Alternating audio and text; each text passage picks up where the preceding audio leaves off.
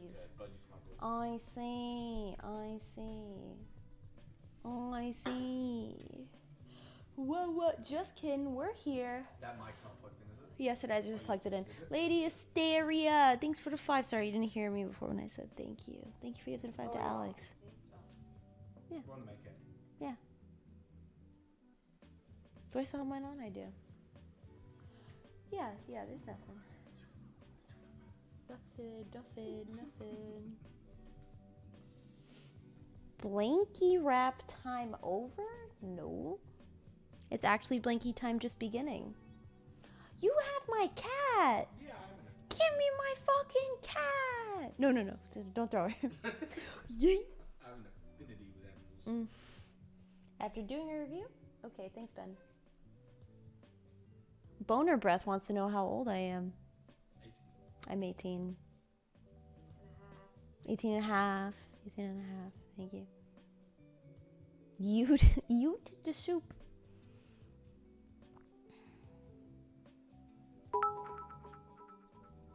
If you imprint on her, I'll be pissed. My knock! Oh, sorry. Thank you for the bits. Let's go. Soup be exploring the Aussie side of things. Down under. That sounds bad. That just sounds awful. I like my animals. 20 questions left. Boner breath. Thank you, Beagle. Beagle, you keep count. This is funny. How'd you guys feel about it? How'd you guys feel about the first 2 episodes of season 2? What are our takeaways here? What's the vibe? Pulse check. I personally feel like now I'm interested. Yeah. After the last episode, now I'm interested. Yeah, after the shit, that really had my attention. It's alright. It's odd. I think it's gonna get better. Oh, there are a couple of girls there that I just don't even know anything about at this point. Yeah, some of them that I forget exist. Boots and is it Patience? Yeah, Beautiful. Yeah, beautiful. Beautiful. I want to see more of Crazy. Did Chocolate go home? Chocolate is still there, I think. I thought Chocolate. No, Chocolate went home. Chocolate was one of the fakies. At Yeah, the start. yeah, Chocolate did go One of the home. ones that got called out.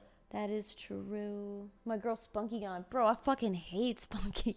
Wait, Spunky, you sniffing ass, bro? Me and my homies hate Spunky. All my homies hate Spunky. All it took was poop to pull me back. Same. But Buck Wild's gonna pop off, and I don't like her. She's weird. I don't like Buck Wild. She makes me feel weird. She makes me feel strange. Like I'm not supposed to be looking at her. I feel like I'm supposed to look away. That's how I feel about Buck Wild. Also, to answer your question, Boner Breath, you have 18 questions left. My cat's name is Soup. Tamale Soup. What was question 19 before that? Oh, wait. You have 19. Wait, no. 2 questions. I asked 2 questions. Tell me you got 19 left. Yeah. You've got 18 left. What a fun game. It's like 21 questions. It's simple.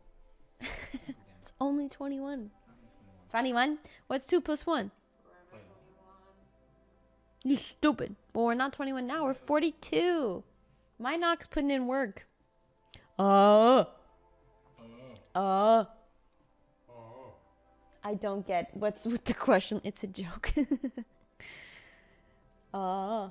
were able to eat any animal, extinct or living, what animal would you choose?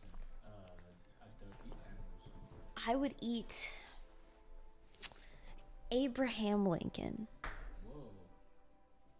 It's kind of nutty. You think he tastes like that? You think he tastes nutty? Well, something of him is nutty. Oh. Good night, ladies and CB. Good night, Ghosty. Ghosty. You're CB now. Alex says good night too. Like in jerky form. Exactly. I would eat Abraham Lincoln, but as jerky. Abe would taste honest. That's what I'm talking about. Flavor, I have to keep flipping between chats. Yeah.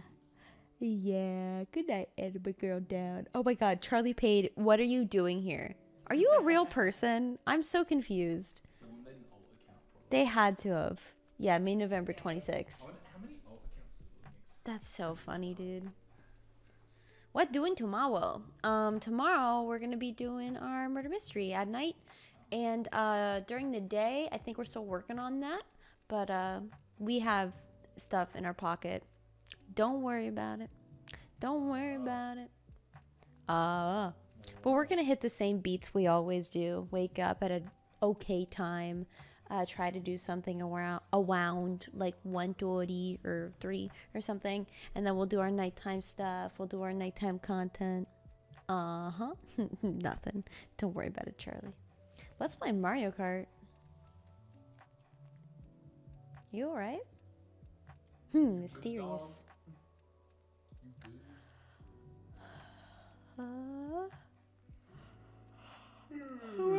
Let's see if we can get the cat to yawn. Stare at the cat and yawn.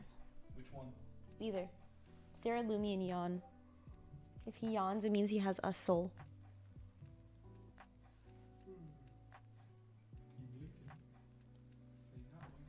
I can hear Soup purring from here. I don't know what kind of motor they put in her. Me? Are you alright? Wait, what? Okay, Tev. Oh, we have our question 17. Are you related to Alex? Who's he asking? I'm assuming Boner Breath is asking me. Am I related to Alex? I want to answer this correctly. $1 million question. I don't know. You've got 3 lifelines. Oh fuck! Should I phone a friend? I should ask them if I'm related to Alex. Alex, am I related to you? Maybe. Fuck! She doesn't know either. We all are, if you go back far enough. Yes. Who's asking? Non-sub. A non-sub. That's funny. Non-sub then boner. Yep. Start with a 0. Come on. Late night do bring out the weirdos. That's okay. If you're out during the daytime, you can still be a weirdo. There's no time limit on that. Late at night, bringing out a weird ass people. Whoa. Do you still have a pet hedgehog? No, I don't, Chrissy. Wait, you had one? I did. I've had 3 hedgehogs. What happened to him? They died. Fair enough. Yeah. What's that lifespan usually? Pretty short. Shorter with you or? Wow. I didn't appreciate that. 5 years, about. Oh, damn. Yeah, they don't live very long. 5 to 8. 8 is like very lucky. Not common at all. But yeah, I've had 3 hedgehogs. Oh my god, wait, I'm so sorry, I lied to you. I've had 4. They all died. Sus. What were their names? My first hedgehog's name was Appa. Nice. Love Yeah. that. Yeah, because he was all white and I had finished watching Avatar: The Last Airbender. Love that. Second one was named Pabu. That was about the time that not The Last Airbender, the next Airbender movie came out. Yeah. What is the second one called? The Avatar, whatever. Oh, not Korra. No, Korra. Oh, okay. Yeah. Pabu was in Korra's Avatar. Thank you, Arash. Yeah, so I had Pabu, and then I had Lando Quilrician. What's that a reference to? Oh. I didn't realize you were genuinely... what's his fucking name? Is that a Game of Thrones thing? No. Star Wars. Oh. Lando Yeah, Lando. Calrissian. As in the pilot. Yeah, exactly. Yeah. Yeah. So Lando Calrissian, but his name was Lando Quilrician. Okay. That was when Star Wars just came out, so true. And then I had a girl, and her name was Sable. Like the hedgehog from Animal Crossing. Oh, nice. Yeah, I'm a nerd. Yeah, I watch anime. I watch too much. I'm a weeb. I was watching it today with Maya, actually. What were you guys watching? Oh no, she was playing God of War. I was Oh, that sounds wholesome. watching- Yeah, we having a chill time while DJ was in his room, trucks in him. He's still in debt. Oh, no. Oh, we have our number 16. Schedule sci-fi. What's the question? I don't know if she heard you. She was asking if she can update the schedule. Okay. Do you want me to tell her? Okay. Yeah, Sophie, you can update the schedule. Thank you. What's question 16? Question 16 from Boner Breath. Who is the guy on the couch? I don't know who am I. Who am I? Who am I? Who am I? I'm random Australian dude. Yeah, no, There you but your go. real name. I'm CB. There we There go. you go. Let's go. I'll fall into it. Don't worry. Yeah, yeah. CB. CB. Chat can explain. Can you guys do a get ready with me tomorrow? We kind of, well, Alex does her, That like every yeah, Alex does her makeup on stream. While you guys are doing that, I'll do breakfast. Ah, ooh. Kitchen's kind of What do you messy. guys want? My man Lando. Pancakes. Pancakes? I gotta check if they have gravy. Okay. syrup? No, we don't. We don't have syrup. We can always just like quick order it while I'm making. That's true. Let me see what you guys have got ingredients wise. See if I Oh, can thank you, pancakes. Beagle, for the clarification. 'Cause I know you have almond milk, which is fine. Coconut milk. Coconut almond. It's almond milk. What am I? Who am I? You guys have eggs? Yes, we do. Sable better than Mabel because she doesn't chase me around the store. I agree, Felleria. You guys have butter? That's good. We have butter. Yeah. You guys have sugar. CB gets up so painfully. I have to see how CB gets up. I'm a flexible boy.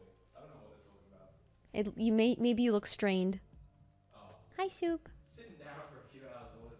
You guys have sugar, yes? Yes, we have sugar. It's in a sack. It's in a little plastic bag. Oh, you guys are gonna love the pancakes then. And then we just need to order some syrup for Alex in the morning. And Wee. then you have pancakes. Yeah, yeah, yeah, yeah. Let me sit there, Amy. Yeah, let's take this down. Pretty strained. He'll be in my prayers. Apparently, you were very strained. I'm a limber person. I'm a limber person. Is it tummy time? No, you missed tummy time. I'm a little frog boy. Are you doing Frogger right now? I'm Lexi boy. Stretching. Hello. Oh, what a good idea from Boner Breath. You, Alex, and brother CB should review pet pics from Discord or something. Yo, That's not a bad idea.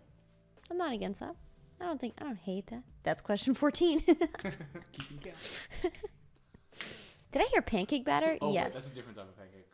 Oh, look, we have a clip for you. We have a Yeah. clip of CB gets up. Do I need to like prove that I'm not old? I guess so.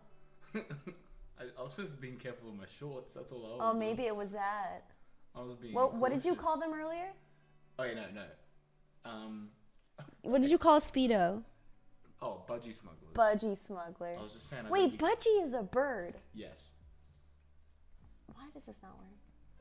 I'm pissed. I was just saying while we were BRB that like I just gotta make sure that my budgie smugglers weren't showing. referring to my underwear. Budgie. I know it looks Why is weird. It like gray? It just won't be normal. Okay. Yeah, there's me off. Then I protected my shorts. Oh, you got up the long way. That's what it was. I didn't want my. I was adjusting my shorts on the way up. Why you gotta call him out, chat? CB I'm not- is a feeble old 23. I'm not letting them see That's anything. so funny. I'm a flexi boy. But why do they call them budgies?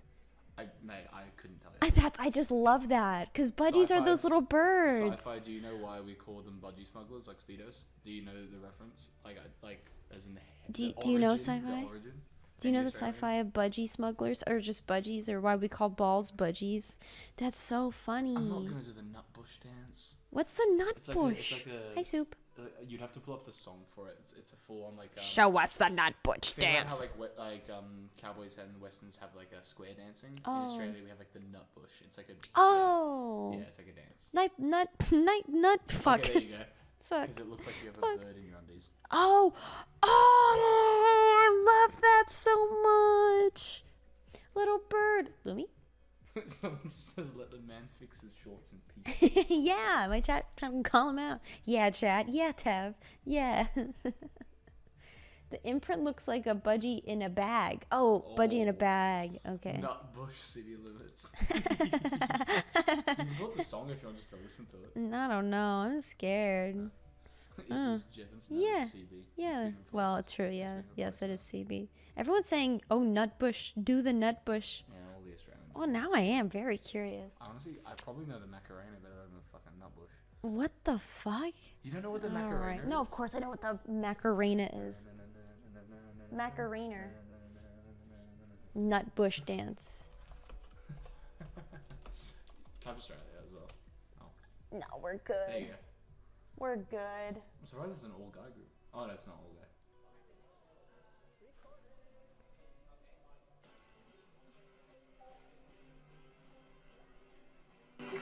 Oh.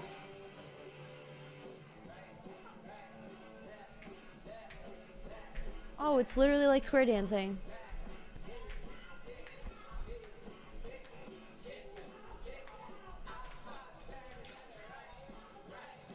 Macarena.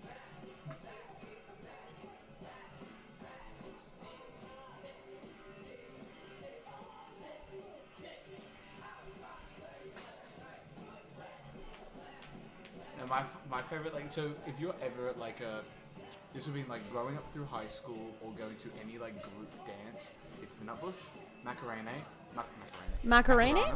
Macarena? Why are you saying it so I'm tired. weird? Macarena, and then Dancers cha-cha dancing. slide. Oh, the cha-cha slide. Cha-cha slide. Oh, we have the cha-cha slide. It's literally Aussie square dancing, yeah. Yeah, this is like Australian. Nutbush is like Australian square dancing. Yeah.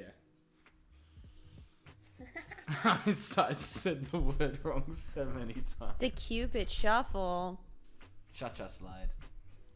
Oh, what the fuck? This cute. Beans. Oh, fuck, I want to watch that. It's 15 minutes. I found a video about bugs. Sorry, I'm into it. Oh, I am as well. Bugs. I'm a bug person. If you didn't go hard when it was the turn, you weren't really doing it. They're talking about the like like the that turn. Oh. Look at them. Look at them. Get up. Look at them. It's a babies. They're in love. No. Soup and Lumi. Lumi and Soup. It's because they're both named after food. Halloumi soup. Cheese soup. It's the cheese. He's a bug person. You're a bug person? What kind of bug?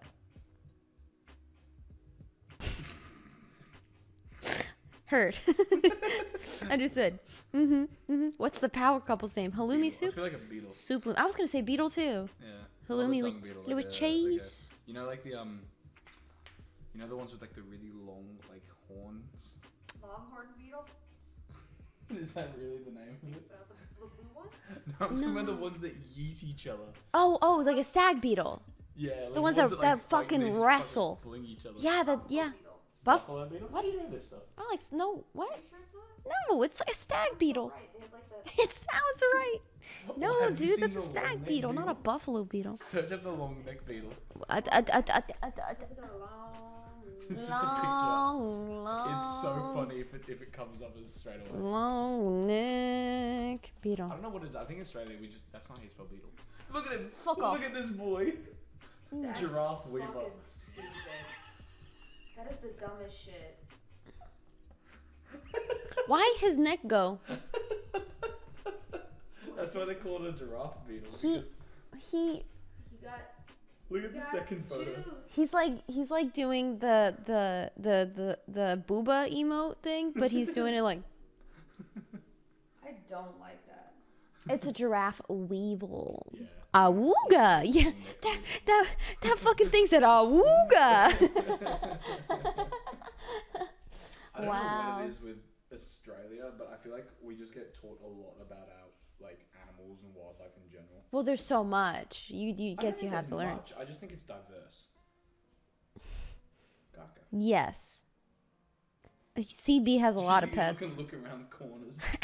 Nah, I think it looks over walls. It's funny. It's a bendy straw It's a bird. siege weapon. Bird? It's a what? Siege isn't like when you siege a castle. Oh, I thought that you were talking about like Rainbow Six. I'm like, I I don't. used to play that game a long time ago. Well, I'm like, That was like me, this is not a Ash. good Me and Ash used to play that with Carlos. Darwin said awooga. I can look through dimensions. Yeah, exactly. You need to know all the wildlife in Australia because they'll all kill you. Nah. They kill you if you make them mad. It's like that. Do you want to pull up the photo I sent you in Discord? Of the magpie the other night? Oh my god, with the noodles in the helmet. ties. Oh, I thought those were noodles. I thought they were noodles. They're zip I thought it ties. was dry pasta The- sticking out of a The helmet. Australians know as soon as I said this. I sent Magpie. Yeb a photo of a magpie chasing a cyclist who had zip ties in their helmet for protection. Yeah. So the zip ties are so the magpie doesn't land on the helmet and peck their eyes out. Why does the magpie want your eyes? It's mating season. They're protecting the territory where their babies are. So we get told about that. So never I make think eye birds are contact. dicks. Never make eye contact with a magpie in autumn. You know what happened one time? I went to Chicago and I was with Booty and we just left the museum. Yep. And we were getting hot dogs and we go to sit down to eat the hot dogs and this like tiny little finch kept like bugging us. And I was like, I'm gonna give it some of my bread. He was dead serious. He got so serious with me so fast. He was like, do not give it any bread. I was like, it's just a little bird. What is it gonna do? It's just a bird. I gave it some bread. It was going for my throat. Yeah. I gave it some bread. It left for a bit. It came back. It was attacking me. I had to hit it with a water bottle. What's like that's fucked actually. Yeah, I know. What's like the one animal that you feel like I'm not talking like a big like aggressive one. Just like one like obscure animal that you feel like you couldn't handle. That's like you saw. A bird? Birds scare me. I could never have a pet bird because the way that they just like take flight and go elsewhere. I don't know. I find that scary. I think birds are scary. I've seen so many Australians like pick up echidnas and stuff. I couldn't handle that. Like echidnas, Oh, an echidna. Well, they don't really have teeth, do they? they got fucking spikes everywhere. Yeah, They but don't I've have- had a hedgehog and they're not bad. I could palm my hedgehogs Yeah, full correct. spike. They don't break your skin. Oh, actually, that's a long list, but it's kind of right. What? Australia is great for getting over your snake, spider, scorpion, cassowary, drop dead. Have you seen a cassowary? It's like the bird that looks like a dinosaur. Yes, I have seen that. Yeah, they're fucked. I know what that is. They're fucked. Butterflies? Oh man, why you gotta Dingo remind me? took my baby. Shit, only like 5 people are gonna know that reference. No, I know had that. You know the whole murder case with the dingo. Oh no, what? I thought that There was a was Seinfeld reference. No, there is. It's like not. Like nobody. You've still got the Beatle on screen, by the way. And He's I want everyone to see He's him. looking into our conversation. No, there was I think it was like early 2000s, late 90s or something like that. A woman was accused of leaving her baby in a tent and killing it, and she tried to use the fact that a dingo ate her baby as a cover-up. Wait, but did the dingo eat her baby? We don't know. There's a lot. Oh, of that's so evidence. There's sad. a lot of evidence that shows that she killed the baby and she had to go to court and everything. But yeah, there's sci-fi yelling, "The dingo took my baby." So, what is this? Oh, here we go. Magpie attacking a kid. Yo, why do parents recording? He sounds like a bird. Him go fast. I like that it's really picking on him. That's so scary. That We is have a so sports team scary. Named after this bird. Wait, is this just a video of magpies? It might be. I think this was what happened before. Oh. This is pretty wholesome. Here it Oh, comes. the magpie will always attack them when they go this way. Oh. Yeah, so they're recording like an oak because it's just that type of year. Get Don't some zip don't ties. go that way, dude. Just get some zip ties. Dude, the magpie is like Okay.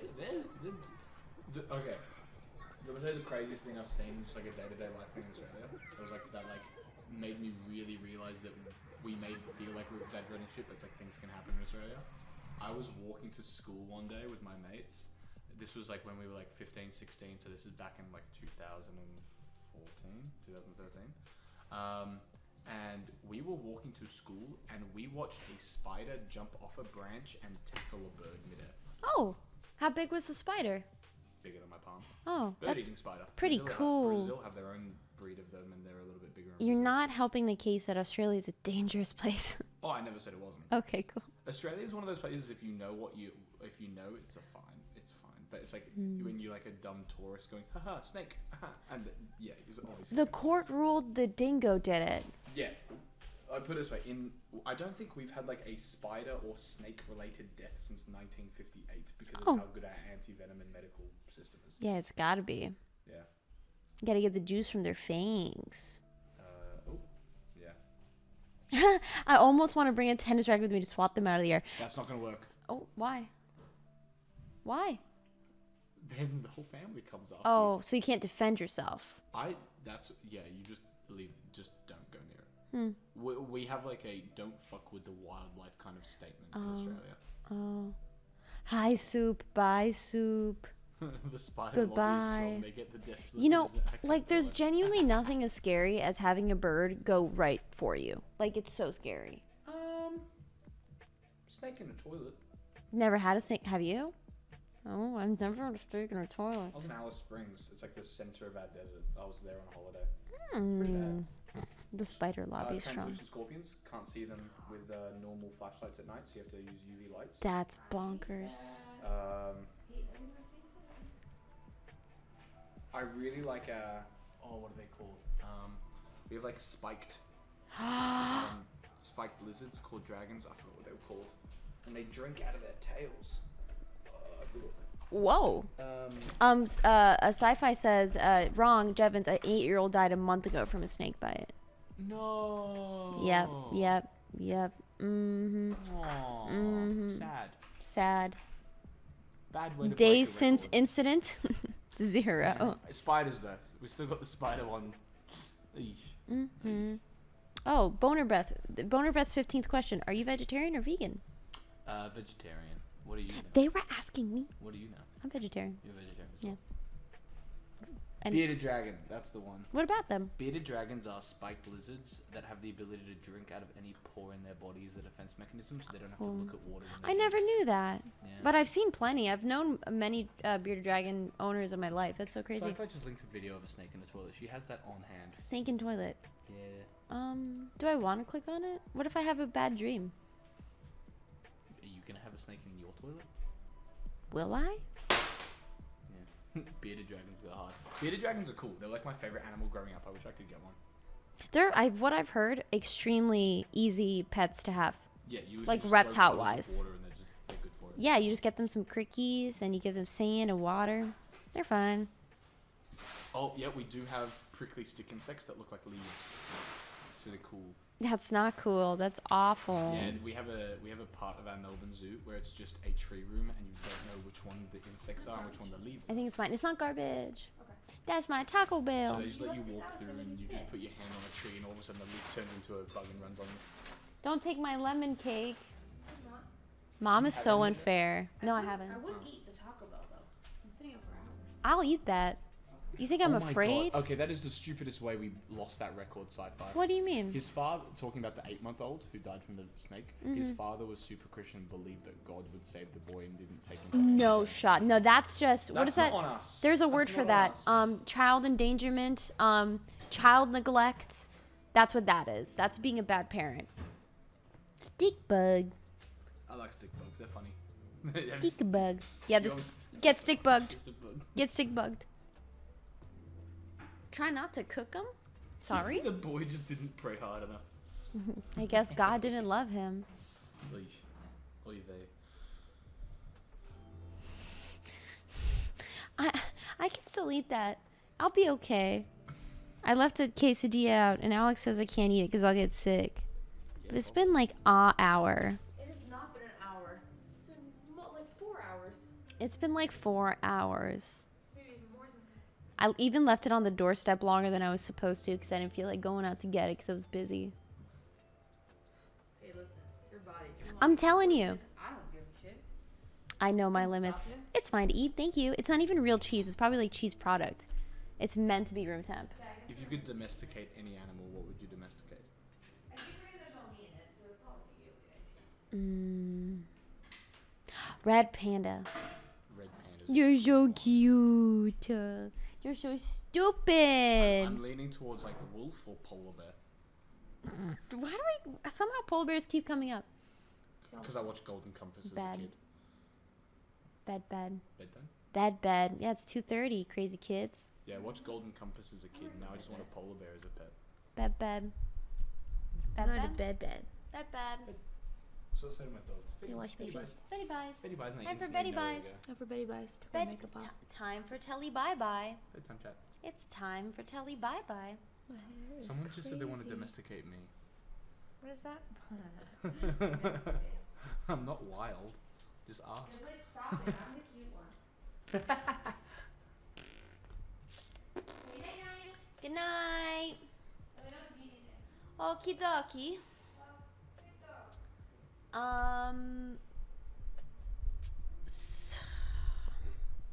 You all good?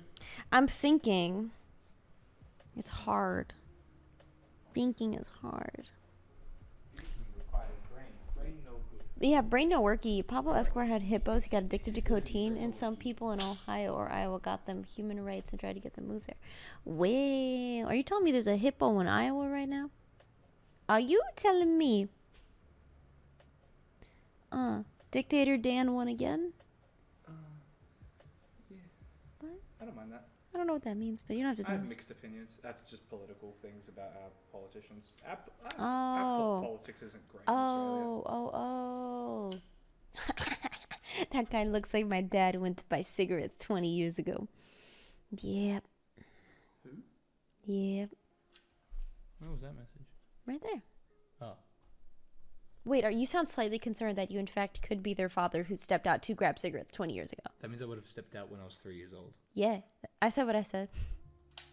I'm young, chat. I'm not old. Yeah, they get it. They get it. They even said it before I said Yeah. it. Yeah, keep it smart. chat's got Whatever, good it's memory. fine. But I am CP. Okay. Okay, good. Okay, Cypher, we're on the same page. I didn't want to make you mad. Let's go, Dan. Yeah. Dan was good during COVID. Dan was smart. Yeah, we love Dan. Dan slide. Okay, so chat. We keep doing this funny little thing where when it comes to bedtime, we're not really sure what we're doing. So that's why I keep ending up sleeping on the couch, because we could work out a system where I do get to sleep in the bed, but no. How was last night? Were they nice to you? Oh.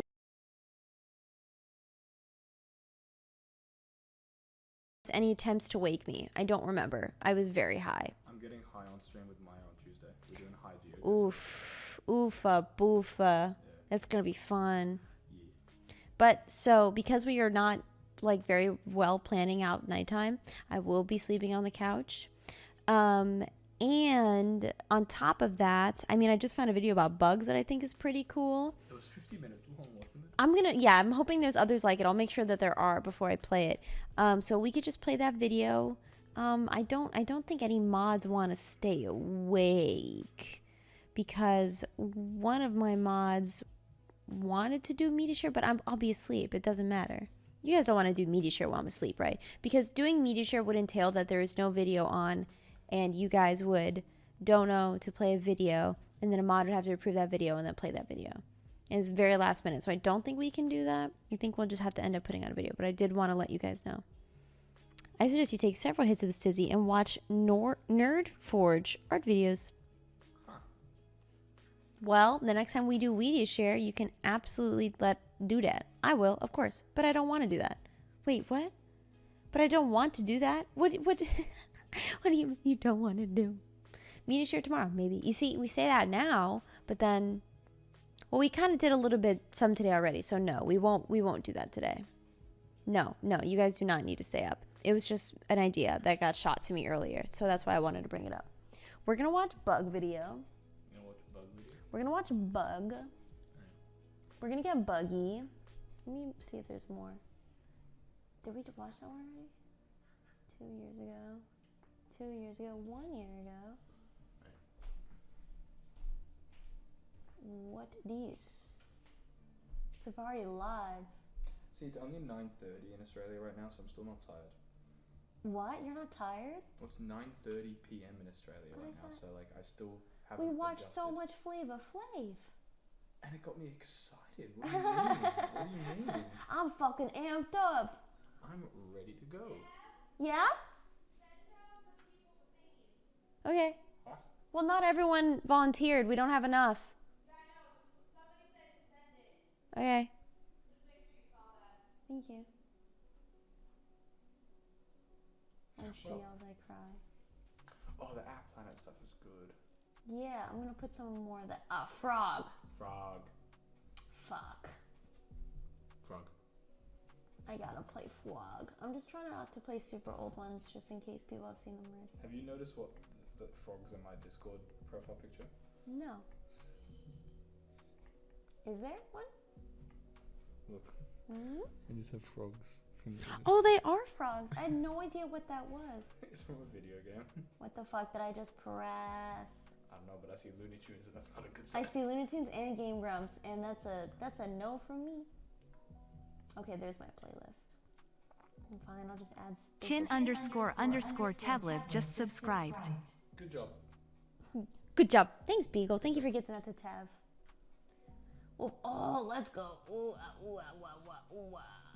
Crazy monster spiders. Perfect. Chat will love to watch that while we bed.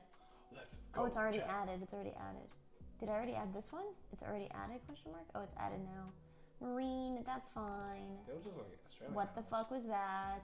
Chrissy NZ just subscribed.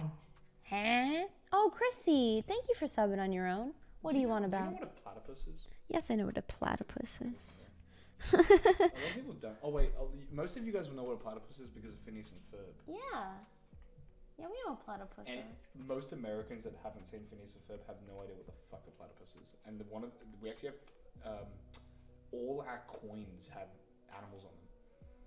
Oh. So people don't realize that. I think it's a 5-cent piece is a full echidna. 10-cent piece is 20 cent pieces platypus. It's a 10-cent piece. Shit, I haven't looked at a coin for a hot minute. 50 I cent. haven't looked at a coin. 50-cent coins are our coat of arms, so we have like kangaroos and emus on it. Mm. Wait, so what coin is a platypus on? 20 cents. Ah. And it's swimming through a little reed area. It's pretty cute. What a guy. Yeah. Oh, wait, hold on. You talk to them for a bit, because I need to. You do you, and then... I was sitting on that? You do you, and then once you're all done, I'll head to bed. Okay.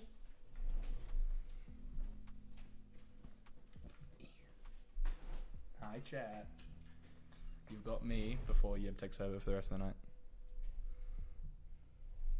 Sci-fi, don't say that platypuses is a god reject animal.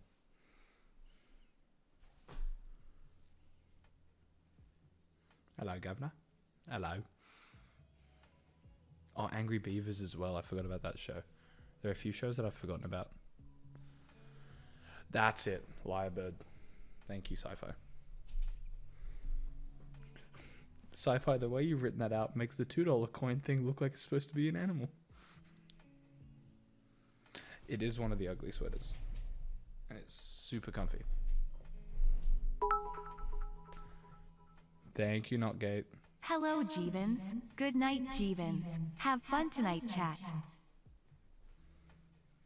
I've got the whole collection on right now. I've got like the shorts and the shirt as well. It's just comfy. This is what I sleep in. My daytime clothes are different. You've seen me in daytime clothes.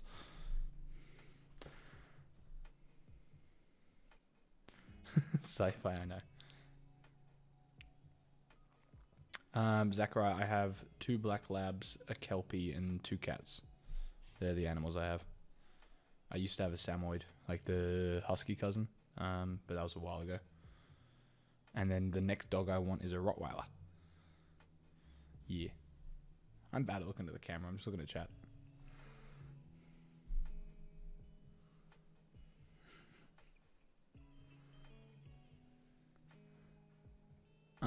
Chrissy, I've known them for like 4.5 years through like video games and online community. And I just got kind of brought in as the token Australian. Now I've just known them for like 4.5 years online.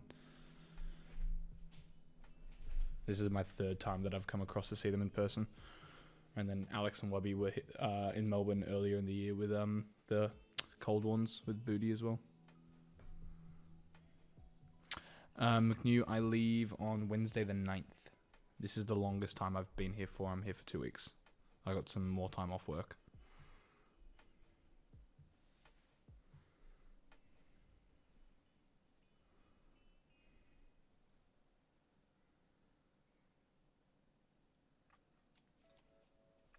I'm surprised we have so many people up with us. It's so late. It is a Sunday night, I guess. Richard, I definitely did. Alex helped me a lot. It worked a lot, I'll tell you that. Sci-fi, it's a lot for how much I usually have off a year, considering I have like 3 jobs. Tweak, it's the other way around. Now I feel upside down. 6 a.m. Just waking up for work. Can't sleep. Yeah, Kiba, it's nice. Like, I don't like do like sightseeing and stuff when I'm over here. It's more like just time off work and just relaxing. So I'm not doing anything while I'm here. It's more just like I do anything that's not work while I'm here.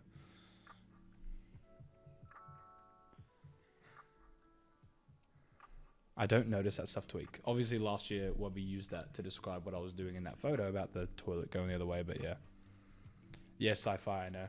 I have all my like work chats on mute sci-fi, but I still see them going off on Monday night.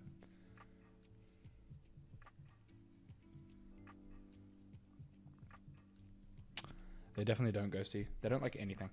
Like, you pretty much have to go back with what you brought besides like shopping items. Oh, the sci-fi. I find it so weird how much water the Americans put in their toilet bowl. It's weird. You guys have too much water in your toilet bowl. It's too full. Makes me nervous when I poop.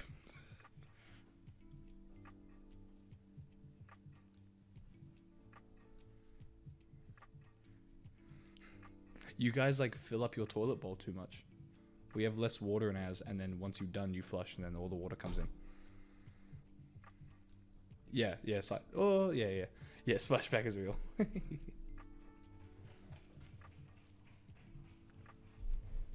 do a solid mute for a second? Or BRB for a second? Where's that? Over here. You just go for it.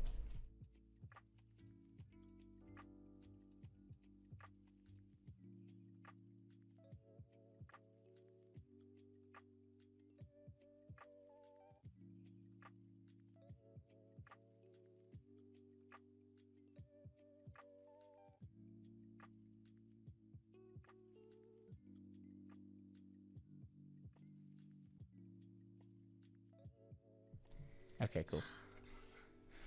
Don't put him in. Guess who has poop boots? Look who's got poop boots. Oh, that is a question I was going to ask. What? Rabbit, hamster, they can't go up on the bed, can they? They can't, but they choose not to. Okay. You suck.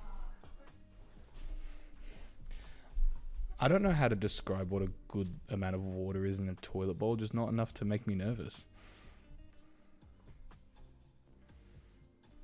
We just don't have much. Like a safe amount, I guess you could say.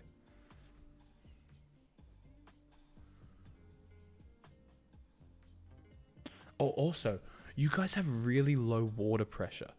Like when I like turn a tap on or like even showers, the water just doesn't go quick. That is true, Fancy. We do have that. Oh, they have that as well. Fancy, you can pick how much flow of flush you pick on some of these toilets.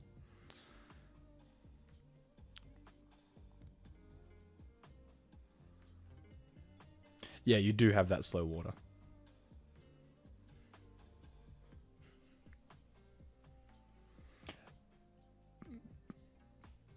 But I think I am struggling to find like a strong water pressure. And I've been in lots of different houses. Yes, Dusty, I have. I hit a kangaroo. I punched a kangaroo that like fought us after we hit it with that car. That was a while ago. Your face as soon as I said that. They're asking questions. Yeah, I mean, I guess that. Yeah. Whoa, what happened? I have no idea about their power outlets. I couldn't care less. Yeb's just doing a couple of things and she's gonna come back with you guys. Don't stress. Yeah. Just don't mess with an emu. My friend did that once. He got lucky.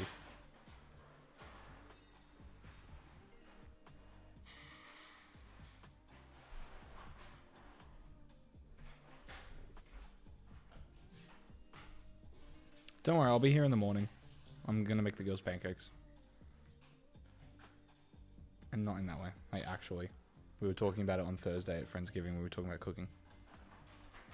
Yeah, I know we lost a war to those birds. Okay, this is what America... I don't think you know this at all. We in like, just after World War II, we tried to kill emus. I know this story. But everybody's like, wow, you're weak, you're weak. You know who we got our weapons from that couldn't kill the birds? Americans. Americans gave us their weapons after World War II, and they weren't strong enough to kill the birds. They're strong enough to kill people, but not birds.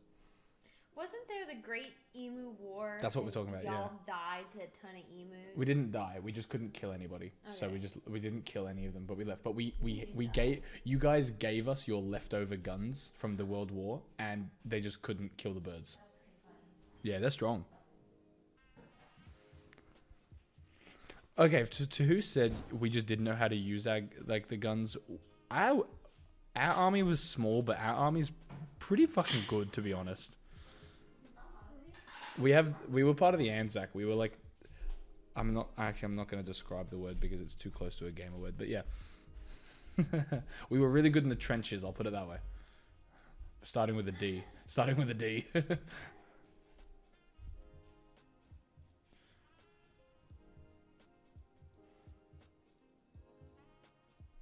Anzacs are like nutty.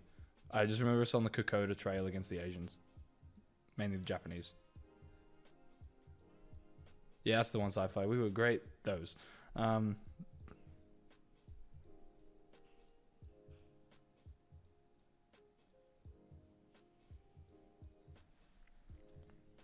I just remember, obviously, our most World War II famous thing that we always talk about is the Anzacs going to Gallipoli, and the British getting the directions wrong, and us landing on the wrong shore, and then trying to go up a hill that was like 3 times as steep. But yeah. I think the biggest thing is obviously in World War everybody got enlisted, but day to day our army's nowhere near as big as American. So because we're allied with all the bigger countries anyway, so it doesn't matter. Gallipoli was World War One.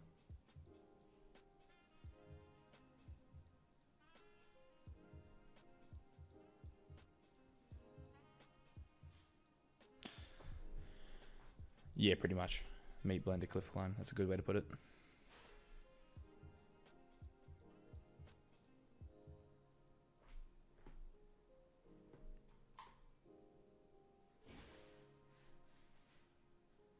What's Dusty? Do you mean the weirdest thing I found, personally, or the thing that I know that I think is the weirdest? Yeah, that is true sci-fi. Kiba, you mean video games or board games like we did the other day? Both. I think obviously I'm gonna find your food a little bit weird. I don't think your food is super unhealthy. I just think your portion sizes are unhealthy. I talk about this a lot with the guys. I'm in the fitness industry. I own a couple gyms and stuff like that. But yeah, your portion sizes are insane, and because of your health laws, you guys use chemicals instead of sugar. So in Australia, we have more sugar in things, but it's better than the chemicals that the states allow you to put in your food. So that's I find really weird that how disgusting your food is. I can go to a local place and I've been having vegetable stir fry and stuff like that is pretty decent here. You guys don't know how to do tofu, and you guys don't know how to prep food for vegetarians. No wonder you guys think vegetarians and vegans are disgusting, because you don't know how to make the food good. Obviously Australia is a lot closer to Asia, so all the Asian food, in my opinion, is a lot higher quality. Yeah, the corn syrup. Your soda tastes disgusting compared to ours, and that's because our soda is also just as unhealthy because it's got more sugar in it. So we have more sugar in ours instead of corn syrup, which makes it taste better, but just as bad.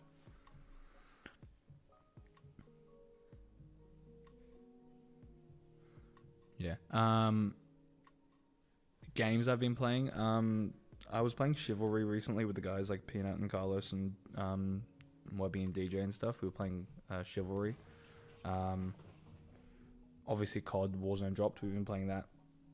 We've been disgusting in that, honestly. It's been disgusting on COD.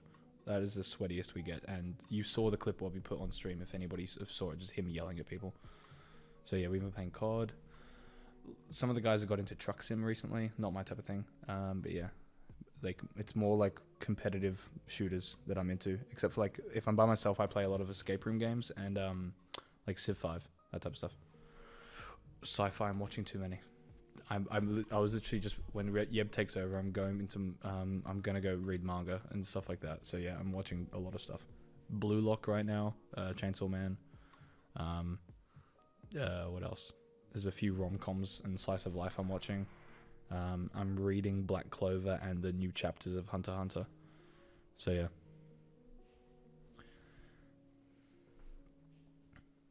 I went to a Japanese place local here, and then before we did the game show here yesterday, and me and Ash came and helped. Me and Ash were literally out having lunch when Yeb messaged us, and we went to a local Japanese place, and it was not good. Besides the sake, it was not good. Of course, I've seen You're in Line April. Who hasn't? Didn't like the ending, but everything else was great. Weird character choices. Yeah, new chapters of Hunter x Hunter are out, and there's a lot of writing. Don't disable voice chat in Warzone. It's a free UAV. Hey, Soup. Yeah, Asian food is really bad in America, in my opinion. It's hard to find good Asian food here. Like in Australia, I can go around the corner. I have Thai, Vietnamese, Japanese, Korean. Like it's so good. And then, if any weird fact here, outside of Athens, which is the capital of Greece, Melbourne, my home city in Australia, is the largest proportion of Greek people outside of Athens, the capital in Greece. Don't take my sock. Soup's attacking my feet. But yeah, we have so many immigrants in Australia in like a good way. So we have African, Asian, European like food that's like really, really, really good. Yeah. The Blue Jean Babies, I don't know. Yeah, Chrissy, Oakley slaps. I used to play for Heidelberg for soccer before I was a vegetarian, and those souvlaki nights were good. Yeah, when I was younger, I used to play soccer in Europe, and then I came back to... Yeah, there you go, sci-fi. I used to play soccer in Europe, in Scotland and Greece, and I kept coming during the school holidays, and then I kept coming home, and Oakley Cannons and Heidelberg always put on the best food. I don't know what the rent prices are. I still live with my sister, her partner, and my parents because we all work together. So it's all 5 of us in a pretty big house, and we because we all work for family business together. So Yam Cakes, yeah, like eastern suburbs. That's where my gyms are. Gralka, Alex is getting ready for bed, and Yeb's doing a bit of work stuff, and then Yeb's going to come back on the couch for the evening.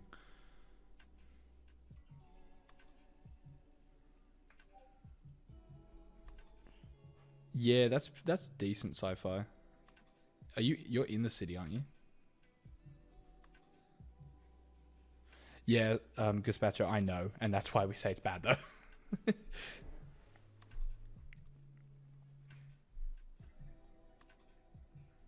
That's kind of sick, Red God. That happened a lot. Sorry, I'm just playing with Soup with my feet. He's attacking me. He's got tiny claws. Jeez.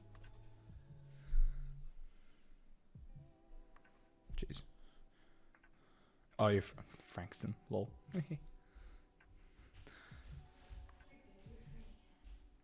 Oh, I don't mind. Yeah. I'll hand you over, chat. There's a soup. Yeah, I know. You kicked the soup. It's okay. He's been fighting my feet this whole time. Oh, okay. Yeah. I've been kicking her this whole time. Cat's been nice. They've been talking. Yeah? Yeah. They're asking questions. Well behaved. That's what I like Yeah. to hear. Embarrassingly. Like, Yam cakes, most of us are. That's a lot of annoying bits.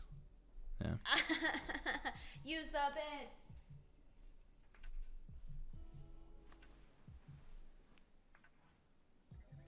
Sci-fi nearly opened up a can of worms by asking about anime. I'm like, I'm gonna reel it in.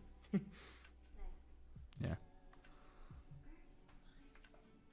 Oh, it's right there.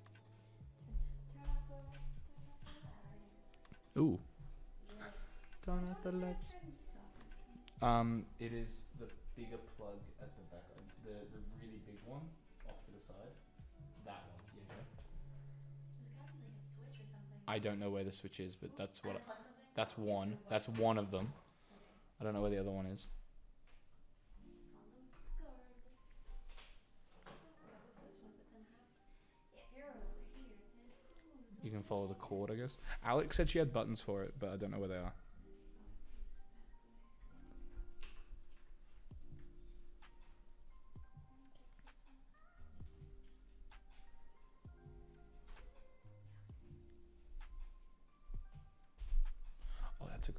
What? Do you have the Wi-Fi password? Oh my god, you haven't been using the Wi-Fi this whole time? No. That's pretty funny. I bought data and stuff. Oh, that's a funny name. That's really you funny. found me. Can you do that? Yeah. Okay. Yeah, no, I've had my own data and stuff, so I've been fine. Hey, yeah. Was that old? Did I get up slow, chat? I'd say you did, and I wasn't even looking. I jumped. What do you mean? I got. You got up like.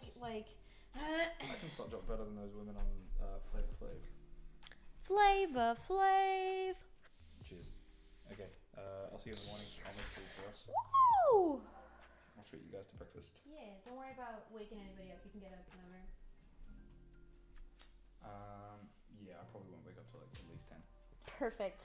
Sounds good. Honestly, is that the plug-in converter? I grabbed one from Walmart because I forgot to get one from like this concoction of like a universal adapter. It's like this is just a universal one. It's everything. I'm like, okay, whatever.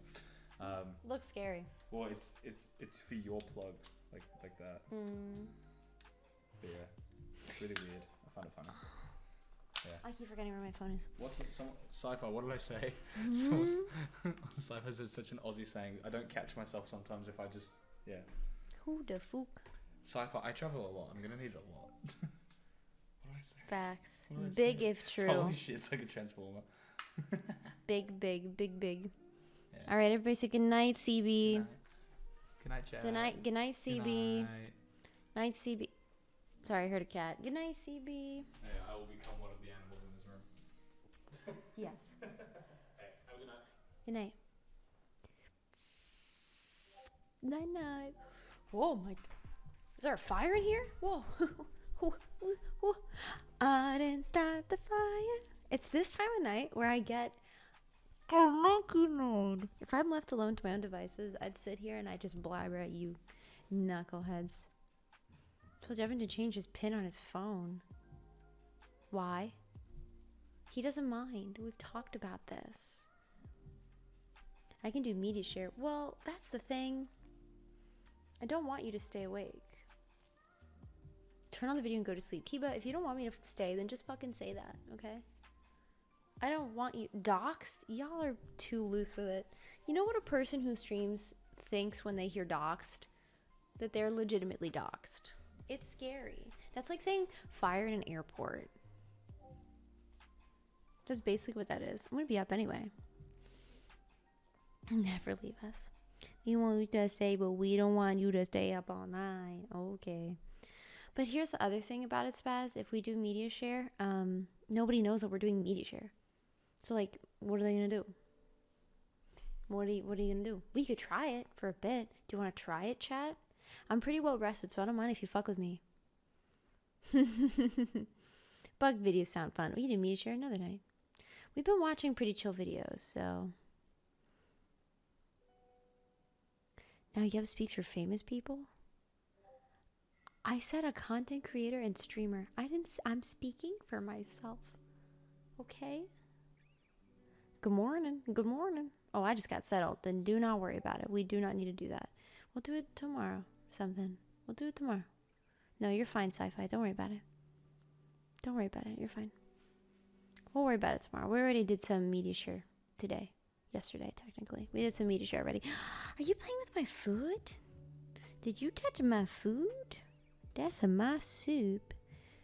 There, do not touch my soup. I want to learn bug things. We're going to watch bugs then. Okay? I have a bunch of videos queued up. So holla at your boy. Okay? This timer needs to go down, chat. I'm not going to lie to you. If you're feeling like soup, if you're feeling like being generous, consider using bits.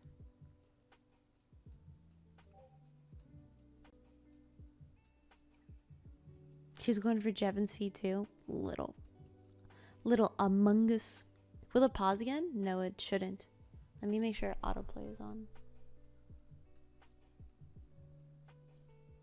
Where's autoplay?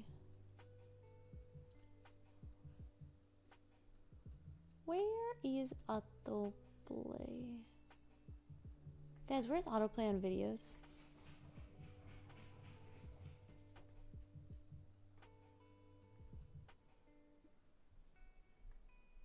Do I right click it? It was like a little switch and I turned it off earlier. Would be nice if chat to knock off a bit of that time. I agree. Bottom right? Mini player. No. Quality, playback speed, annotation, ambient mode. Default view. CC. I turned it off and I don't know how I did that. Next is CC on the bottom. Okay. Quality, playback speed, annotations. I don't see anything. See anything about it. Above recommended. There's like a little slider. Well, now I'm worried. Top right corner? I'll show you what I see. And you can yell at me there.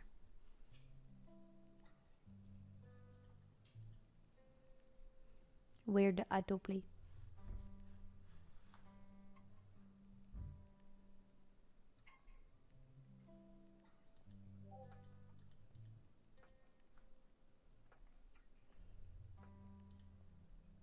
Or leave a comment. Bugs are whack.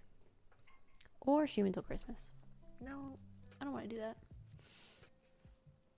No, I do not want to do that. I've decided.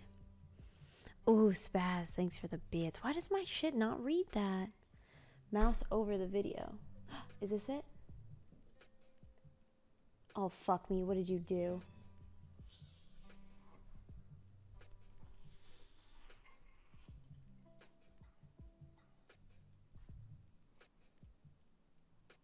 Let me...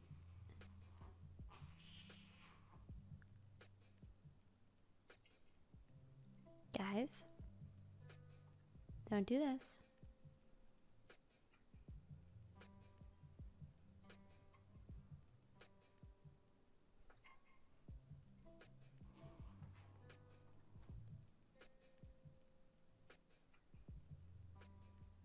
Guys?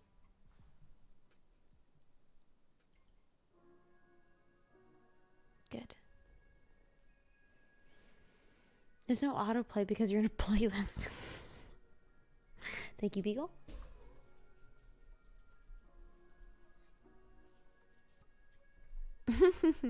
Halloumi, you are a guest. Behave like one. He doesn't understand. He doesn't get it. He's a brat. Alright, cool. Thank you guys. Thank you for helping me with that. Okay, well, I'm gonna go think about bugs. That was almost a war. Right before this, right before bed, little Soup decided to take a big poop, and she stepped all over it, and I cleaned her feet. But when I was doing that, for the first time I've ever heard her kind of like, no, I don't want to say like the word struggle. Her breathing was audible. It was like a while I was wiping her feet, and I don't know if it's because she's sick or because she's finally becoming a Persian cat. I really got to take her to the vet. That's why I want you guys to use bits so we can bring the timer down, because I think an IRL stream to the vet would be a little depressing. A little depressing. I think she's just angry. Or no, sorry. I think she's just sick. And she's not feeling great.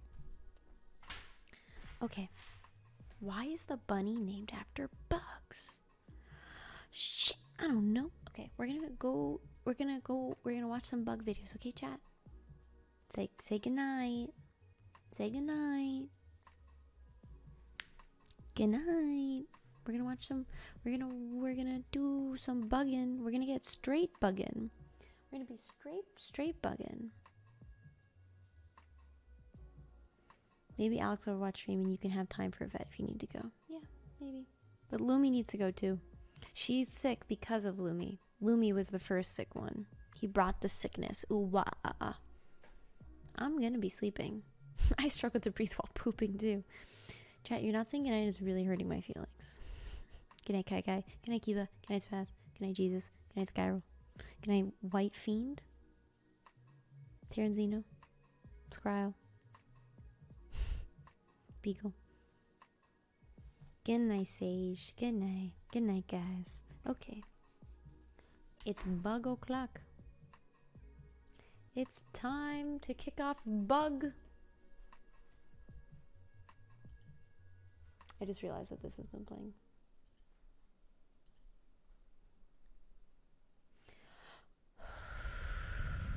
Good night, guys. What?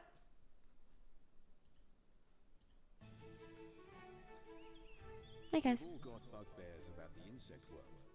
They can be pretty annoying, buzzing, biting, and being creepy. Being, But get without it? our invertebrate neighbors, we'd be in serious trouble.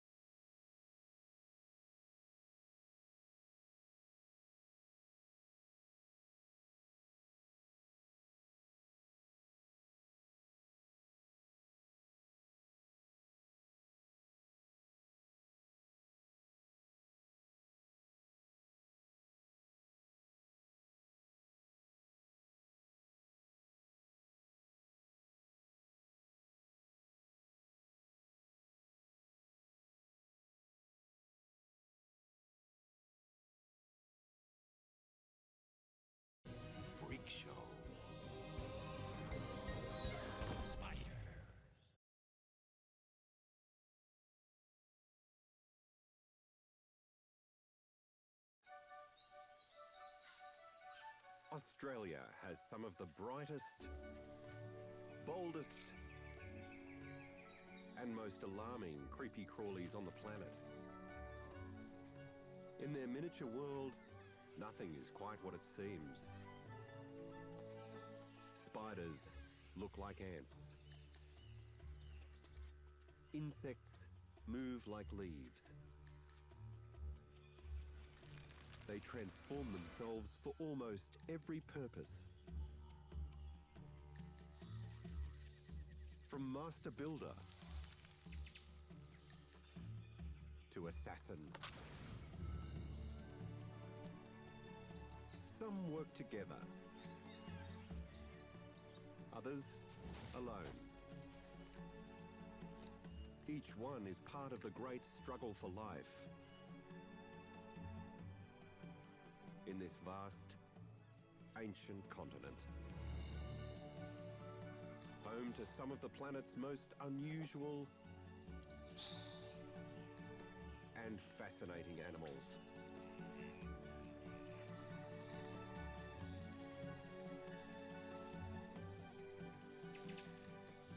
These are the secret lives of Australia's bugs and butterflies.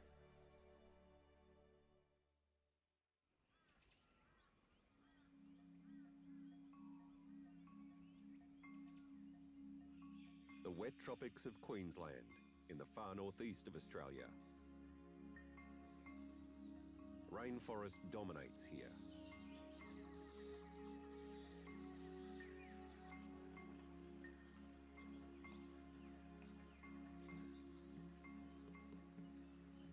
To the human eye, there may be nothing to see but green.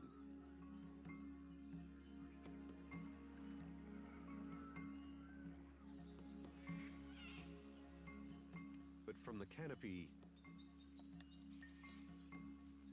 to the forest floor, every centimetre of this fecund ecosystem is packed with creatures. Some are large and easily visible. But there's another, more hidden world here.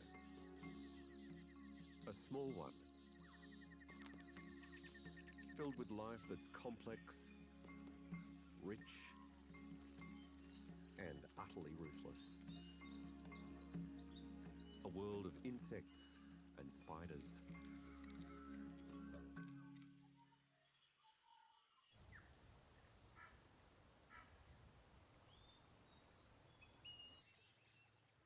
Nowhere else in Australia has such a high diversity of bugs as here, in Queensland's wet tropics.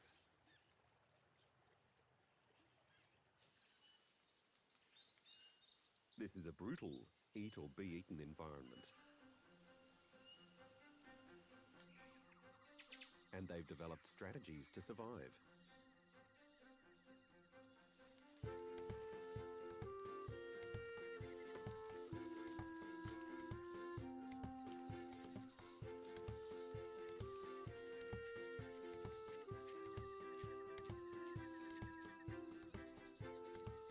There are 400 species of butterfly in Australia.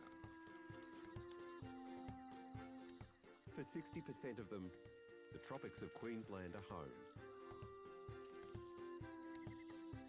Some are breathtaking.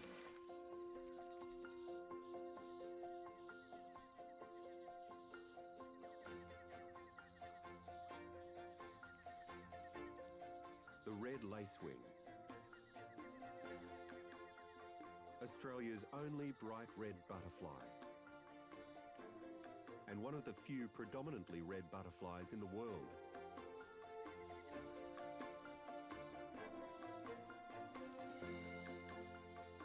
The colours of the Cairns birdwing, endemic to Australia, are even more spectacular.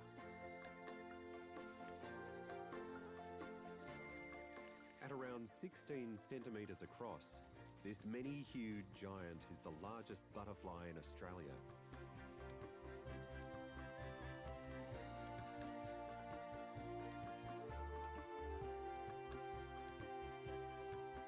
From the bright orange cruiser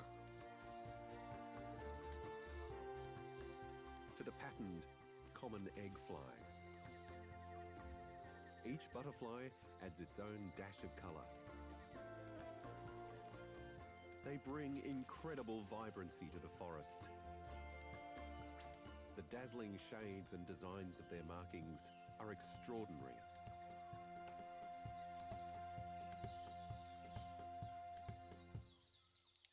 But only for the briefest of times.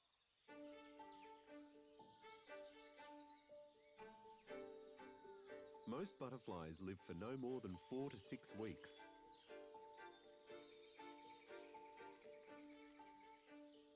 Their wings are unable to heal from any kind of damage. Each beat takes its toll. The faster the insect flies, the more damage its wings suffer, and the shorter its life.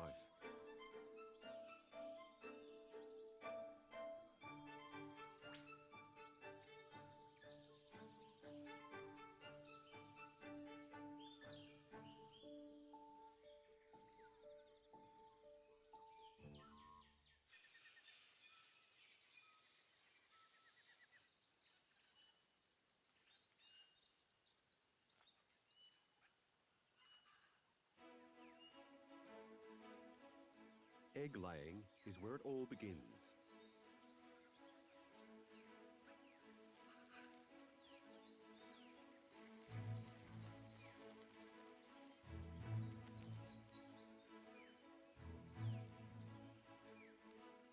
These miniature orbs are well camouflaged.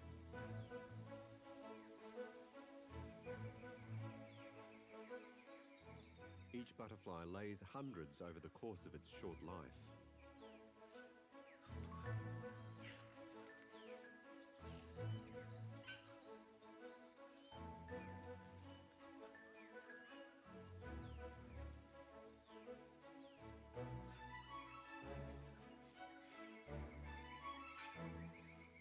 Here, a red lacewing lays her eggs on the stem of a leaf.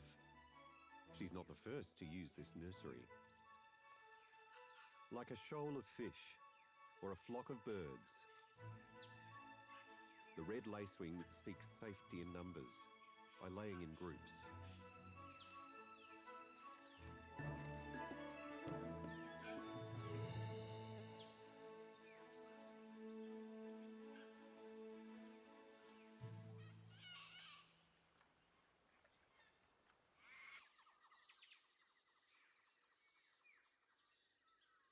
For these eggs of the Cairns birdwing, the time has come to hatch.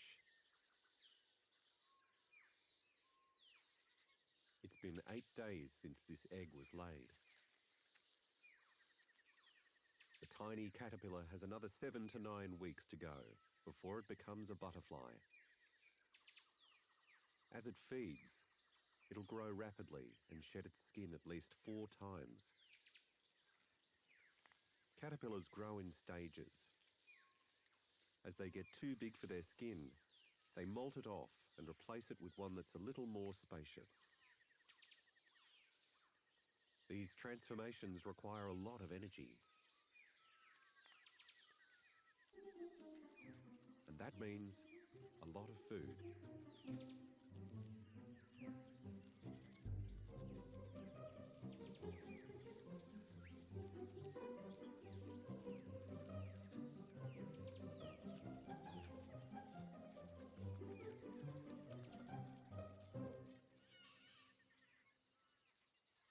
This caterpillar lets nothing go to waste, including its old skin. It's not really known why caterpillars eat the skin they've shed. It might be for extra nutrition, or it might be to remove all evidence of their presence, so predators have no reason to come and take a closer look.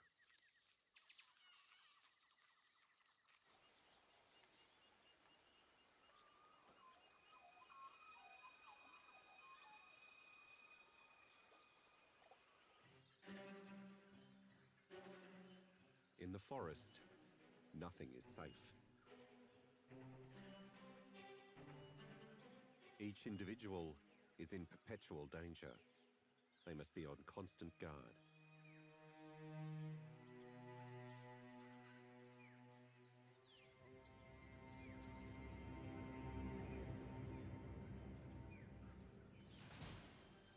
This tiny caterpillar strays right into the jaws of a ferocious weaver ant.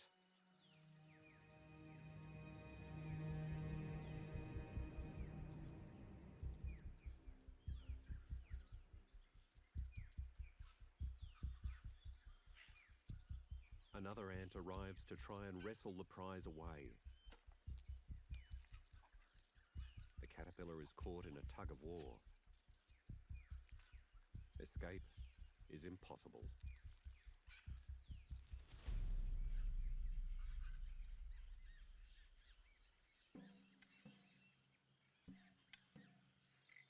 All caterpillars must protect themselves as best they can. They evade, they fight, and they poison in their struggle to survive. The caterpillar of the common egg fly is armed with enough sharp spines to deter most birds.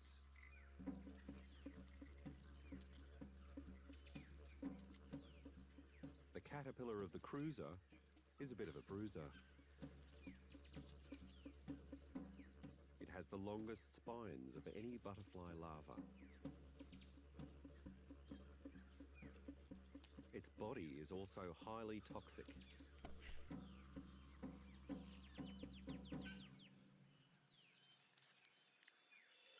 This caterpillar spends its short life feeding on poisonous vines.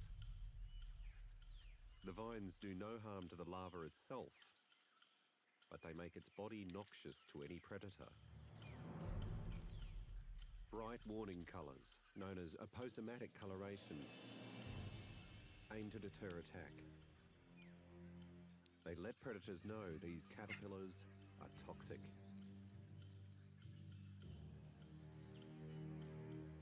The caterpillar of the Cairns birdwing is an even more dangerous target.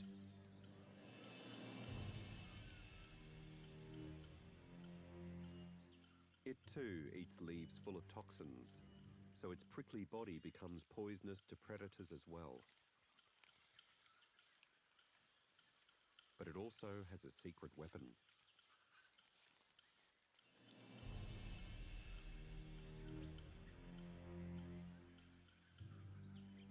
From its noxious food, it creates a foul-tasting chemical.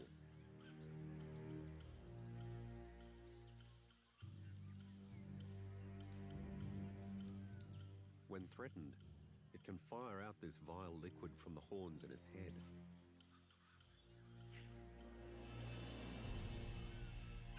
Which just might be enough to discourage an attacker.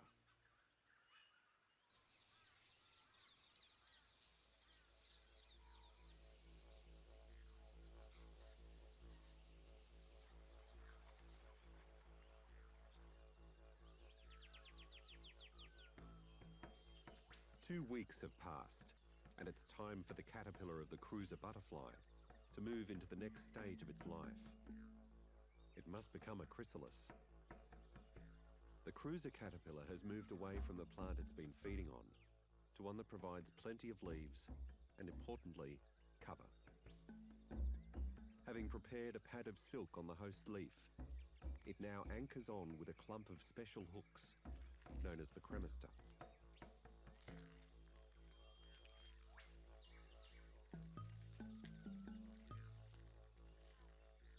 Under its skin, the chrysalis forms.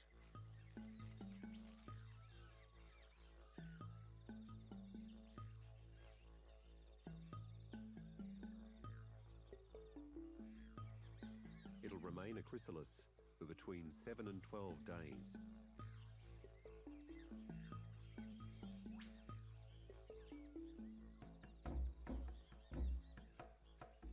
A long time to be a sitting target.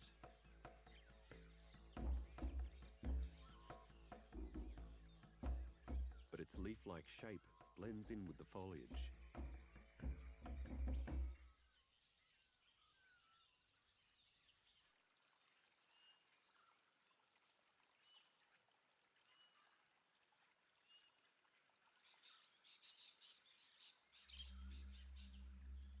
The caterpillar of the Cairns birdwing has a different technique. It too creates a pad of silk to anchor it to the stem.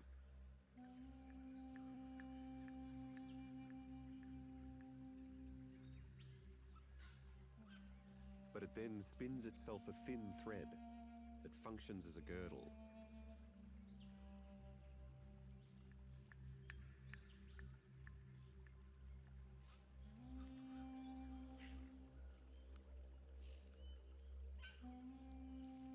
Shedding the last of its caterpillar skins, it transforms into a chrysalis.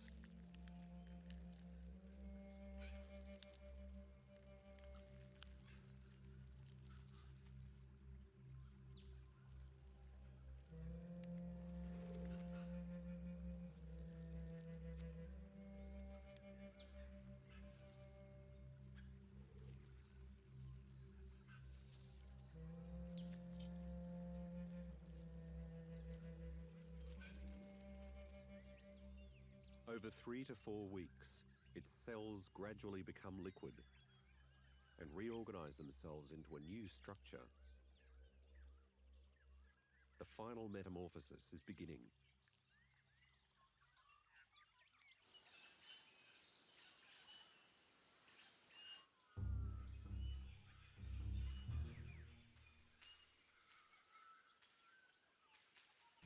Down on the forest floor, life continues.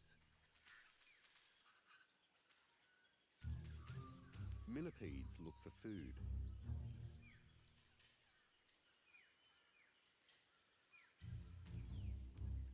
They feast on decaying vegetation and perform a vital role in the ecosystem by breaking down dead plant material.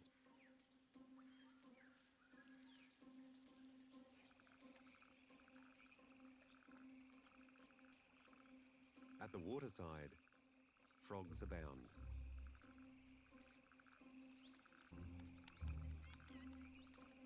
They lay their eggs in the calmest water they can find. This aptly named giant frog lays around 1,000 eggs at a time. The tadpoles and young frogs become food for other species. In the air, dragonflies dart. They can fly faster than almost any other insect and reach speeds of 58 kilometres an hour.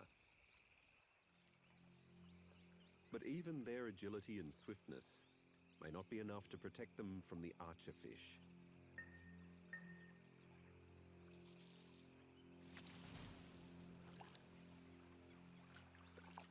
It favours mangrove estuaries, but ventures upriver. Its powerful water jets can hit an insect around 2 metres away. For a caterpillar, choosing a pupating site too near the water is dangerous.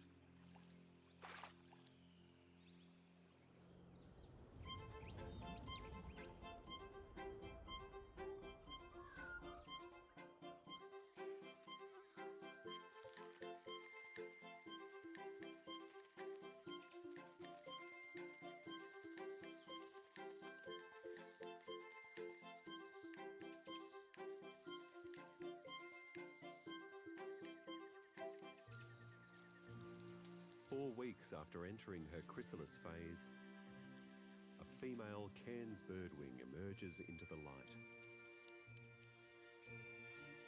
It's one of the most extraordinary sights in the insect world. The leftover cells she didn't need to form her new body remain behind in a liquid called meconium.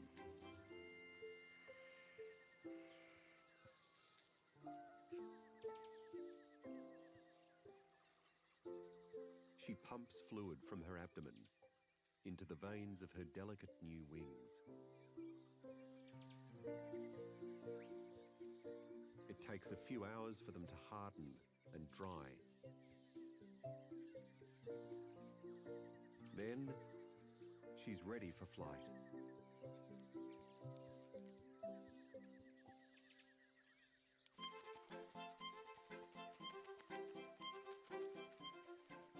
Her hind wings act as rudders as she makes sharp turns to avoid any predators.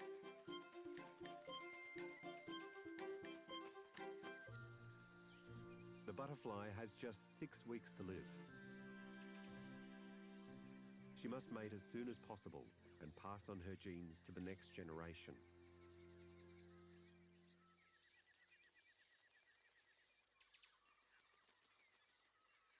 The spectacular emerald-hued males patrol the area, looking for newly emerged females.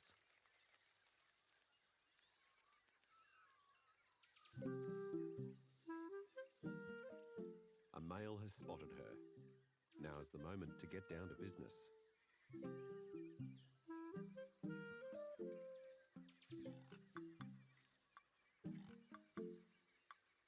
The male is smaller than her.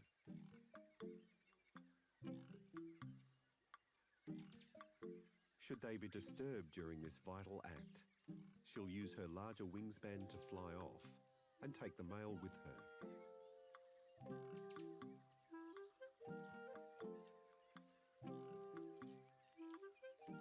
They mate for up to 14 hours.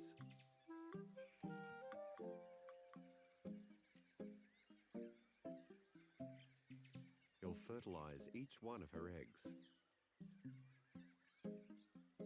It's thought that he may remain with her after mating to prevent any other male from gaining access.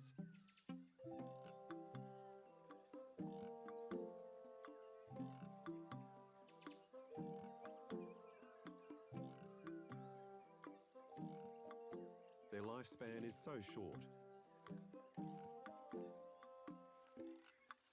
But by mating, they allow the circle of life to continue.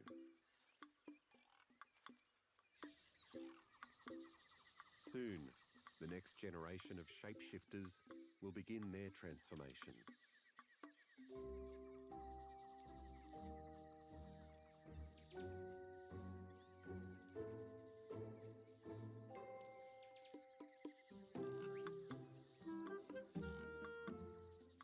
And just like when their parents were caterpillars, they'll use camouflage, poison, and mimicry in their battles to defend themselves.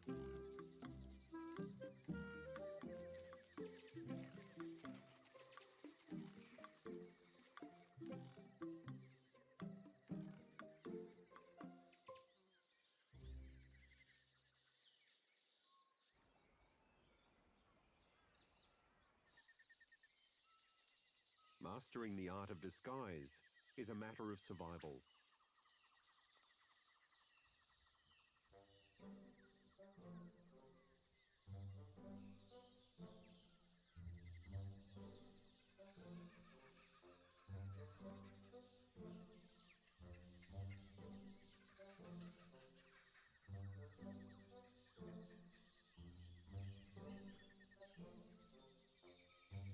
These leaf insects are found throughout Australia and Asia. Nicknamed walking leaves, they're the size, shape and colour of the surrounding foliage.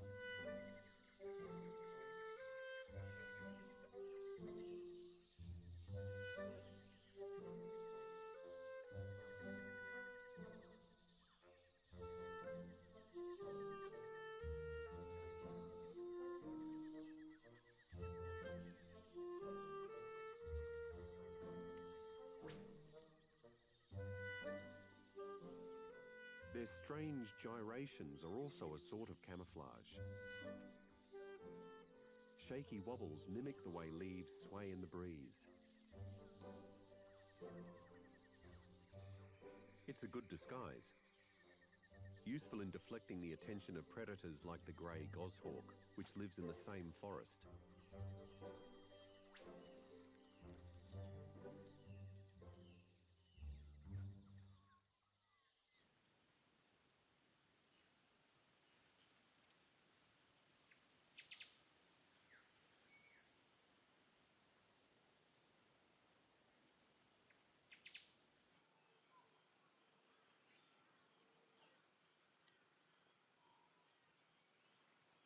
Other insects use a different kind of mimicry. For many bugs, wandering into the path of these voracious weaver ants means certain death. Aggressive and territorial, weaver ants would rather die than relinquish their territory.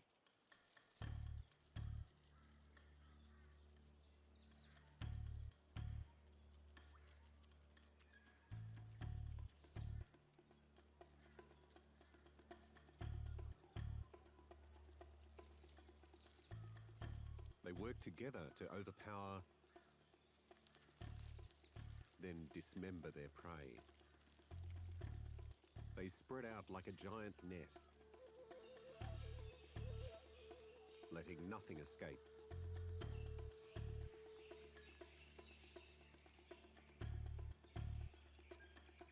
An established colony of weaver ants can hunt down millions of victims each year.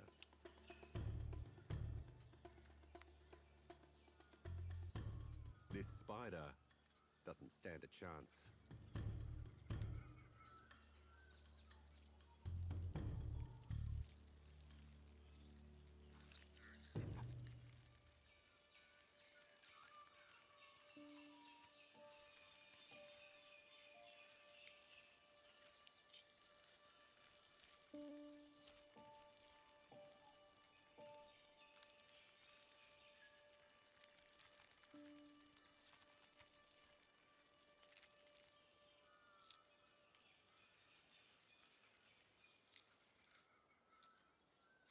However, this species of jumping spider is an expert at disguise.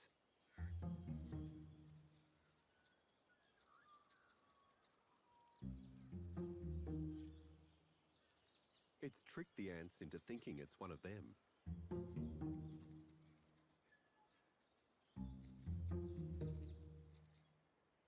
The ants rely less on vision and more on chemical signals to tell them what is friend and what is foe. By adopting their chemical signature, the spider is able to remain undetected.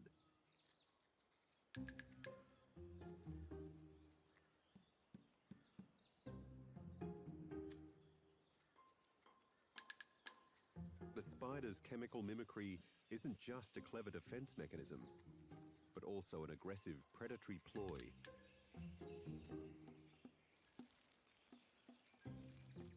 Because the ants think the spider is one of them, they won't stop it entering their nest, where it will prey on their eggs, larvae, and pupae.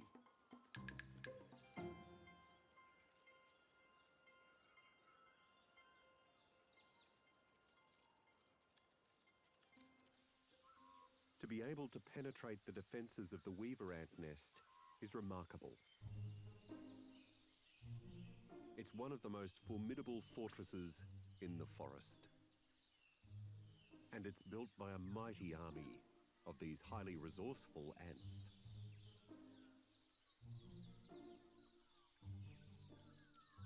Found in Africa and Asia as well as Australia, a colony of weaver ants can be 500,000 strong.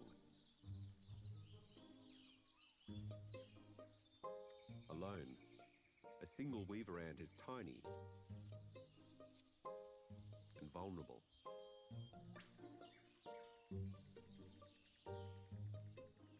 But together, they become a mighty, many-celled workforce.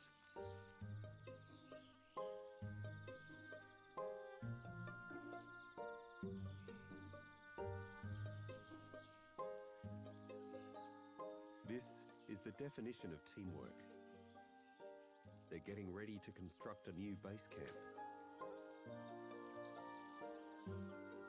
The ants grip with their legs and jaws and collectively pull the leaves together.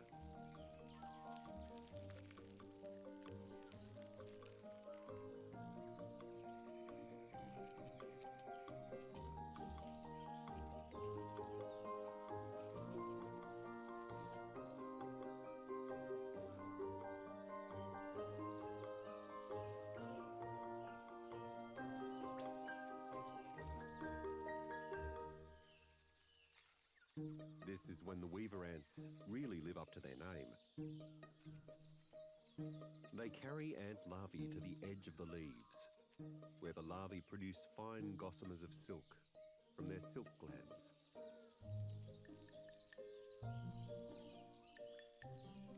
The workers then manoeuvre the larvae back and forth. They position the larvae's heads next to the leaves. As the larvae produce the silk, it adheres to the leaf surfaces. It's a living loom.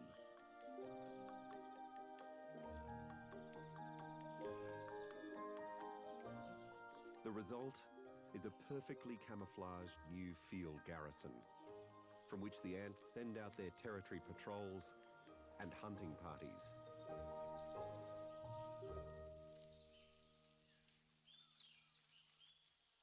Teamwork isn't just for hunting and building.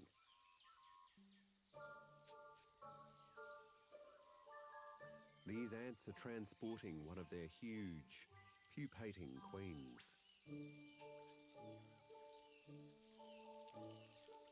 Their nest has been disturbed, and they're moving her to a safe house while they make repairs.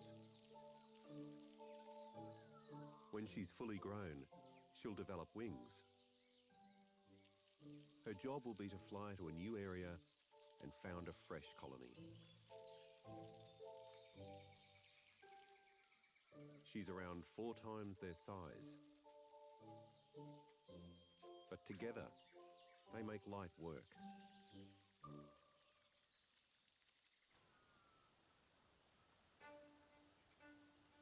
The weaver ant isn't the only hunter in the canopy.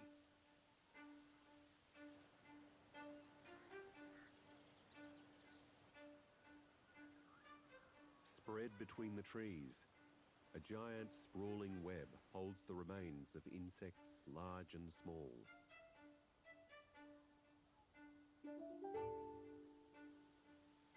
It's been created by tent spiders. They're common in tropical Asia and Australia. Each spider, the width of a man's hand, has created a dense web around ½ a metre across. Like the weaver ants, they too benefit from their joint labours. Unusually for arachnids, tent spiders live in colonies. They set up their webs close to each other. So even though a single web is relatively small, together the webs can cover entire sections of canopy. And the neighbourly spiders maximise their catch.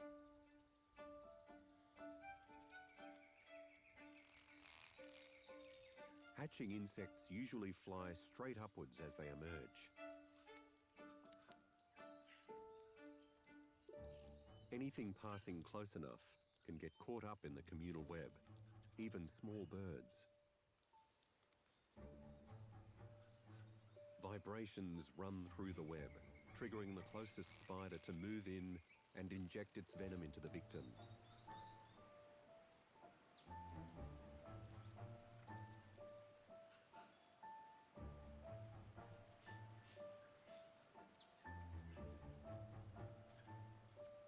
Incapacitated, the prey becomes easier to wrap up in the spider's silk.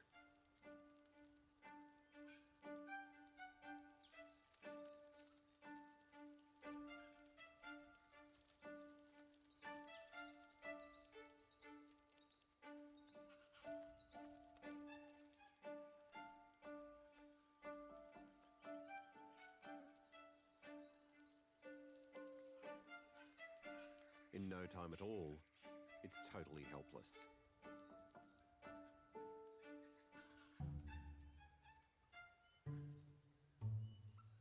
Anything the spider can't eat now will keep nicely until later.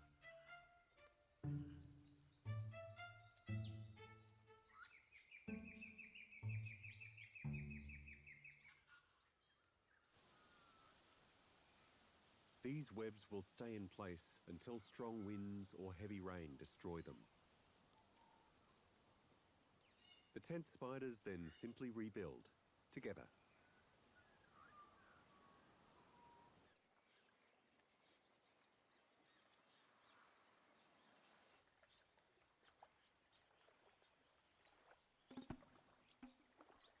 Down on the forest floor, this cricket is about to enter the lair of one of Australia's most terrifying predators.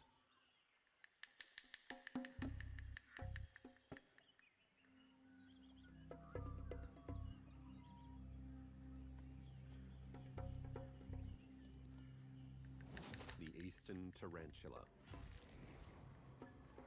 She's one of the biggest spiders in the country, up to 16 centimetres across. Her venom is powerful enough to kill a dog. This spider lives on the ground in the drier areas of the forest.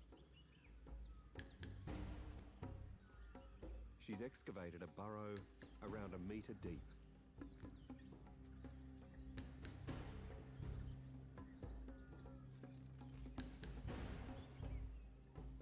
Alone, she waits just inside the burrow entrance. The tarantula is an ambush predator.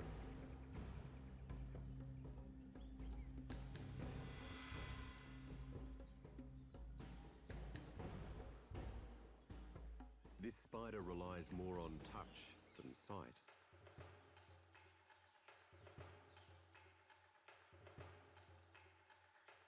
As she patiently waits, the cricket passes near her burrow.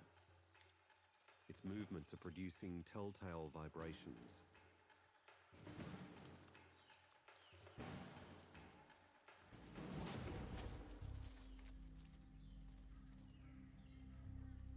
It's all over in seconds.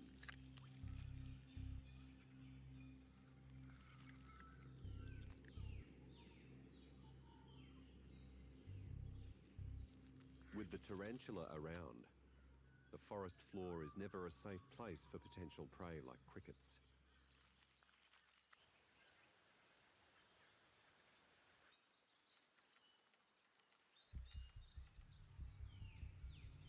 But the trees aren't safe either.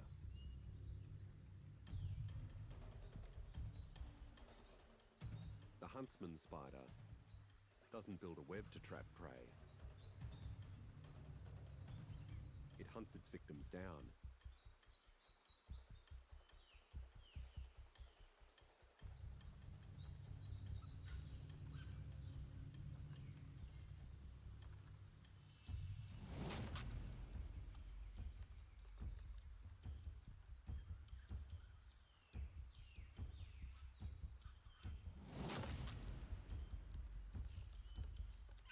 It's well camouflaged to blend into the tree and has amazing speed.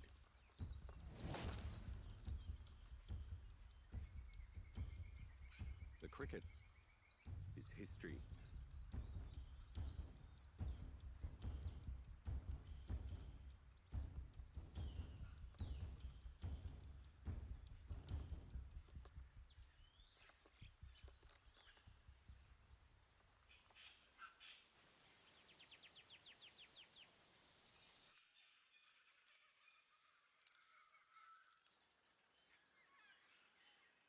No animal is free from danger in the forest. From the biggest to the smallest.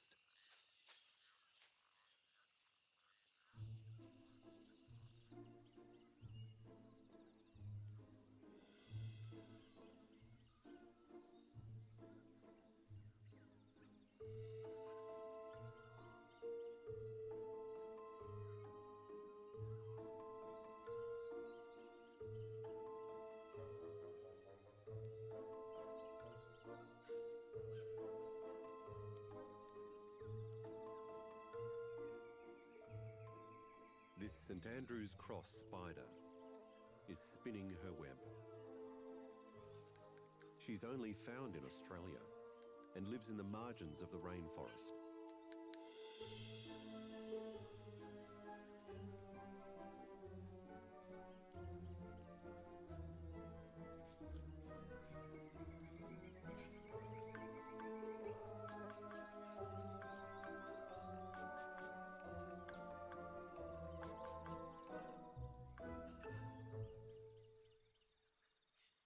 With long legs, but a small body. She waits for prey upside down on her web.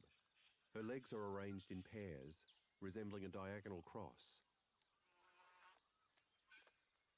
She makes a catch. Before the fly has a chance to escape, she wraps it up into an immobilized, neat package. These food parcels can be left for later, but not today.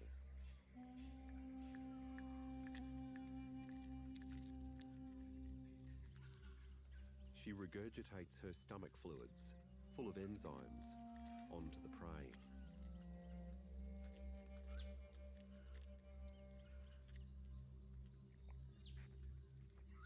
This, combined with the chewing action of her fangs and jaws, reduces the prey to a biological soup.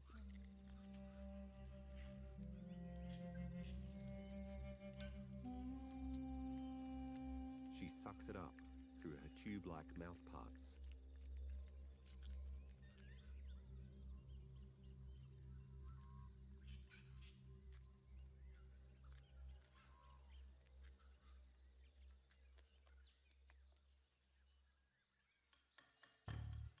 A male cross spider, much smaller, approaches her for mating. She's not interested.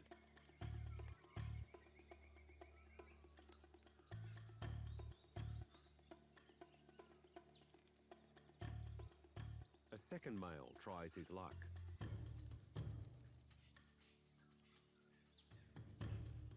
This one's got her attention. But not quite as he intended. This species of spider practices sexual cannibalism. Only the fittest males can court, mate, and then evade the female. This pursuer becomes dinner. But someone else has been eagerly following this drama. In the jungle, there's always another creature capable of turning a predator into prey. The Portia spider. It's smaller than the St. Andrew's cross, but size isn't everything.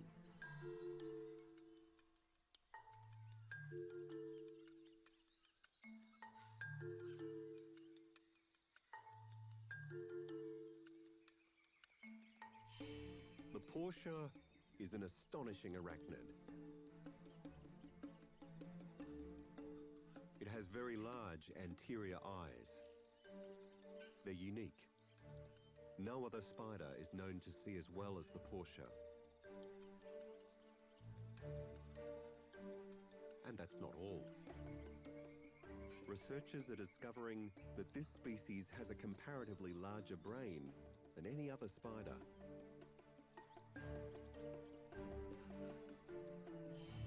It can alter its predatory strategy, employing trial and error testing.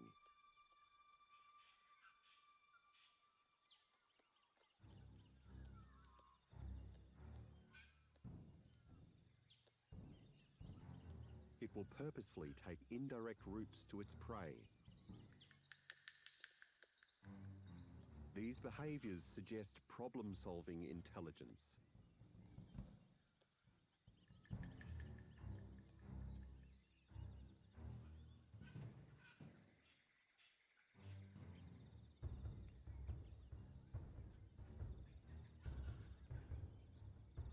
It's possible the Portia can plan.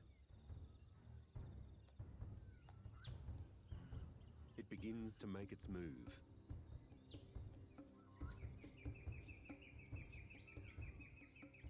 Sensing the proximity of a predator, the St. Andrew's cross tries to discourage an attack. It's called trampolining. She's trying to make herself a difficult target. But the Portia spider, as well as having extraordinary eyesight and high intelligence, has an extra weapon. lightning fast, super accurate jump.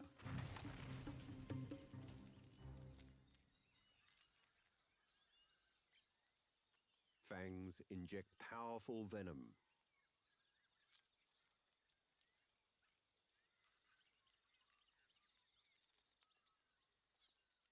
Soon, the St Andrew's cross will be completely immobile.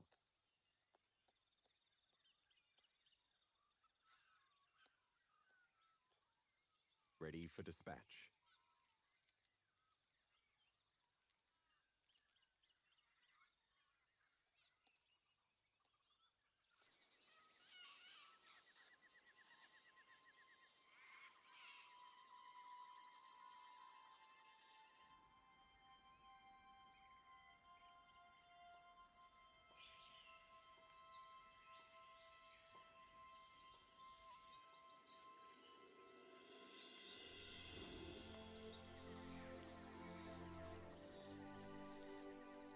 Australia's bugs and butterflies have adopted some extraordinary survival strategies. From ants that use larvae as glue guns, to spiders that disguise themselves as ants. The forests of Australia are packed with an astonishing variety of creepy crawlies. Aerial show-offs, masters of disguise, and extravagant dresses. There's nothing they won't do in the great battle for life.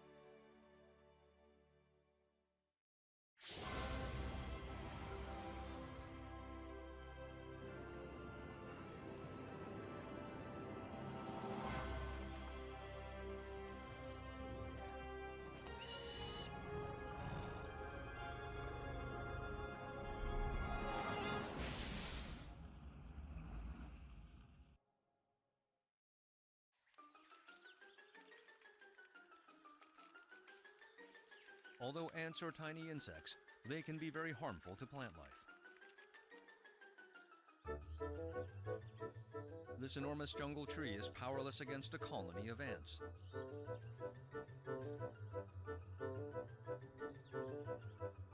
Little light penetrates the thick foliage during the day. An extraordinary sight unfolds in the Peruvian jungle floor. A long procession of leafcutter ants transports leaves to their nest.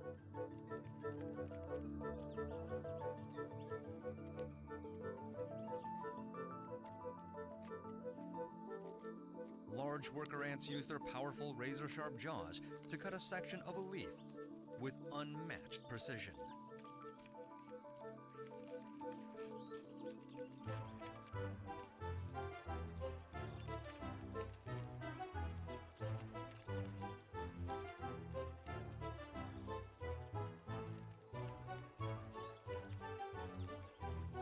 A ravenous colony of ants can consume more leaves than a group of elephants. This tree will be completely defoliated in just a few days. The worker ants carry leaves that are several times larger than themselves to their nest. Some ant processions can reach several hundreds of meters. But what makes these ants special is the fact that they are the first creatures on Earth that grew their own food.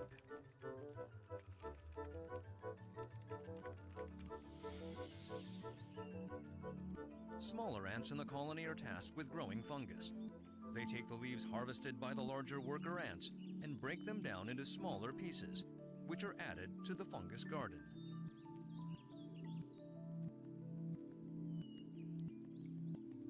The fungus cultivated by the ants is rich in protein and fed to the larvae. This is how leafcutter ant colonies have lived for over 50 million years. 1/5 of all newly grown leaves in the rainforest will be harvested by leafcutter ants. But is that how the story always ends for trees?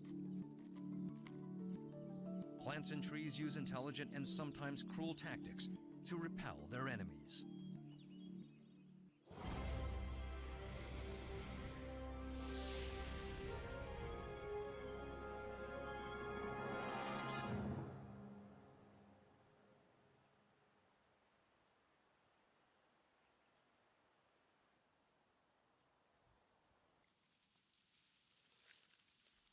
In a rainforest in Borneo, there lives an impressive insect-eating plant. It's a pitcher plant called Nepenthes.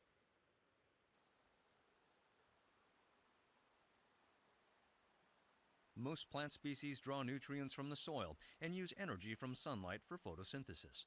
But when the soil environment lacks enough minerals to sustain plant life, some plants will devise new ways to collect energy, like this pitcher plant which preys on insects. The bud of Nepenthes grows into a tube-shaped pitcher cup.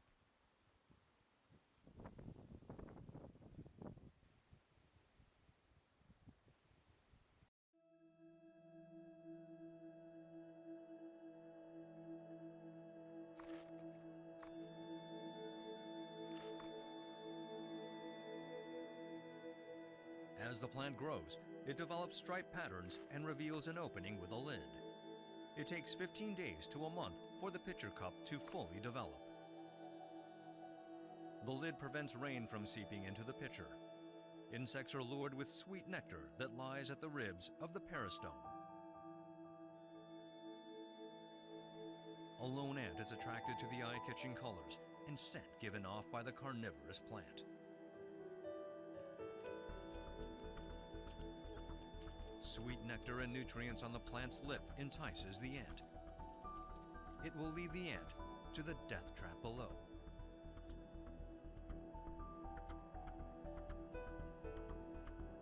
The curved lip is slippery.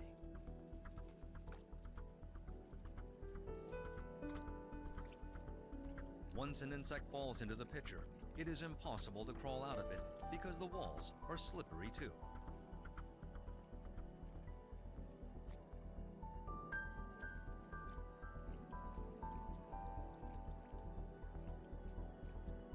In the course of several days, the plant will use digestive agents to absorb the nutrients from the ant. Only the ant's exoskeleton will remain.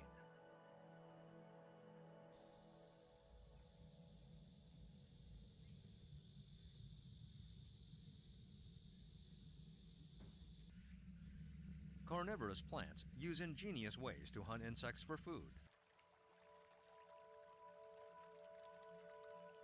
The bladderwort, an aquatic plant, has the quickest reflexes in the world. It drifts in the water instead of staying in one place. Since there are fewer nutrients in water than in soil, the bladderwort must forage for nutrients. Small bladder-shaped traps on the branches catch insects.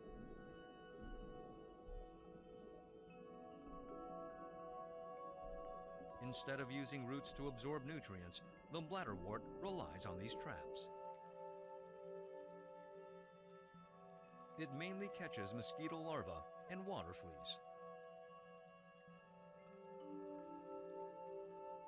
When a mosquito larva approaches, it is sucked into the bladder. Everything happens in a split second.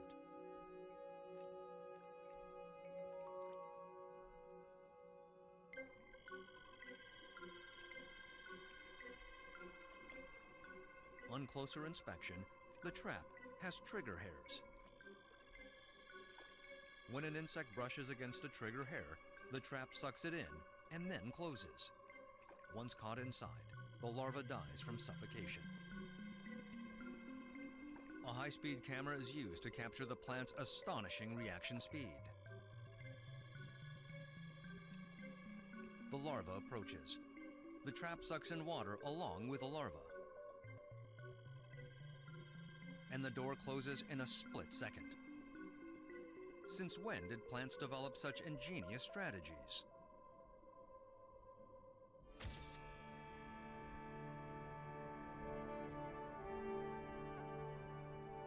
4.5 billion years ago, there was no life on planet Earth.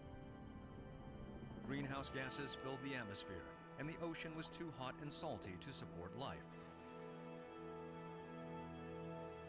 A billion years later, something miraculous happened. The first life form emerged in Earth's sea. On the west coast of Australia.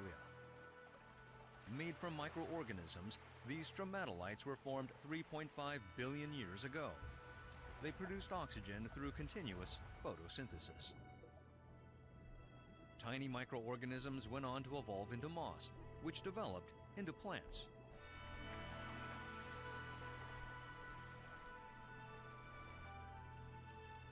During the Silurian period of the Paleozoic era 400 million years ago, the first plant that grew on land was the Cooksonia. This primitive plant had a split stalk with a spore structure on each branch. It could only survive near water because it needed constant moisture. It also needed water to multiply.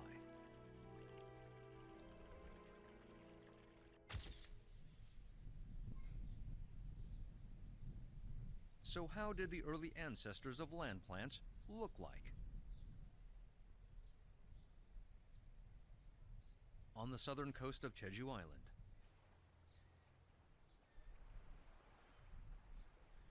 the skeleton fork fern is likely to have been the first vascular plant on Earth. This fern plant lacks roots and leaves. Its Y-shaped branches indicate that it's a primitive plant.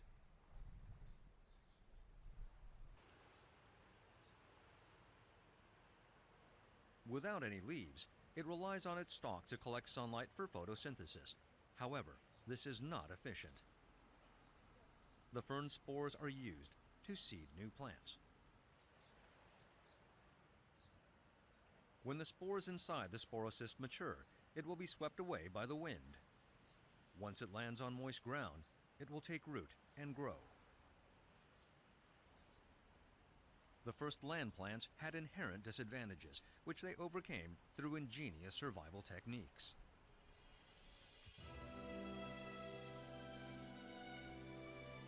The earliest known tree in the world is Archaeopteris, which appeared 370 million years ago. It had a stout trunk and long branches. Having feather-like shaped fronds, the tree was named Archaeopteris.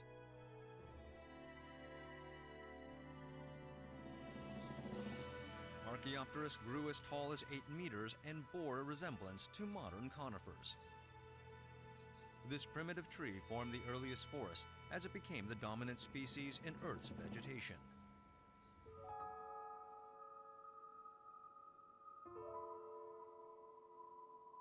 Diamond-shaped patterns are pronounced in this petrified lepidodendron. Lepidodendron first appeared on Earth 300 million years ago. They grew as tall as a 10-story building. Their towering height and cluster of large leaves enabled them to have robust photosynthesis. They proliferated in wetlands. The Earth's atmosphere had higher oxygen concentration levels during the Carboniferous period, when giant insects were abundant. Meganura, the largest flying insect ever known, had a wingspan that exceeded 70 centimeters. As plants became more numerous, Earth's ecosystem teemed with life.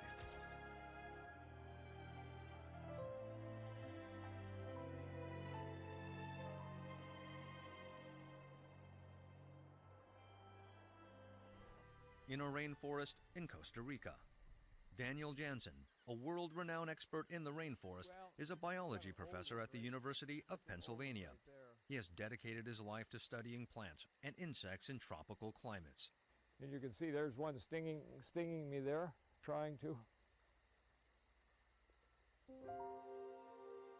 Among his research work, he studies the symbiotic relationship between the bullhorn acacia and ants.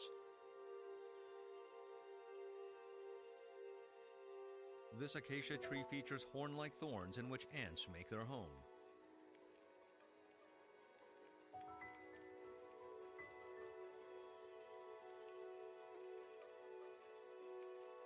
The ants feed on the nectar secreted from the acacia branches.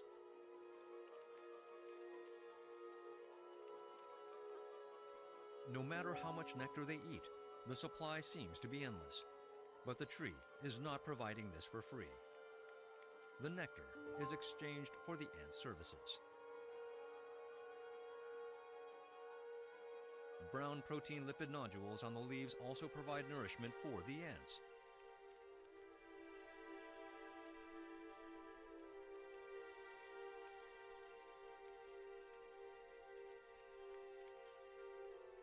With plenty of food to eat, the pseudomyrmex ants do not need to prey on other insects.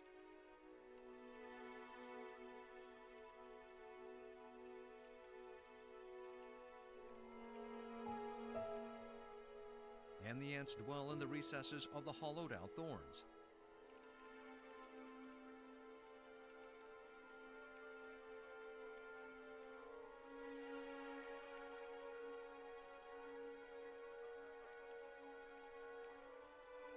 The swollen thorns provide a safe home for the ants, where they can lay eggs.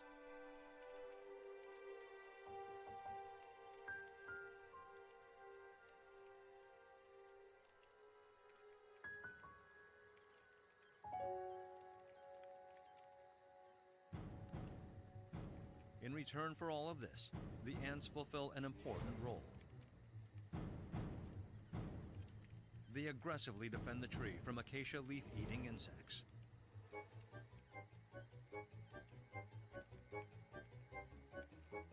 This ladybug is under attack from the rushing ants.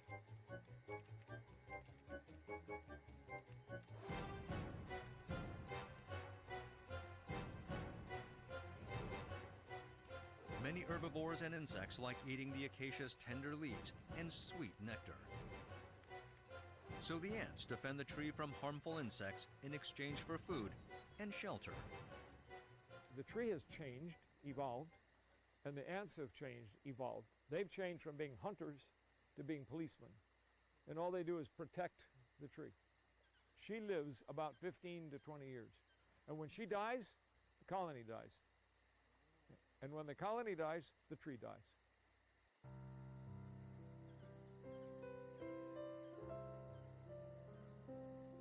Without the ants, the acacia tree would be unable to survive. So, it has evolved to accommodate the ants to ensure its survival.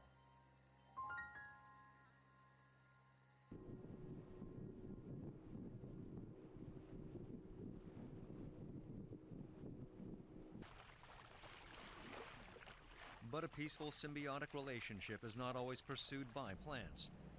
Some plants survive by relying on their killer instincts.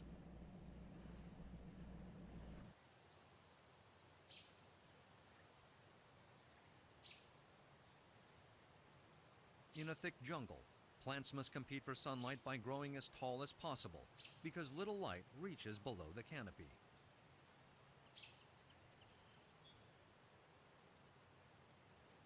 This enormous tropical fig tree is called the strangler fig.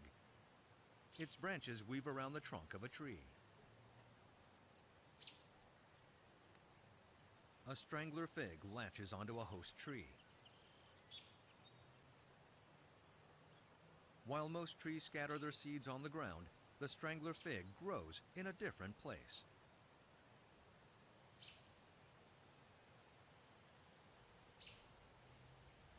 A fig seed will grow when it is dropped on top of a tree.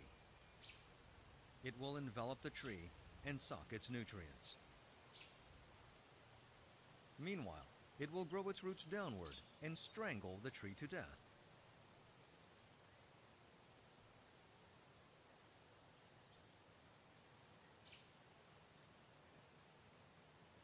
Within 5 years, the strangler fig's roots will reach the ground and take away water from the host. The support tree will eventually die, leaving behind a columnar tree with a hollow core.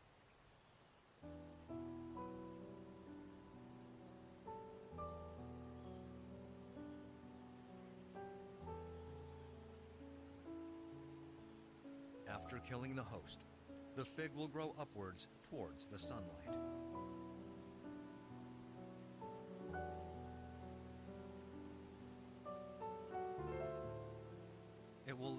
for several hundreds of years, claiming its territory.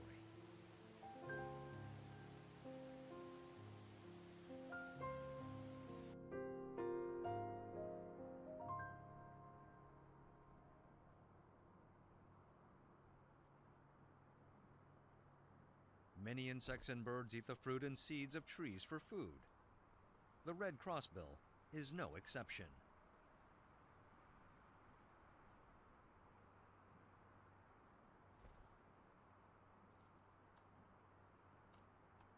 The bird pecks a pine cone to get to the seeds and eat them.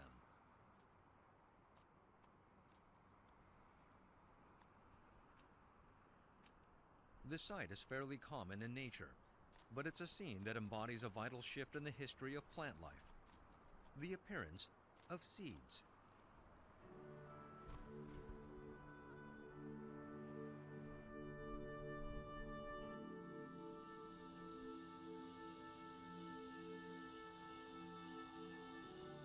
The ginkgo is called a living fossil.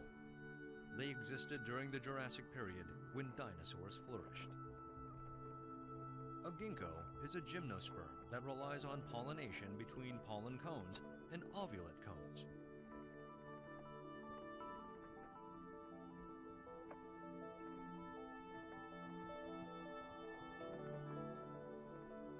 Pollination is the process in which plants reproduce and bear seeds.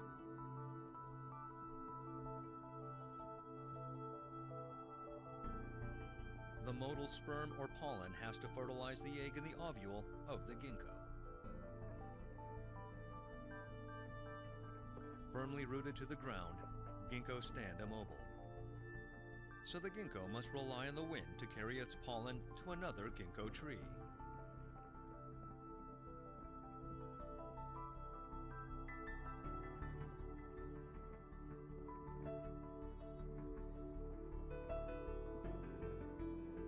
Carried aloft by the wind, ginkgo pollen fertilizes an egg.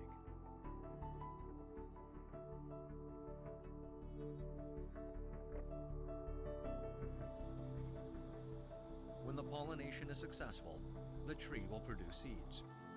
Although they are technically seeds, people commonly call them fruit. Using seeds to reproduce its species, ginkgo trees spread far and wide.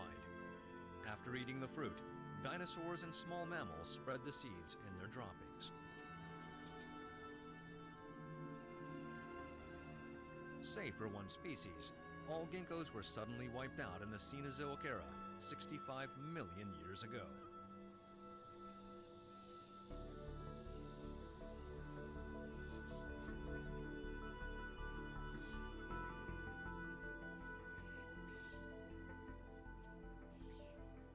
Around the time ginkgo trees vanished, a new plant species evolved.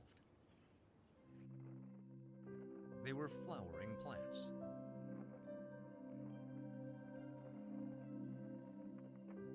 Magnolias grow flower petals before they grow leaves and retain the characteristics of primitive flowering plants.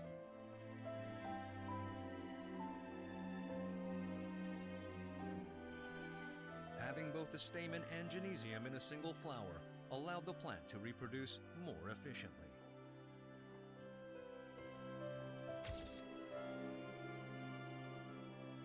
Archaea fructus is the earliest known flowering plant. This fossil is dated at 125 million years old.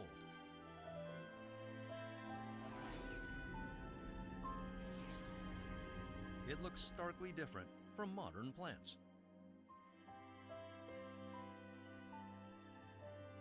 Having no sepals or petals, Archaea fructus has been revealed as coming from the angiosperm family.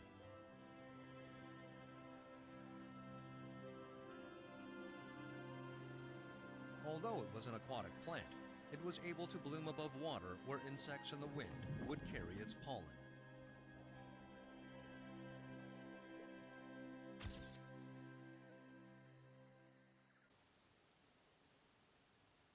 The beautiful colors and enchanting floral scent of flowers are tools to ensure the survival of its species.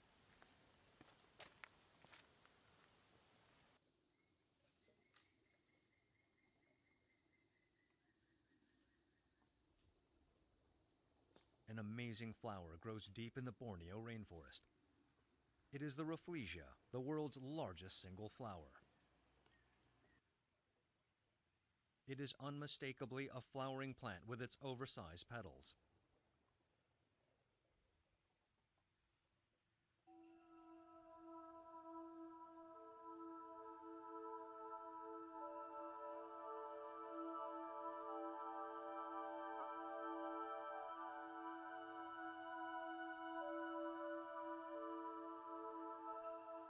The flower has a 1 meter diameter and weighs as much as 10 kilograms. It takes a week for it to fully extend its petals. Rafflesia does not have any stems or leaves. It is a parasitic plant that absorbs nutrients from vines. When the flower blooms for 3 to 7 days, it must be pollinated during this short window of time. Giving off a smell like rotten flesh, Rafflesia is called the corpse flower. It attracts flies with this scent.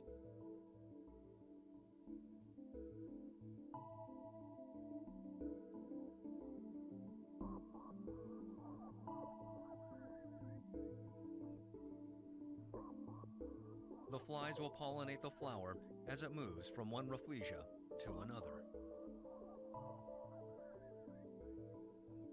Without the help of flies, the world's largest flower could not exist.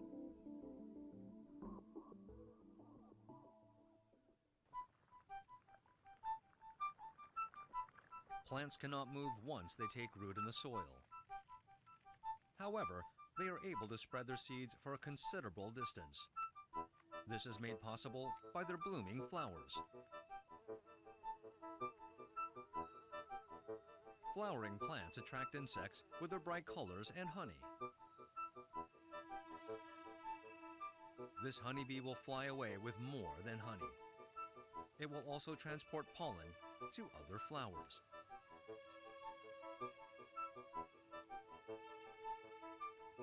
Flowers have developed nectar guides to help insects find the honey. Insects can detect ultraviolet rays that are invisible to the human eye. After using a filter that only passes ultraviolet rays, hidden patterns appear on the flower.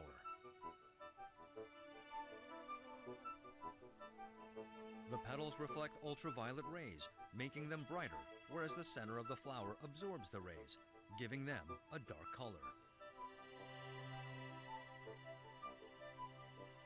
Let's take a look at this lily. A pattern of long lines lead to the flower's center. Similar patterns are revealed in this flower as well. The lines show the insects where the honey is located.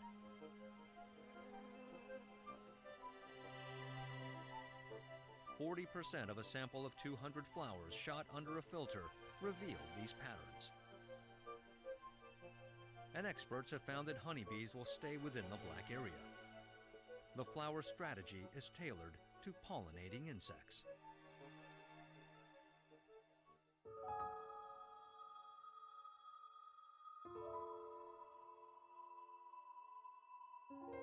Flowers also use camouflage to attract insects like this mountain hydrangea.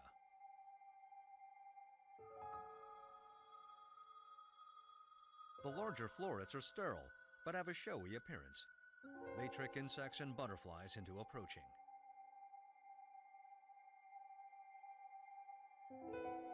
In the center of the cluster lie the smaller, fertile florets. Without this camouflage tactic, the mountain hydrangea would not be able to reproduce.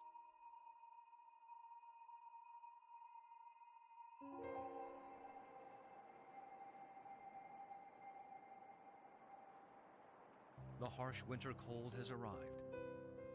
Though there are no signs of any flowers, the plants are not dead. They are in hibernation.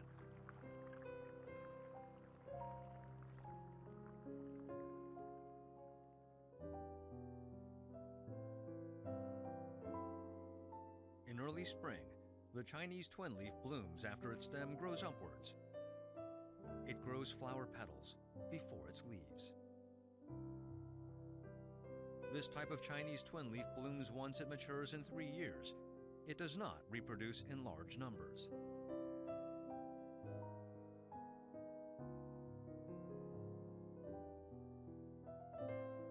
It possesses an outsized flower in relation to its small stem. This is necessary to attract bees and butterflies. As a monocarpic flower, the Chinese twin leaf will die after it's pollinated and produces seeds. The flower bud is teeming with seeds. In June or July, the seeds will be ready to scatter.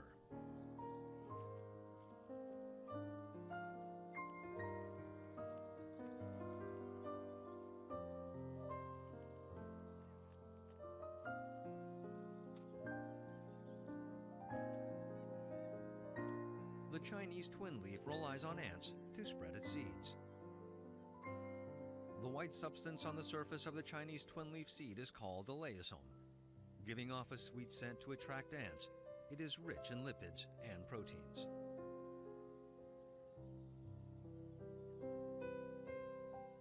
When an ant is carrying a Chinese twin leaf seed, it clambers around in a zigzag pattern. Since the white substance cannot be separated from the seed, the ants carry the whole seed to their nest.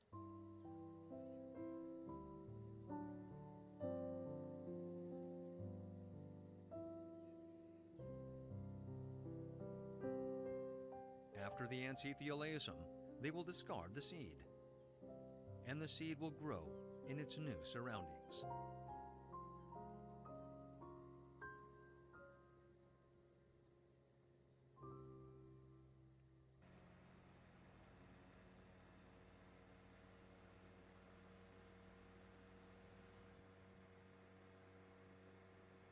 In tropical regions, you can find the world's only tree species that is viviparous. It is a mangrove.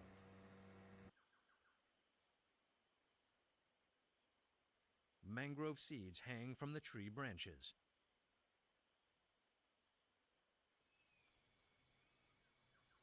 Living in coastal habitats which are harsh on plant life due to the high salinity levels, mangroves have evolved to ensure that their offspring survive. When the tree produces a seed, it doesn't scatter it.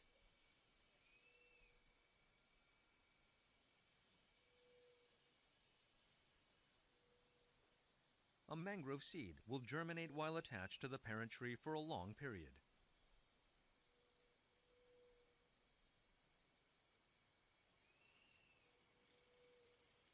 They will hang from the branch until they form a propagule, or seedling.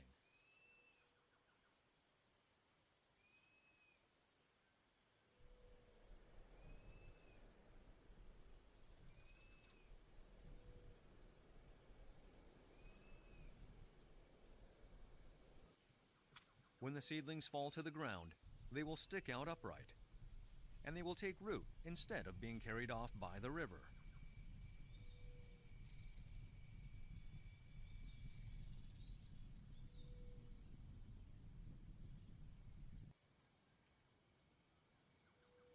Living in coastal regions where fresh water and salt water meet, mangrove trees have developed ways to increase their survival.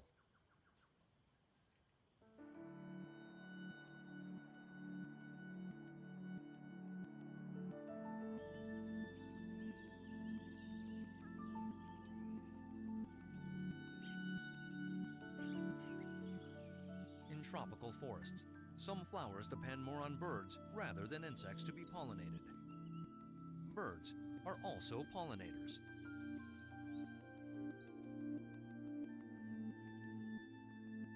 The hummingbird is very industrious. They only inhabit America and have co-evolved with flowering plants. About the size of an adult's thumb, the hummingbird can flap its wings as many as 80 times per second. It hovers in midair to drink nectar. It must hover because there is no place for it to perch on.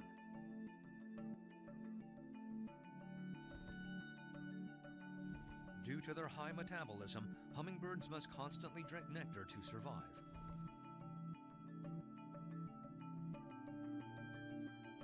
Heliconia flowers feature bright colors and over 200 types exist in nature. They are mainly pollinated by hummingbirds, but specific Heliconia species have specific hummingbirds to pollinate them.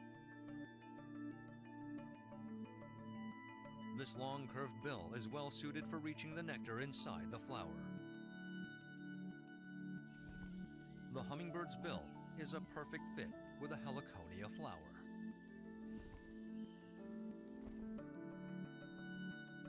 Without hummingbirds, some Heliconia species cannot produce seeds. When a hummingbird drinks the nectar, pollen will attach to its beak to be spread to other flowers. Heliconia and hummingbirds have evolved together to be perfectly compatible.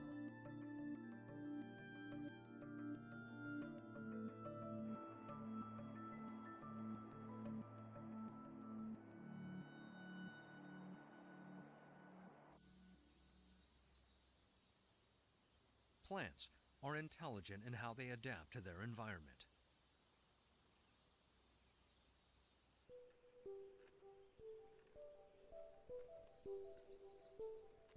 Like a living creature, this ivy climbs a tree.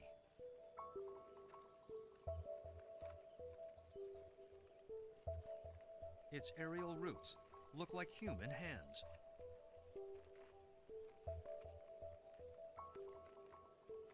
But as the ivy climbs, it searches for sunlight and moisture.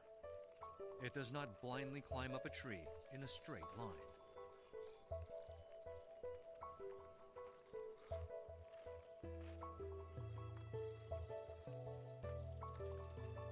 The Alive C4T just subscribed. Wake up you dumb bitch at 6 a.m. and I've been subscribed for 6 months. An ivy has a unique structure that makes it well adapted for tree climbing. The secret lies in its aerial roots.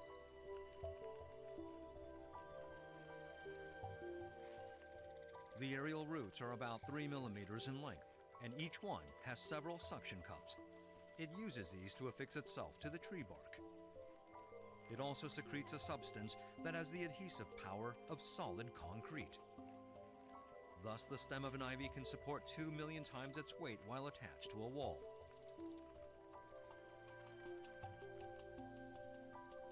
Using this intelligent strategy, an ivy can move where it wants and grow its stems according to the height of a tree or wall.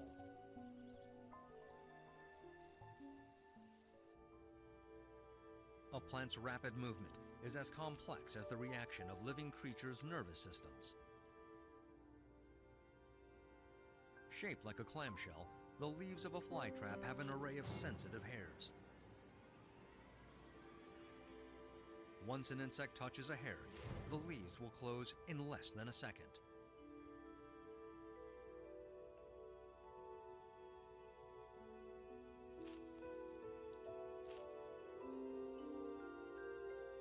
Resistance is futile.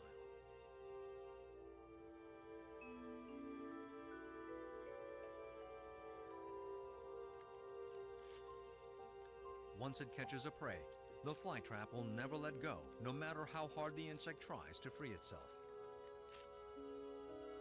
The trap will seal itself and form a stomach where enzymes are secreted by the plant.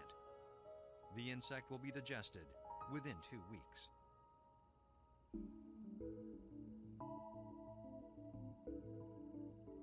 There is a way to override the flytrap's mechanism. The leaves will close only when a second hair is contacted within 30 seconds from which the first contact was made. When no prey is caught in its trap, it will open its leaves a few hours later. A trap that has been used 3 to 4 times to catch and digest an insect will wither.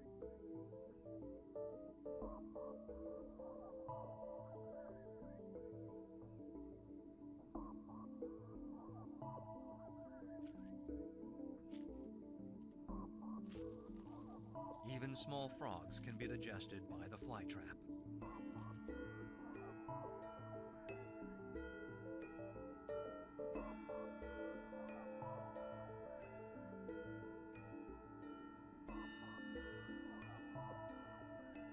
It is a cruel way to kill prey, but it's vital for their survival.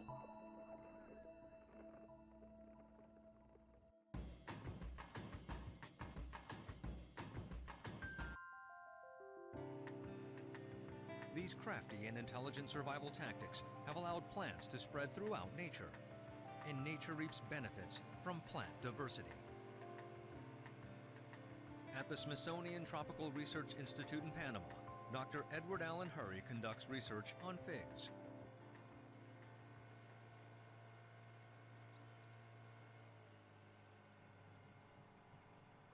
Fig trees are called the tree of life in these parts.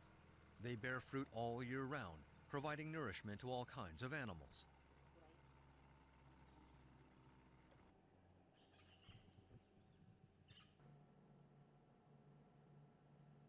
Figs have entered a mutual relationship with wasps, but only a specific species of wasp can fertilize a specific fig.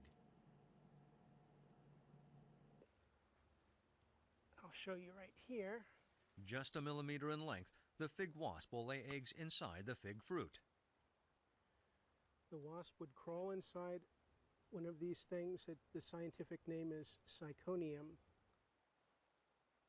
Enclosed in the structure, the fig fruit provides adequate protection to the wasp eggs.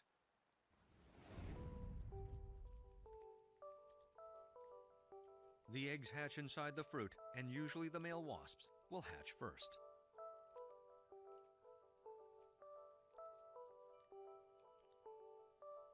The wingless male has a sperm pouch at the end of its body. As soon as the male hatches, it will search for the eggs of a female in order to mate. The male can fertilize the female before it even hatches. After finding an egg containing a female, the male will penetrate it and mate with it. Once the female wasp hatches, it has a dual mission. First, it must repay the fig tree for providing it with food and shelter by pollinating it, and at the same time, lay eggs to reproduce. The winged female will scrape pollen together and attach it to its body. Now, it is ready to leave the fig. Like its ancestors, the wasp will carry out its duty as it has done for millions of years.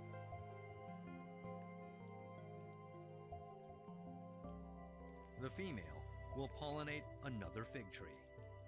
This is the coevolutional relationship between the fig wasp and figs. It depends on the female to follow through with pollination.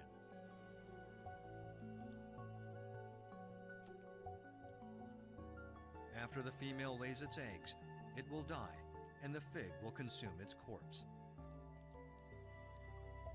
These two species have evolved beautifully together for a long period of time. This is coevolution in the sense that for over 90 million years, 80 million years at least, figs have used wasps to pollinate them, and wasps have used figs to reproduce, and the characteristics of each one have become very finely tuned to allow the other one to exploit the system. The fig fruit was made possible through cooperation between the fig and wasp. Through sacrifices and dedication, trees have provided food to creatures, supporting forests throughout the ages.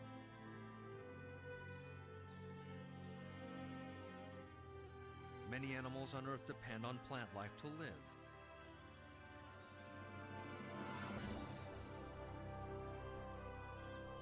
Evolving and overcoming challenges posed by harsh habitats, plants have supported most life on Earth.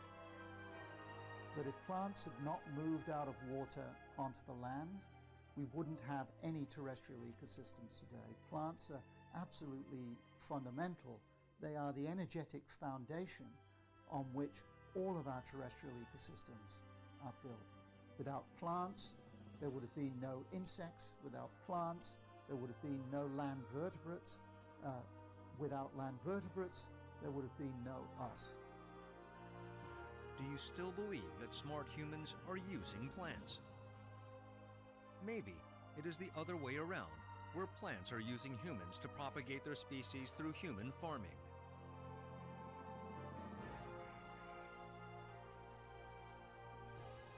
Life on Earth flourishes through such mutual relationships. This is the eternal cycle of life. Thus, animals and humans might be the supporting cast on a platform supported by plants. Hidden in plain sight, plants are the true rulers of the planet.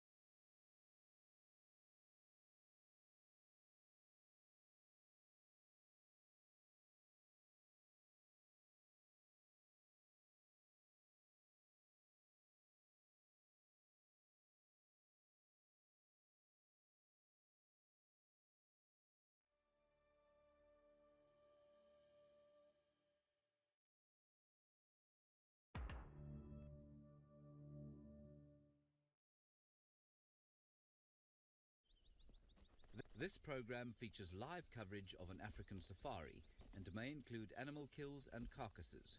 Viewer discretion is advised.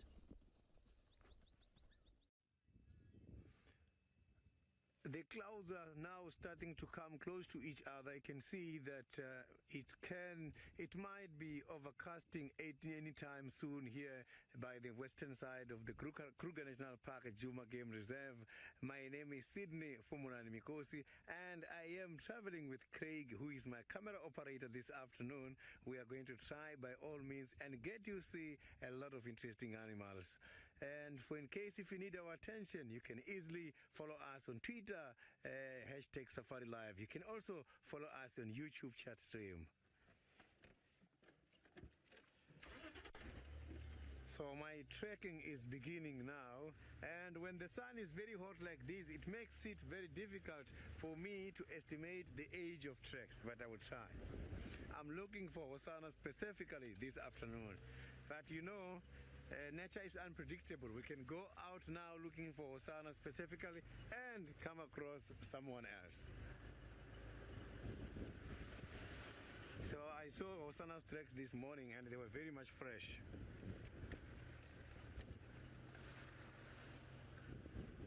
So anytime soon, Mara will be joining us. They are still busy having just a little bit of a technical problem, and apologies for that inconveniences.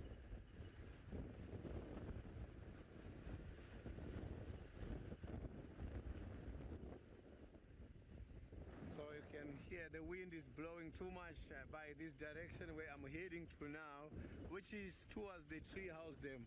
Treehouse Dam is dry at the moment, but predators, they don't want to go away from it. They go and wait there still just to see if animals are going to come and pass by. So animals, they've got quite a lot of trust on Treehouse Dam. Howard, we are hoping for the same thing. We are hoping for the rain to come at any time here by the western side of the Greater Kruger. I've just seen some tracks here. I just want to be sure what animal was here, and also to check, maybe to try and check the size. Yeah, I can see that there is a leopard here.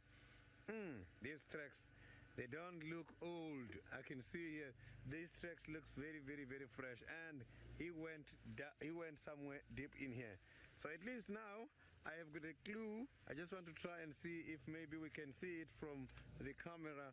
I can see it here. I'm gonna get off now and show you, and I'm happy because tracks I'm seeing are on top of the vehicle tracks for this morning.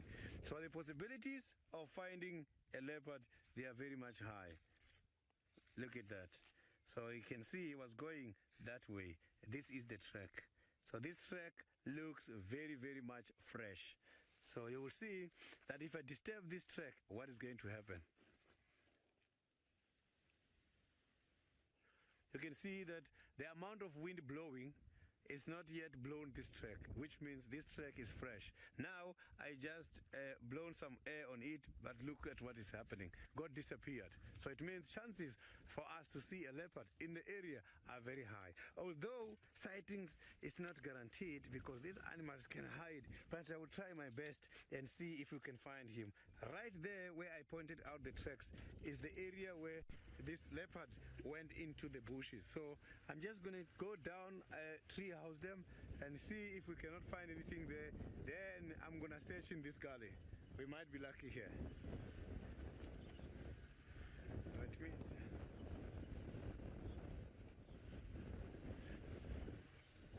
Nico, it's not easy to find leopards. So the thing is, if you find tracks, then at least it can gives you a clue that you're gonna be looking at this area. It just gives you the possibilities, not the probabilities.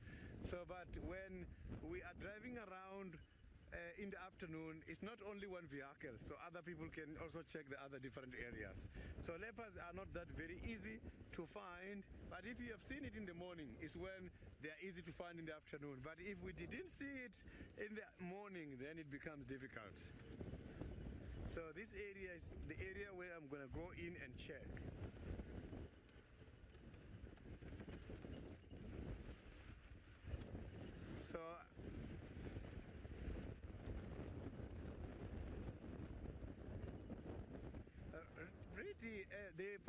can tell you if it's a young leopard or the old leopard. The size of the track will tell you. Mostly the young leopard tracks are very small, and the old leopard, the tracks are very broad.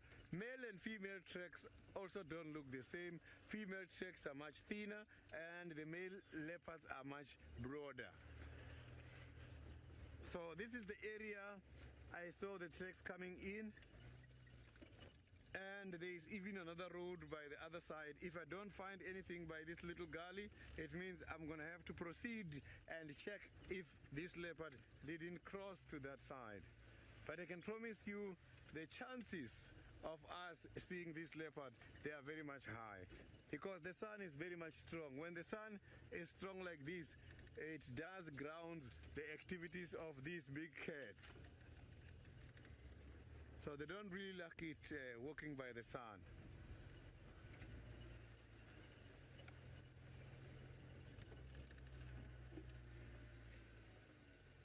Jacqueline, the chances of a leopard to attack a human, they are very much high. But here in Djuma, the leopards, they are still behaving their natural life. Their behavior is not modified at all. What modifies the behavior of the animals is what is happening in their area of distribution. What is happening in the surrounding matters the most. If there is a lot of animal hunting in the area, then animals tend to be aggressive. Also, if there is too much translocation and game capturing, it modifies the animals as well. So here, we don't have such problems. Animals are still having the natural human fear.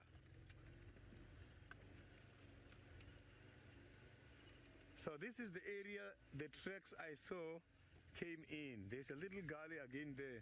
I just have to check here very, very careful. So I can't see the tracks on the ground, but here there's a lot of green bushes which can be ideal for these kind of cats to hide in.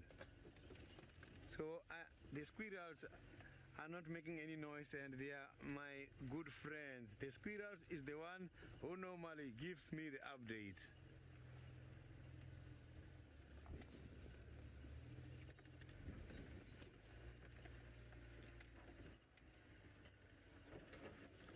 The leopards, they do like to hang up by the trees, but normally during the day you will find them lying down in gullies. The gullies are this old dry riverbed. That is where they like it the most, because those kind of areas are the areas which are very much moist and humid. It's not that hot as outside. By the drainage line, there is quite a lot of green trees, because it's where the water is flowing during the rain. There's still quite a lot of water underground. So what is growing by the drainage line, you find most of green trees. So by the trees, yes, they do go up mostly when they've got a kill. That is where they hang up. Sometimes when a tree is too green and they need some shade up there, they can go up and use their spot to blend with the leaves in order to avoid detection as well. So this leopard came here.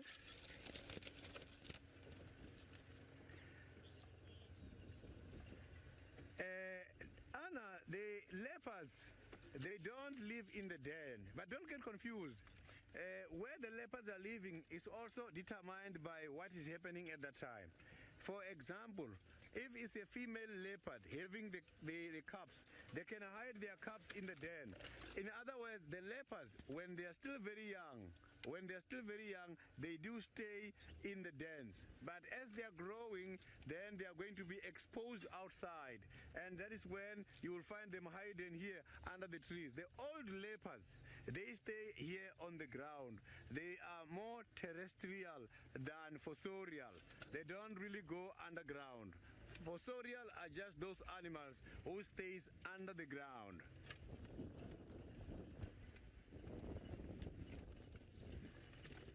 So here I've checked and I didn't see anything, but it does not mean the leopard is not here.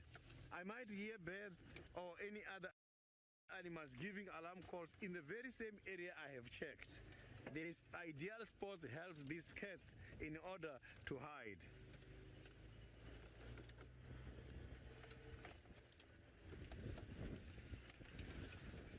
So, but the cat that I am thinking is the one responsible for the tracks, Hosanna.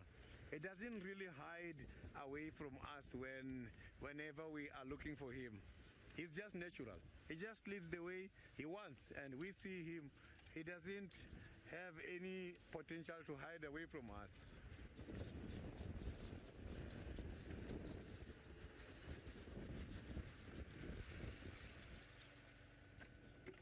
Sebastian, that is quite a lovely question. The leopards are not identical. Yes, they can be the leopards coming from the same gene pool, but they are not identical. Each one of them has got its own spots. So it's like our fingerprints. Our fingerprints, they are not the same, but they look more or less the same. So leopards too is like that.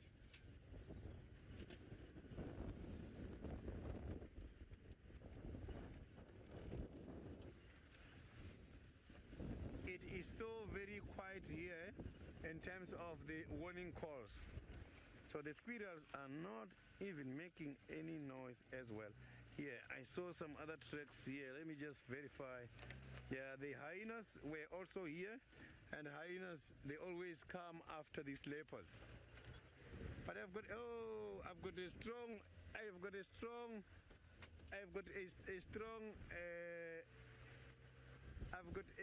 strong belief that we're gonna find this animal here in this area.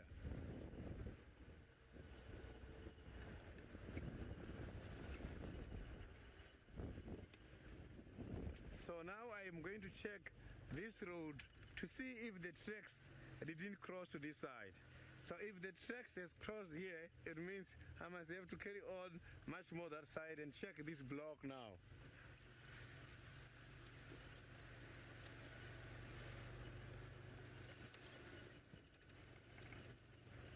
No update.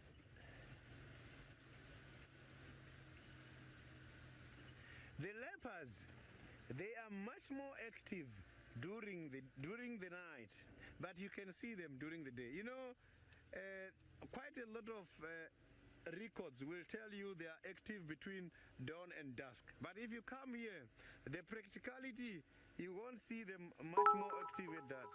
Leopards are just opportunistic, and when they are sleeping now, if anything comes here, he's not going to leave it. He will wake up and want to catch it. So the leopards, they can be active during the day. The weather condition also influence their movements. When it's overcast, they can walk around during the daytime.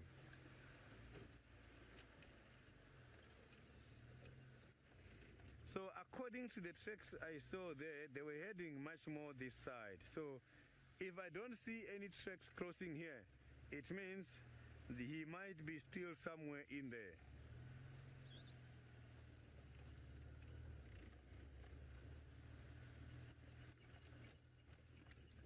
Yeah, I am not seeing any tracks here, so it means I must check this little gully from up here.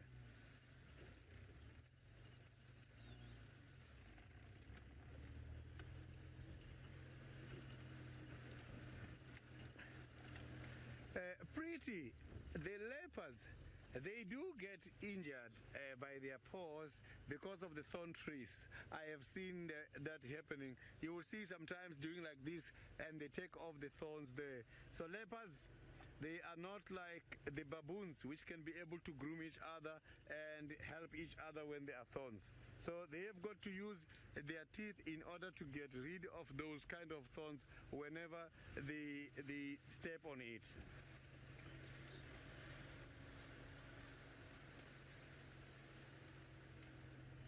Oh, I got the tracks here. Let me just check if the tracks are out going that side. I think I saw the tracks somewhere here. There's some tracks there. But the tracks I'm seeing now, these ones, they look old. They are not as fresh as the track I saw earlier. So let me just drive around here on this road and see. So the track I saw now, I'm not convinced. So I'm still sure that this leopard is stuck behind us.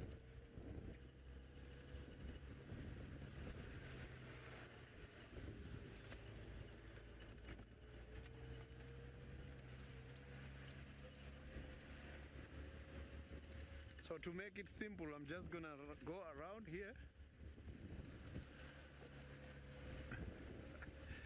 Thank you very, very much to all the viewers who are wishing me all the best on this leopard search. I hope we're gonna find him. Oh, there's some impalas here. I just saw the impalas here now. So, and these impalas are heading much more towards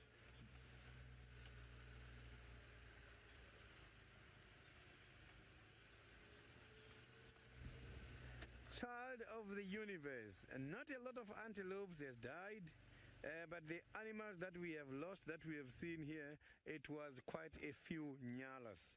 So the few nyalas died, but it was not like as a result of the drought. So what kills the animals by this time of the year is the following.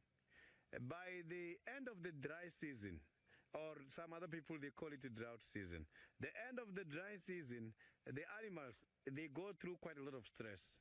And stress, like in humans, they will cause you problems such as heart attack and stroke. But here, by these animals, when they're stressed, they do go through a problem of myopathy. Myopathy is kind of a disease which affects their muscles. So when they are affected by the muscles, they cannot climb even a very small little hill because the joints and the muscles don't support their weight. And you will see the symptoms such as fatigue, and then they've got problems with the blood transport. And that is what kills the animals. So those kind of nyalas that has been recorded dead, some of them has been taken to the scientific investigation, and the results confirmed that it was indeed the myopathy. That is why this what is called a captured myopathy. A captured myopathy is also a stress which is caused by us human when interfering with the animals during the game capturing. When we are capturing and translocating animals, these kind of sicknesses which affect the muscles, they do affect animals, and animals, they die. Another thing which causes the mortality of animals by the end of the dry season is the nutrition which is by the trees, which is low and failing to support the body of the animal to be strong enough in order to fight cold, in order to fight heat, and in order to fight against the animal's chemical reaction in the form of tannin, which is a poison animals use, a chemical animals use, trees to use to regulate browsing activities.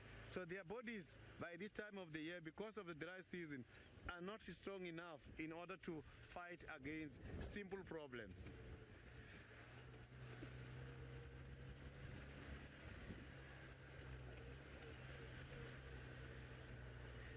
So now is the time. We can now cross over to the Masai Mara, where David, he is eager to take over from me at this stage.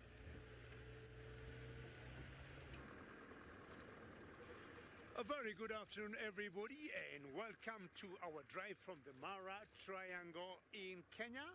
And we, excuse me, we apologize for having been not, online for a few minutes, but all good now. My name is David, and with me today is Bungay. Bungay, good afternoon.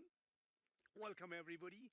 And my plans today is to look for some lions that we call the Olololo Pride.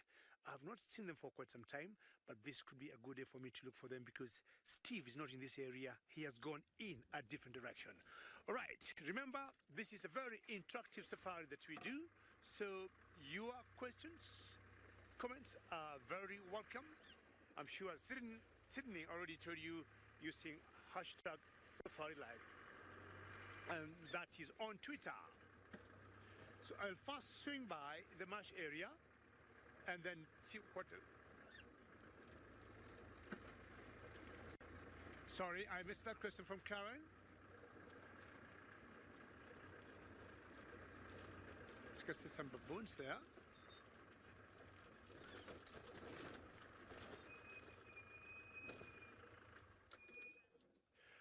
Karen, sorry, I missed your question, and you're asking, is this Africa? If that's your question, yes, the Mara Triangle Game Reserve is in a country called Kenya, and Kenya is in East Africa, and East Africa is in Africa. That's a good question. And Carly, the first thing I'm going to show you today will be some baboons.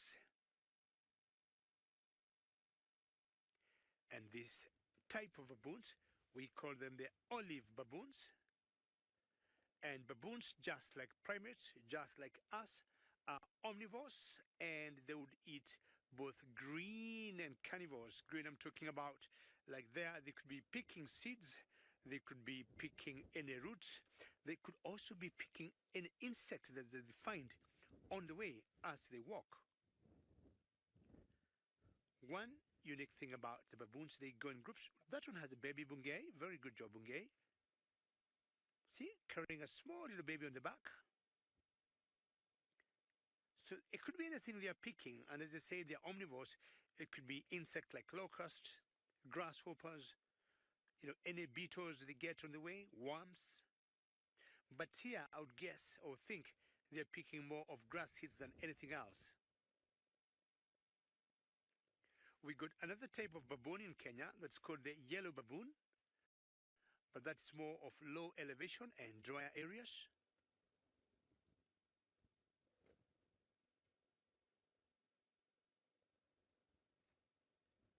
How nice to have a ride on the back of that mother there. And that one at the back to me is so huge, and my guess is that might be a male. Just yes, that is a male by virtue of his size.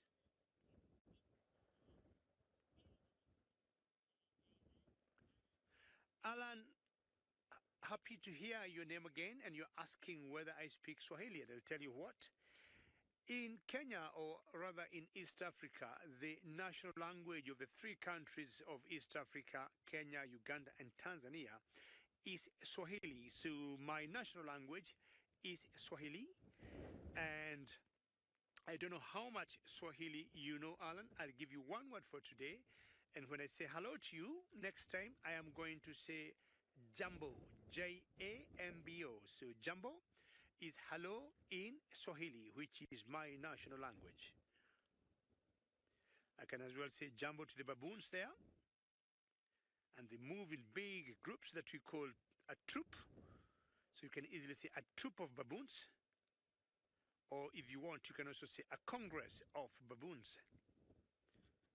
Both males and females as they move. And the monkeys that are very intelligent when you see them moving. And the area we come from, they come to the gardens and they keep stealing our food. Christine, you'd like to know, as I move and leave the baboons alone, are they aggressive? I would say no. What they would do, sometimes see them come into the campgrounds, and when they come, they'll just be looking for food, and they come and browse what they can get. But sometimes when we get people being a bit careless, and not disposing, some waste nicely like potato peels or fruit peel, you'll see them going through the garbage and trying to turn over the garbage basket and getting some food. But in general, they are not aggressive to people. We have like a little fence by the camp, and the fence is electric, and you'll get them, the lead male that we call the alpha male, coming with a stick, a dead stick, and pressing the live wire of the camp, and then they all come jumping in, and the last one to come in, second last, holds the stick for the other one also to go in. Very intelligent, I would say, monkeys. As we said, sometimes monkeys are very cheeky. Now I got another brother of mine who got something different from my monkeys.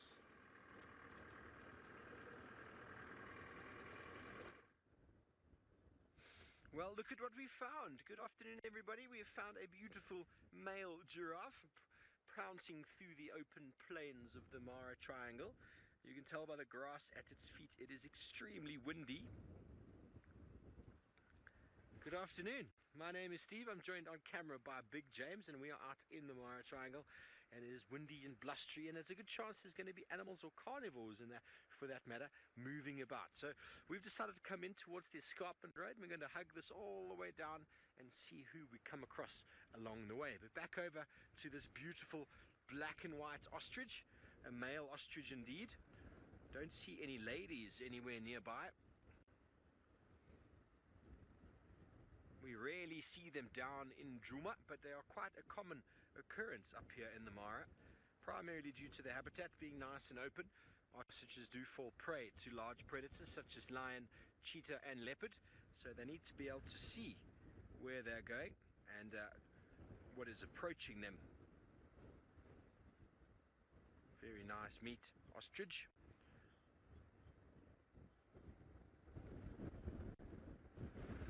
Did I introduce this as the giraffe? I'm sure I said ostrich. Did I say giraffe, James? James doesn't believe I said giraffe. Sorry everybody if I did. Well, it's clearly not a giraffe, it is an ostrich. Beautiful ostrich with a black and white plumage. So essentially the reason why males are black and females are sort of rufously brown, dusty colored, due to the fact that the males will essentially incubate the eggs at nighttime, being more camouflaged at night with the blackness, and the females by day. And they take turns incubating their eggs, which one egg is equivalent to about 22 or 24 chicken eggs. So an enormous amount of protein, and they are very, very well sought after by many an animal out on the open plains. One ostrich egg would see an animal doing very, very well. Rupee, ostriches, well, they don't mind being in groups. You'll often find them in groups, but out here, there's not actually that many ostriches around, to be honest. But essentially, ostriches should be spending a lot of time out in the open plains, and they can be in small groups. They can be solitary like this male. Maybe he doesn't have a lady, but often they are seen with a male and female and their offspring. And the offspring can number anywhere from 4 to about 7 or 8, following mum and dad around. They are known as precocial, which means the eggs are laid very large. As I said before, lots of protein in the egg, and that gives the chicks the ability to develop to a much more established age. And there's no parental care with regards to feeding. The chicks all hatch at the same time, and then off they will follow mum and dad. So often you'll find a group of them together. Every now and again you find lonely guys out here. Poor thing. But in more favored habitats, where the territory is maybe a little bit better or the food source is a bit better, you'll definitely find groups of 7 or 8 males trying to attract the attention of the females, and so on. A bird that has completely given up flight for the ability to walk and run very, very quickly on the ground. The feathers and wings only being used for insulation, the wings for display and dancing, and also as an intimidation. When they run to chase a predator away, they lift their eggs out. Ben, you want to know how often they lay eggs? Well, that's a great question. I would assume they would do it once a year, but I could be wrong. Being a large bird, they don't really have the time to incubate more than 2 clutches a year, but maybe in really good seasons, they might be able to lay more than 1 set. I'll have a quick little look.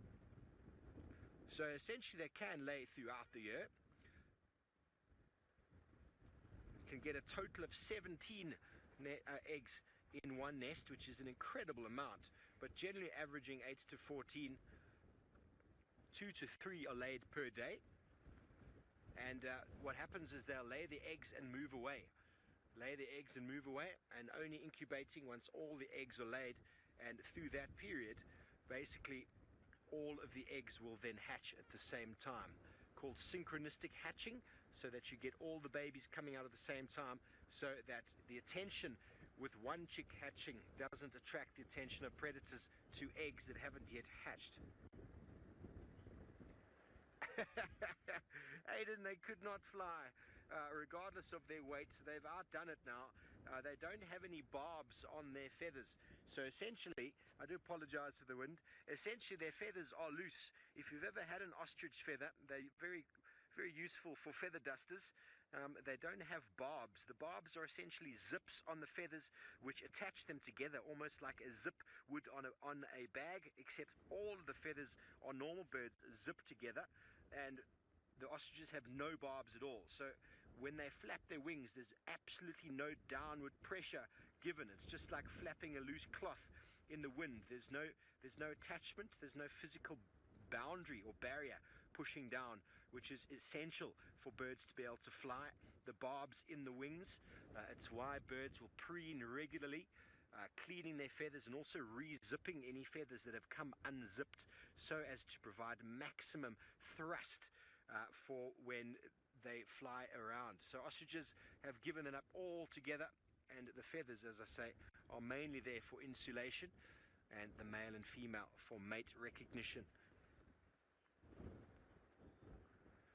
Oh yes, Annihilator, the males do a very intricate dance of waving their wings around in circles and lowering their shoulders and really showing off to the ladies how it's done.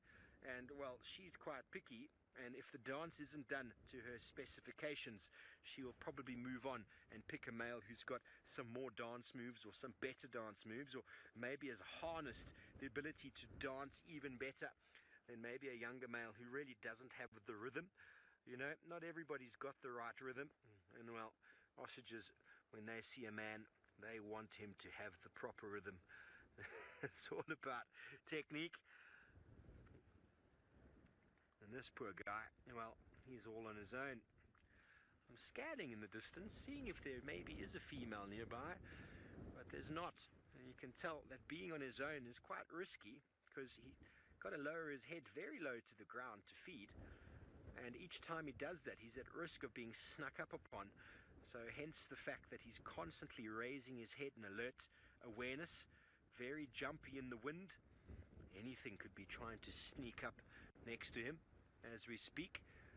Wouldn't that be interesting to watch a cheetah coming out of nowhere pulling down this male? Because a leopard would really love to take down an ostrich. I'd love to see what Tingana would do to him. But talking about leopards, Sydney is on the search of the little chief. I wonder how he's getting along.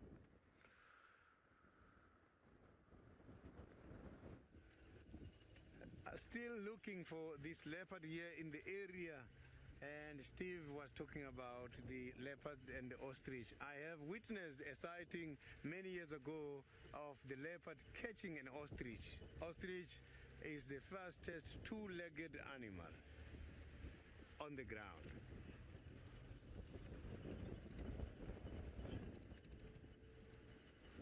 So I can see the squirrel on the ground. The squirrel must climb a tree and try to help me find this leopard. When they're on the ground, they cannot see the leopard I'm looking for.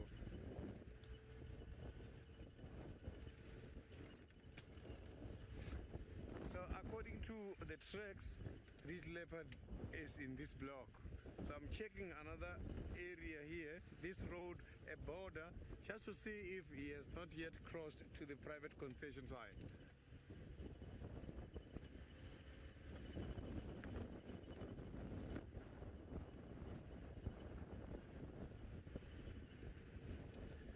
The leopards and the domestic cats, they are all cats. And the cats, they've got more or less same kind of behavior. So the leopards, they sleep more. Because the leopards, they eat quite a lot, more than the domestic cats. And eating too much needs to be given a lot of time. You have got a beautiful kudu. This is a beautiful kudu. Look at that. He's just here.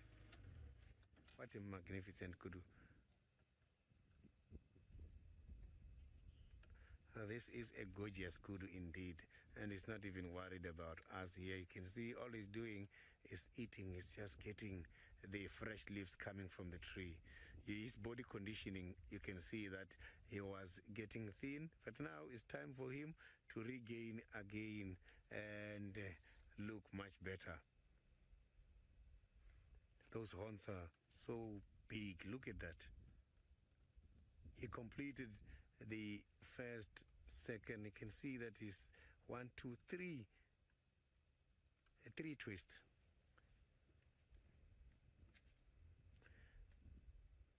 So a horn is consisted of a bone and a keratin. So the black we are seeing on the outside is the keratin. This is what creates the difference between the horn and the oxycone for the giraffe. So giraffe doesn't have this layer of keratin on the outside. If you look on the face, the kudu has got a V line This gorgeous kudu has got a V line on the face. Gorgeous kudu as per the viewers. So the gorgeous kudu has got the V line, which is there as an anti-predatory strategy. So they can vibrate the skin here on the face, which then makes the predator, when looking at them, think that the kudu is dangerous, whereas it's not. So the kudus can be able to jump very high. From a standing position, he can jump 2 to 4 meters high fence. That is too high. When he's running, he can easily jump. Sometimes they even try to jump over a vehicle.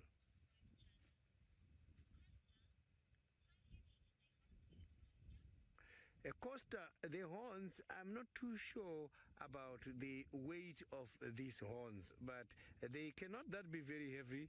I have handled them before. It's not a very heavy horn. So these kudu horns are some of those. They are some of those.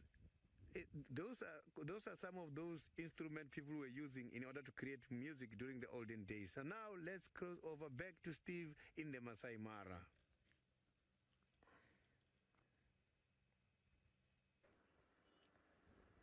Look at what we've found in the middle of the day. You can tell the wind is unbelievable. We've got an owl. It looks to be an African grass owl. I think, I'm not 100% sure. If anybody can correct me there, you're most welcome to. But it is not enjoying this wind at all. And they're regarded as if it is the grass owl, which looks very familiar to me. And it is a very uncommon resident in southern Africa and are highly endangered due to the destruction of the natural grasslands, transformed into either agriculture or into residential area, as they just live in the grass. This guy trying to find some shelter in the tree, and very, very, he's not in the best spot. The wind is blowing him all over the place. How interesting. So similar to the serval that we've spent some time with earlier this week, this will be a nocturnal predator of rodents in the long grass, as well as some birds and maybe some insects that they can catch. They can spend some time walking around, but they do have quite a large wingspan, and that bowl-like face, typical to the earless owls such as the barn owl, the grass owl. That bowl-like face actually is able to channel sounds of anything that are moving around in the grassland underneath. The smallest little rustle of a mouse on the grass as they fly over with enormous wings. Very silent flight. We spoke earlier about the ostrich not having barbs on the wing, so they can't fly. Well, the owl, with their small body weight to their enormous wingspan, most owls actually have a reversible zip on the wing, on the feathers, which mean that it doesn't cause that downward friction motion. If you've ever heard a small bird flying away, you can actually hear the frup, frup, frup, frup of the wings moving. Now, an owl, because they've got enormous wings for their body weight, doesn't have that sound because the wings are very big to enable them to fly silently, and they don't have those barbs to enable that downward forcing pressure. And that together enable them to have silent flight, and with that bowl on their face actually channels the sound of any moving rustle towards their ears, which are on the sides of their head. And their head basically has ears that are at a different level on each side, so the bird is able to triangulate the slightest of movements in the pitch blackness. Coast-sider, yes, it is very similar to a barn owl. Very, very similar indeed. It's just a bit darker in color. Barn owls are very creamy, but they look similar with that same sort of face and the bowl face that they have, and no ears, tufts that you can see. Normally when we see owls with what we call ears, they're not actually ears, they're ear tufts, which are mainly designed for camouflage or also supposedly for mate recognition. But the grass owl doesn't really need camouflage because it nests in the ground or on the grass, whereas a barn owl also nests in sort of a cavity. Your tree owls, such as the giant spotted and the scops, those sort of owls need ear tufts to blend in with the background. It kind of breaks up that rounded head. But you can actually see the foot of the owl. We've got what we call zygodactyl feet, on owls, 2 toes forward and 2 toes back. And Sydney talking earlier about tracks.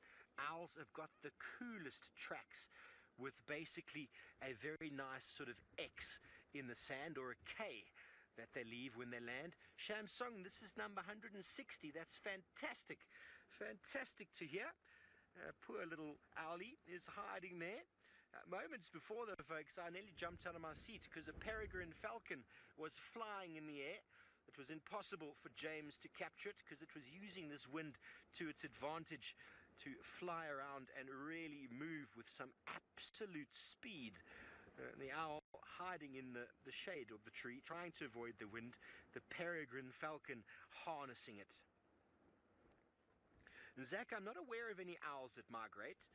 Invariably, owls take on a nocturnal prey source, most of it being rodents and the like, so they don't really need to because there's plenty of them throughout the year. The reason and the way they've eliminated the need to migrate is by evading space or changing space and time and being active by night when some of their competitors are not. So owls, no need to migrate that I know of. If anybody knows of an owl that migrates, please let me know. I've never heard of it.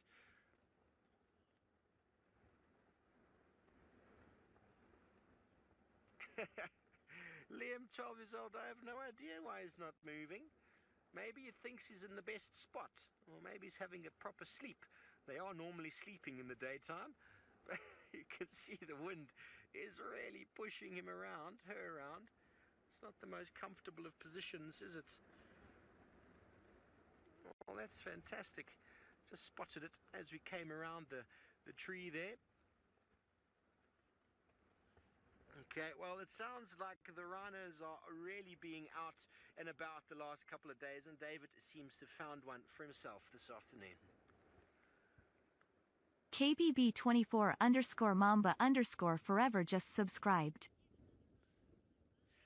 Well, another rhino here, and this is a black rhino trying to disappear. It's going, oops, marking territory now. You can see it there.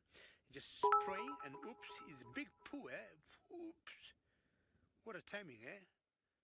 And they'll normally scratch the ground after they just drop the poo, and that is an indication of marking their territory. And that's very characteristic of most rhinos and most of the black rhinos as he disappears there in the thickets. And it might have been mentioned before, these are always very shy, very secretive. Of the two species of rhinos that we got in Africa, the black and the white, always browsers preferring to remain in bushes and slowly and surely trying to fade away. Not sure why he got like a ring on his bum. If you look carefully, he got like a ring that you'd see on waterbucks. The waterbucks that we call the common waterbucks, they have like a white ring on their bottoms, and it's very strange to see something similar on that rhino that have slowly and surely disappeared in the orange leaf croton. It's not going very deep in the thickets. It's staying on the edge.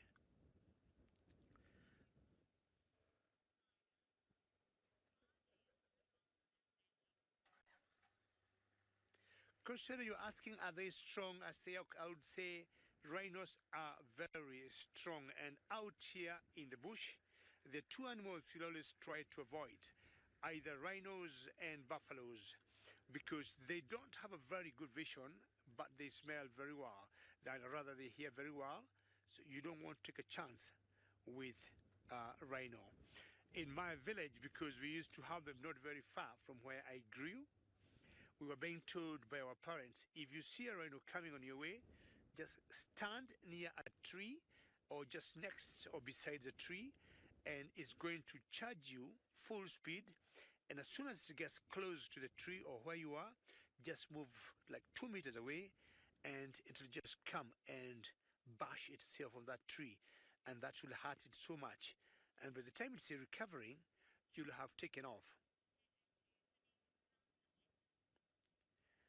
Very good. Let's see how well we're going to do with the Big Five today, because Sydney in South Africa has found one of the Big Five. I managed to find Hosanna here after such a very long trekking. Hosanna is here and he seems to be doing some hunting at the moment. I can see that he's looking at something. So I am going to keep following so that you can have a better sighting. He has been walking deep in the thick bushes, so we had to trek and try by all means and search everywhere until we got lucky to meet him.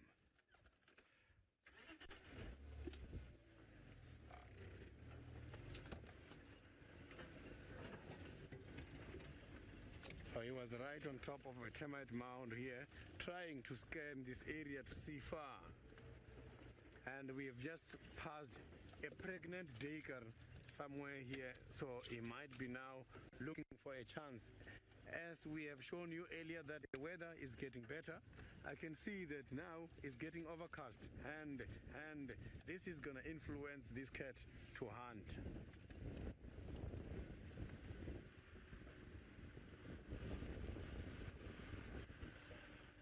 So I can see that he is looking at something here now.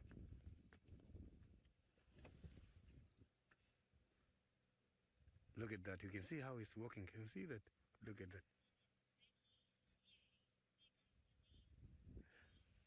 Thank you very, very much, Becky, for such a lovely comment. Look at that. You can see that he's looking at something. I cannot see what he's looking at.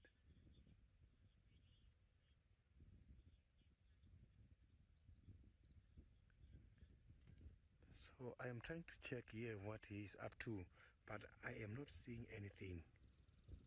He's sniffing the ground and he's looking, and he doesn't want to make noise. You can see he's using the available cover and he's sniffing the ground again.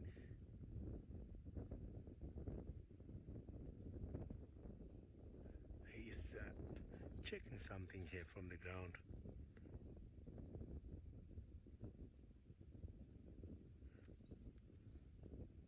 He is slowly moving in there. This is a thick bush, so I want to see when he comes out from that thick bush, what is it that is aiming.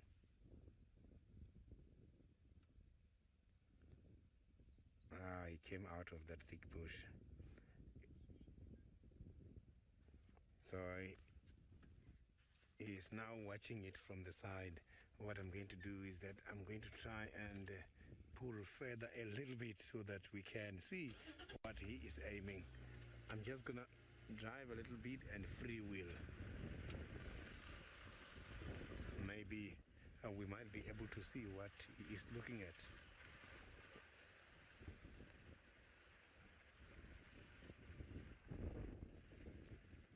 So he is trying to get all the updates from the ground here. And he is looking everywhere. So the animals can be able to sniff and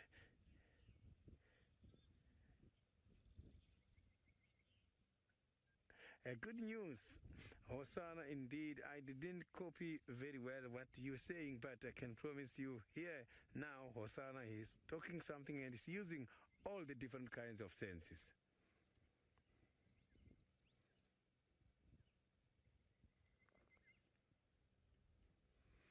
His stomach looks very hungry.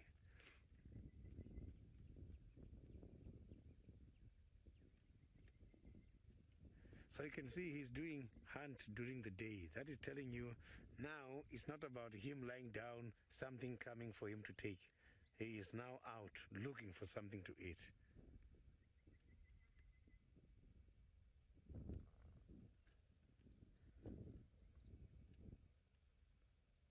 So all we are going to do now is to keep following until we get a better sighting. We don't want to miss any action.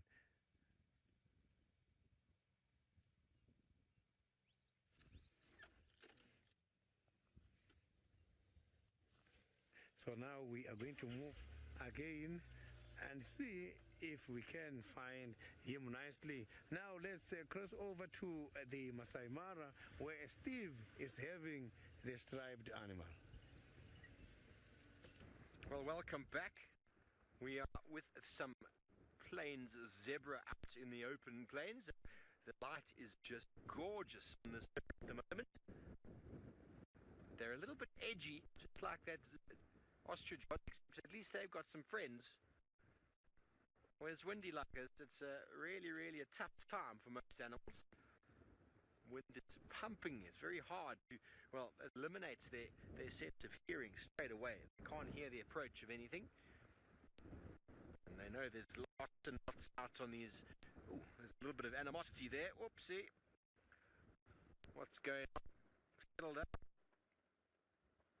Joy, you would like to have seen some zebra? Well, here we go. We've managed to find you a nice little herd. There's probably at least 2 sort of breeding herds here by the number. It's quite a large herd if it was just one stallion.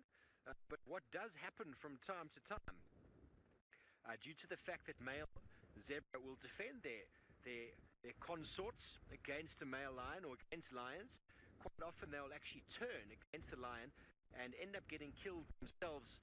And what happens is that they then leave their entire herd or harem of females alone. And what happens from time to time is that a male with a group of ladies himself will just acquire them, sort of take them in under his wing and look after them as he would some of his own. Okay, well, let's quickly go back down to the little chief who's on the move.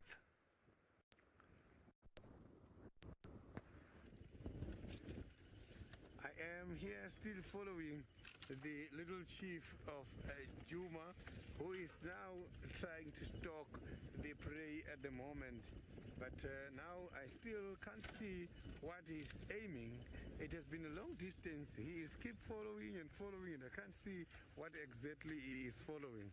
So what I'm doing here is just to keep guided by his interest and the ears and the concentration. Oh, sorry.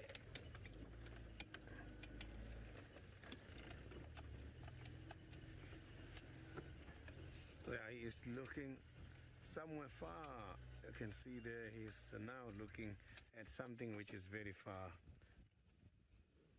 So the problem is he's hunting, and he's hunting moving diagonally much more towards the private concession. So I hope he's not going to cross, or he will catch something before he gets to the border.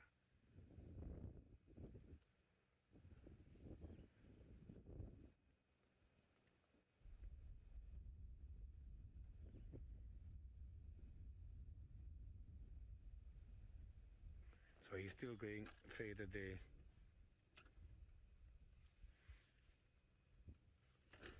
He's giving himself much time. You can see he doesn't want to hurry anything. He's not very much patient. About 2-3 months ago, he was impatient. Now he's gaining a lot of experience. I can see that he doesn't want to rush. He's taking it easy. He's got a strong belief in himself now.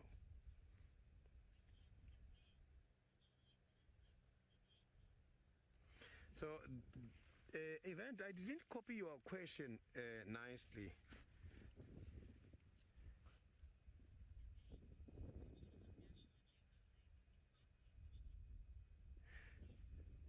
This is Hosanna. Hosanna is very popular by the name the Little Chief.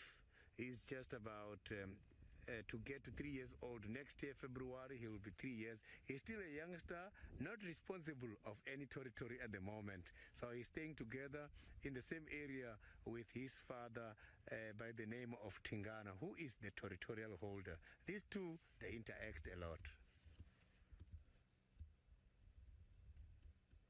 So I can see now he is very much settled, but he is looking forward and he is raising the head up. He is not lying down completely. So it means his prey might be still on a distance.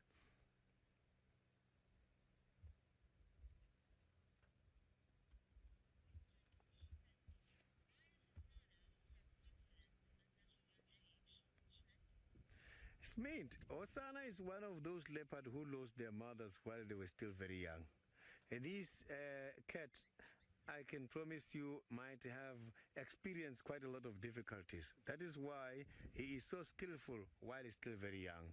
So if they lose their mothers while they're still young, leopards they can be very much solitary, and they've got to do everything just by themselves. So with the help of the mother, they can stay together with the mother until they get to 18 to 22 months, and that is when they become independent. So but if the mother dies at the earlier stage, then it means he must have to do everything by himself. That is why he's got quite a lot of confidence in himself, because he has been alone for quite a long time.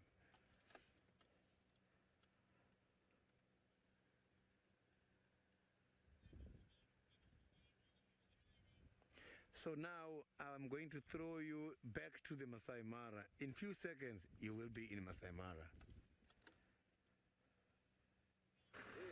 Tuze swara hapa.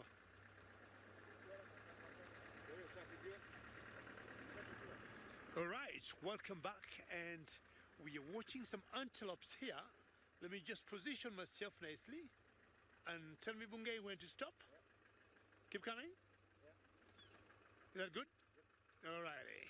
We've got some huge antelopes here that we call the toppies, and they're together with another different species, which is sometimes difficult to see. Sorry, Bungay, I caught you off guard there, but beautiful light we got. And this reminds me of the sesebes that you see in South Africa. I would guess they're cousins. And to me, the sesebes are a little darker than the toppies here. The one beautiful thing about the toppies, if you happen to see closely inside the ears are so beautiful. They're lined up. It looks like a leaf, the inner part of the ear. And you see the gray on the legs, which makes them look very unique, unlike all the other antelopes. The sesebes have more uniformity on the colors, like the toppies, because you can see the dark brown, the light brown, and the other bigger brown, main brown on the part of the body. And also just like the wildebeest, they'll be going for short grass. Now, let's go to the Grand Gazelle.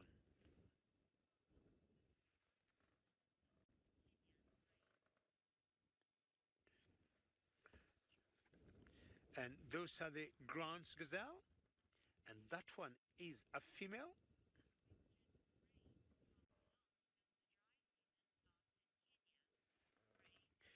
Rain, very good question. How long does the dry season last in Kenya?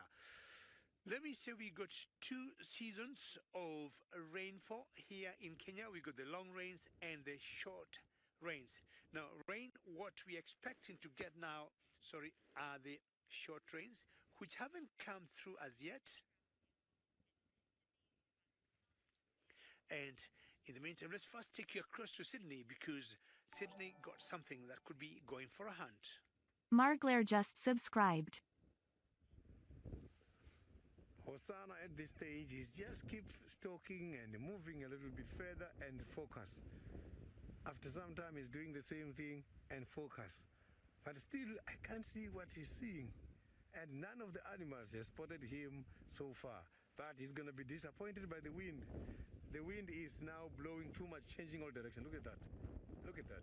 You can see that there's something here that he's seeing, and he really doesn't want to get spotted.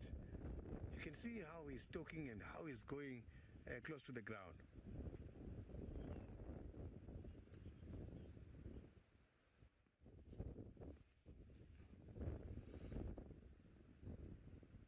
So I can't see what is fascinating this cat at the moment. And he's using the cover. Sarbear don't care zero just subscribed. Those are the bushes he's using. And what he's looking at is much more on the left, but now he's concentrating on the right.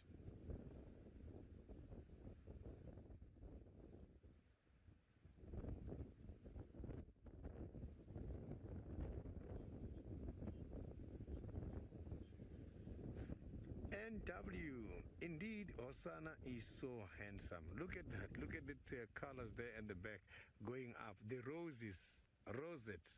It looks like too many flowers, rose flowers. You see, he's again going further, but I cannot see where his target is. At this stage, I'm not going to move at all because I can see the opening in front, that if there is anything, we'll be able to enjoy the sighting from here.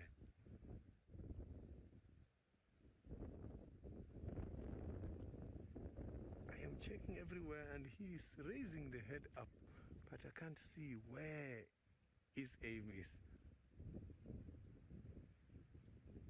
You see, this cat has got, these cats, the Tingana, Hosanna, and all other predators, their eyes are high up on top, which is there suitable for stalking, because when the head is lowered, they can still see and maintain focus. And when it's raising the neck, then is west, they can see very well, and they can aim very nicely.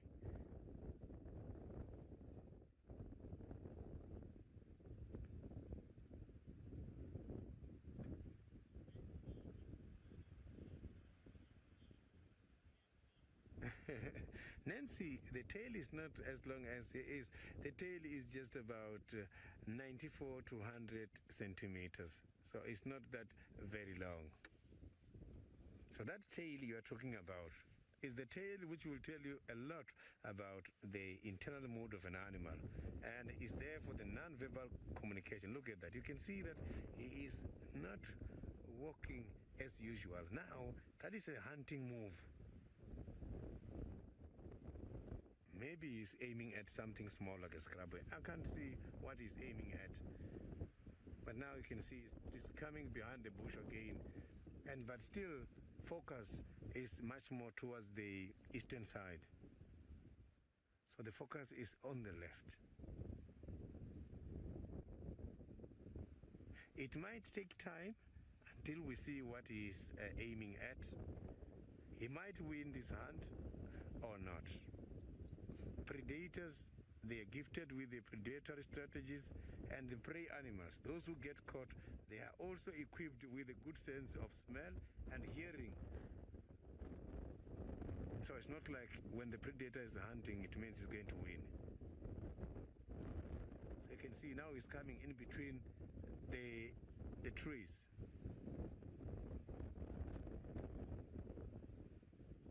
Nico. Hosanna, now the wind is on his favor. The wind is blowing towards us, and we are at the direction where he's coming from. So the wind is on his favor. It's just that wind is not guaranteed, can change at any time.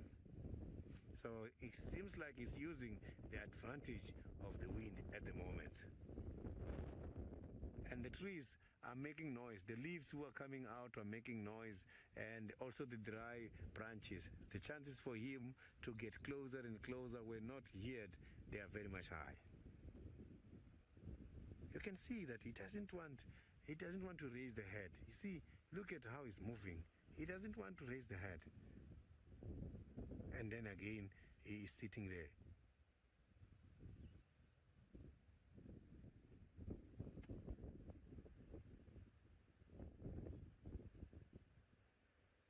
I am trying by all means, but I can't see. I was going to show you what he is aiming at, but now I can't, because I cannot even see what he is aiming at. Until I find out, I will show you. Sarbear don't care 0 just subscribed.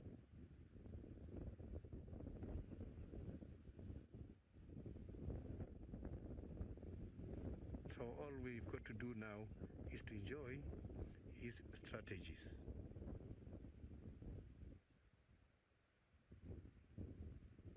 You can see that he doesn't want to even yawn that big. It was a quick yawn. So now he's up to something. He doesn't want to yawn.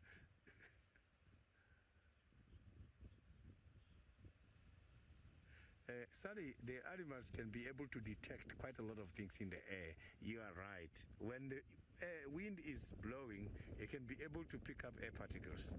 And from the air particles, you can know very well about the presence of the animal and the presence of other animals of the same species, including their territorial status.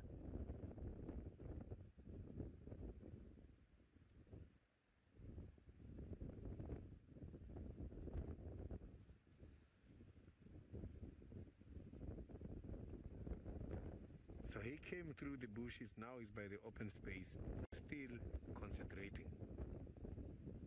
He's now grooming himself a little bit.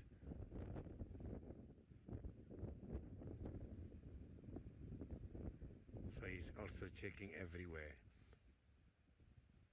So now it looks like he's looking for something and he's listening.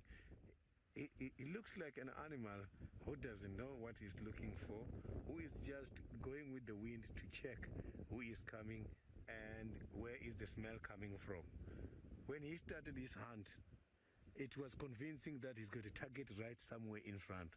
But now where he's sitting, it's difficult to tell if there is a target or he picked up just something from the air particles and is trying to get closer.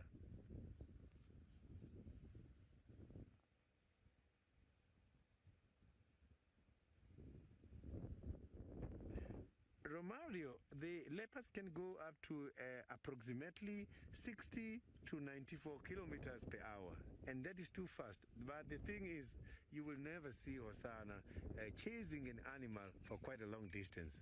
When the cats such as leopard, Hosanna, when they're hunting, they use a strategy which is called a sit and wait strategy. It's a sit and wait predator. Some other people, they refer it as an ambush predator. He will go and get closer until he gets to 5 meters. Less than 10 meters to 5 meters is when he's going to launch a surprise attack and attack something. These ones, they use energy to drag something up into a tree, and they use energy to kill because everything is happening just by himself. Nobody's there to assist him. If he doesn't conserve energy, highness will come and he will lose the kill. He must be able to drag something heavy up into a tree.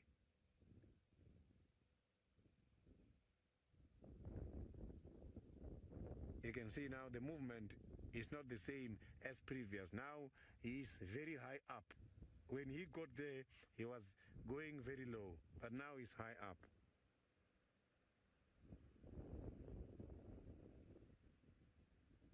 Yeah, now he's just walking normally, so it means maybe something happened to his target. Maybe the target moved to the wrong direction and now he's deciding to just keep going forward.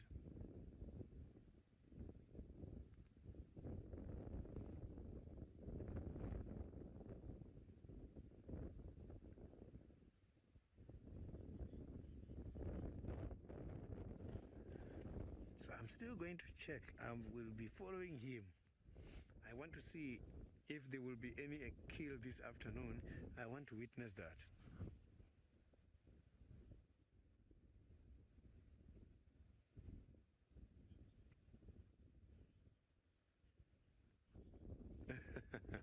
Jonathan, that is one of the challenges in the bush. You get guided by what the prey is doing. So you don't decide when the prey is feeding going this way, you have to change direction. When the prey is going that way, you must change direction. When the prey is trying to check if something is coming, you must have to go down and hide.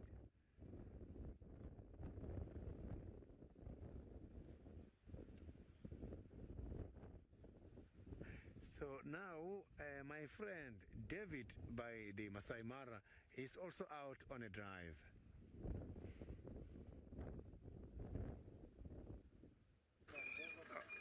Boss.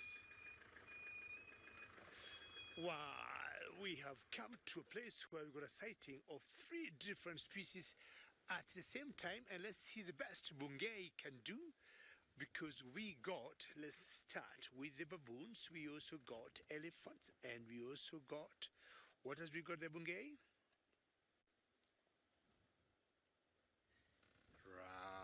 Elise, where have you been, Elise, the whole day? Buffaloes.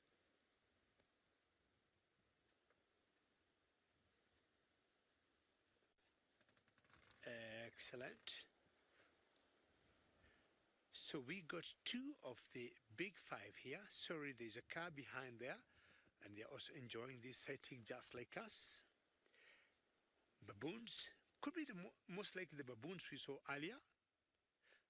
The olive baboons. And look at how peaceful this sighting is. That everybody have, his or her own space, enough to eat. Are baboons common, Hannah? Yes, they are common, but it will depend on where you are and what you're doing. This particular species, they are all over. I would say they are all over East Africa. And when you go further down to South Africa, you'll see a different species that's called a chakma baboon. These ones here, Anna, are called the olive baboon. And you can see one of that guy, he's so huge. And the difference between the two that you see there, the one I guess on the right of your screen should be a male. Males in general are bigger in size. Now just look at that beautiful sighting of baboons, buffaloes, and elephants together.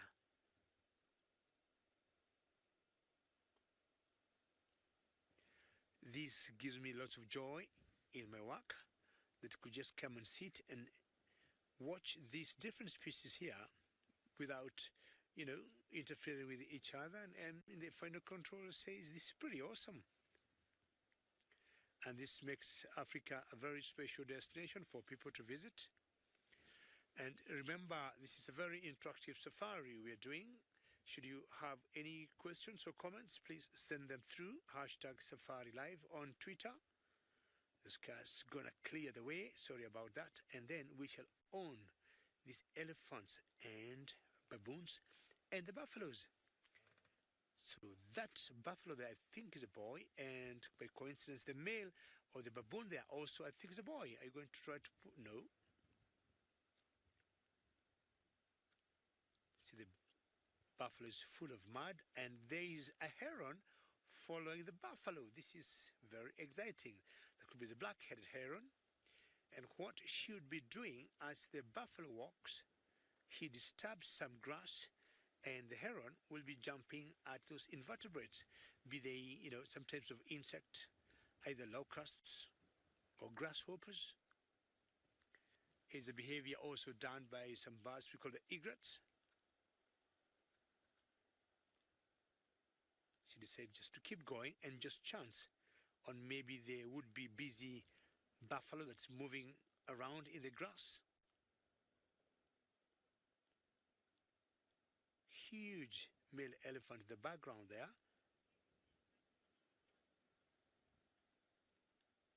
Nice, nice. Now we got rhinos, we got buffaloes, we got Hosanna, elephants for the big five. Let's find out what's remaining, and let's go back across to Sydney. I have got an interesting animal at the moment, and this animal, if you look at him now, he is right aiming at something. Look at that, look at that. He's going down, he's not chasing, he's just going down, and he's moving that fast, and he was looking at something much more that side. So I can see that he's going much more towards the western side. We are really battling to see what this cat is aiming at. I can see now he is again going down, how he's going there in between the grasses. So he's going down.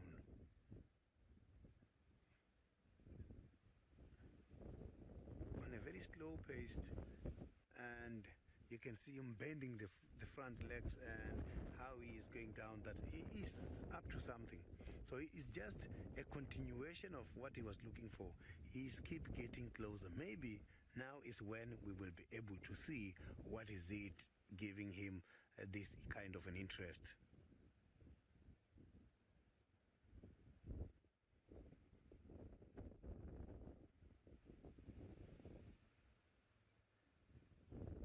So it looks like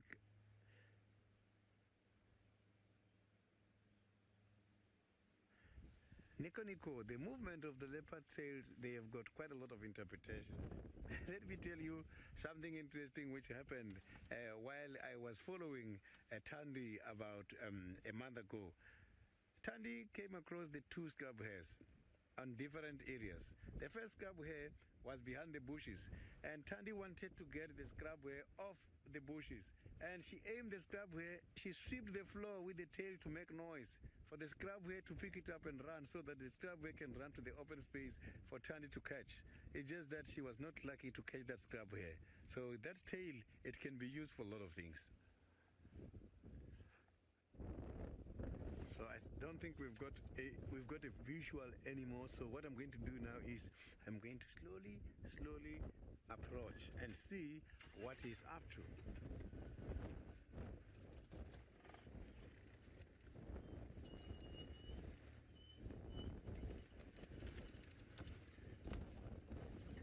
Can't even see where he is at the moment, but I saw he went up this way.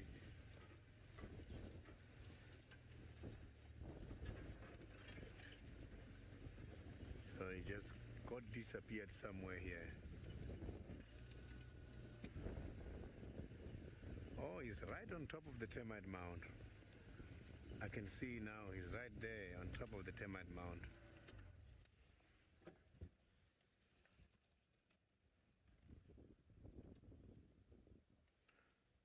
Still looking towards the same direction. Look at that.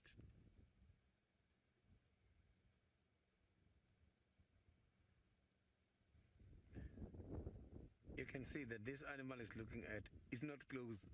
If he's raising that high, it means he wants to have a better visual. He's not close.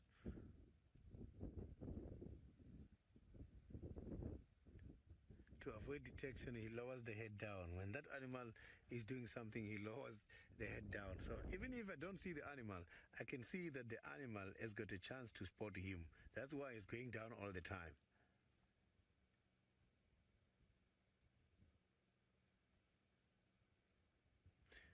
And he's not even bothered. No squirrels, nothing is alerting everybody about his presence. Look at that. He went to the back of the termite mound. And now I'm left with no option but to keep following so that we can see what's happening behind the termite mound. He's still moving forward. He's not running.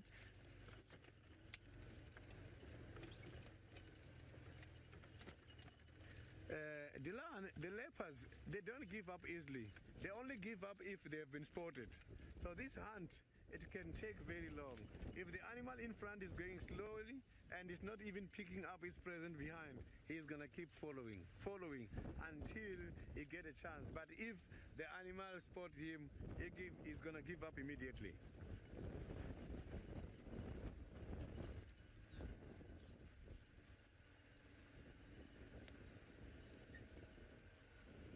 So it looks like he's following something here in this area.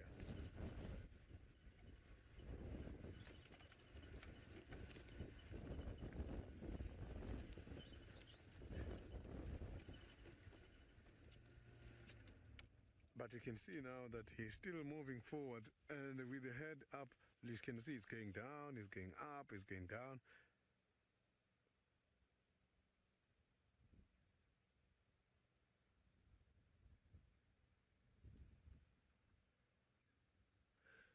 So maybe the prey is somewhere here. Here is not much more open, so it's thick a little bit here. So it won't be easy for us to see everything.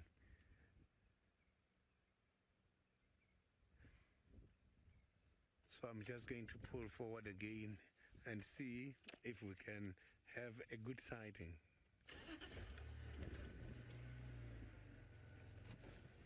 This is exciting.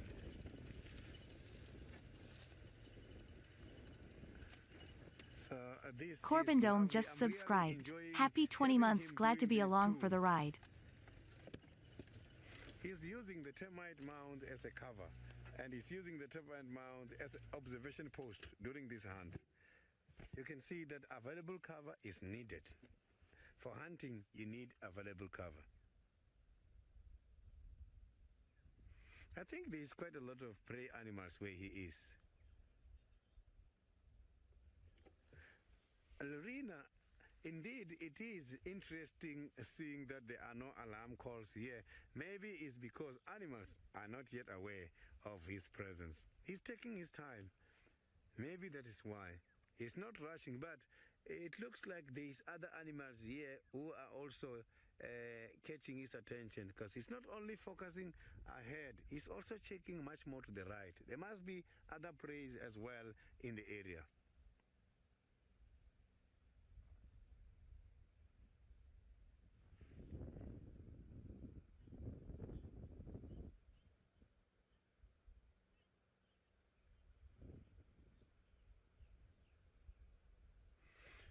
Dylan, I didn't copy your question very well.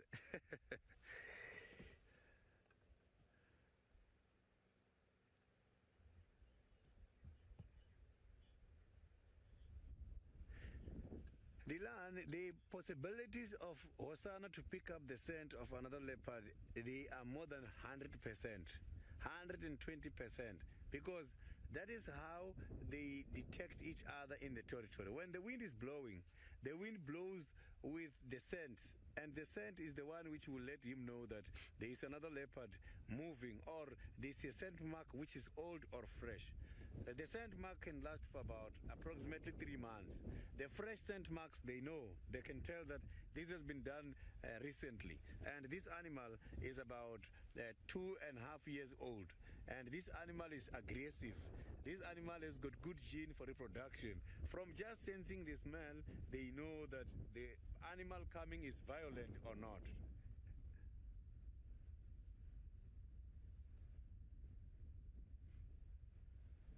So those are part of the olfactory communication.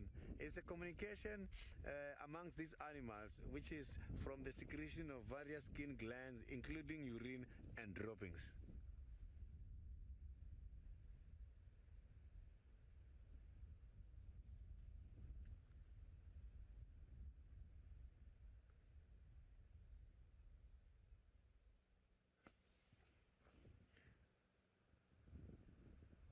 So you can see that now he is settled. He is taking his time. He is not, and now again he's going low. So now we are going to quickly cross over to David, but if there is any developments here, we will come back soon.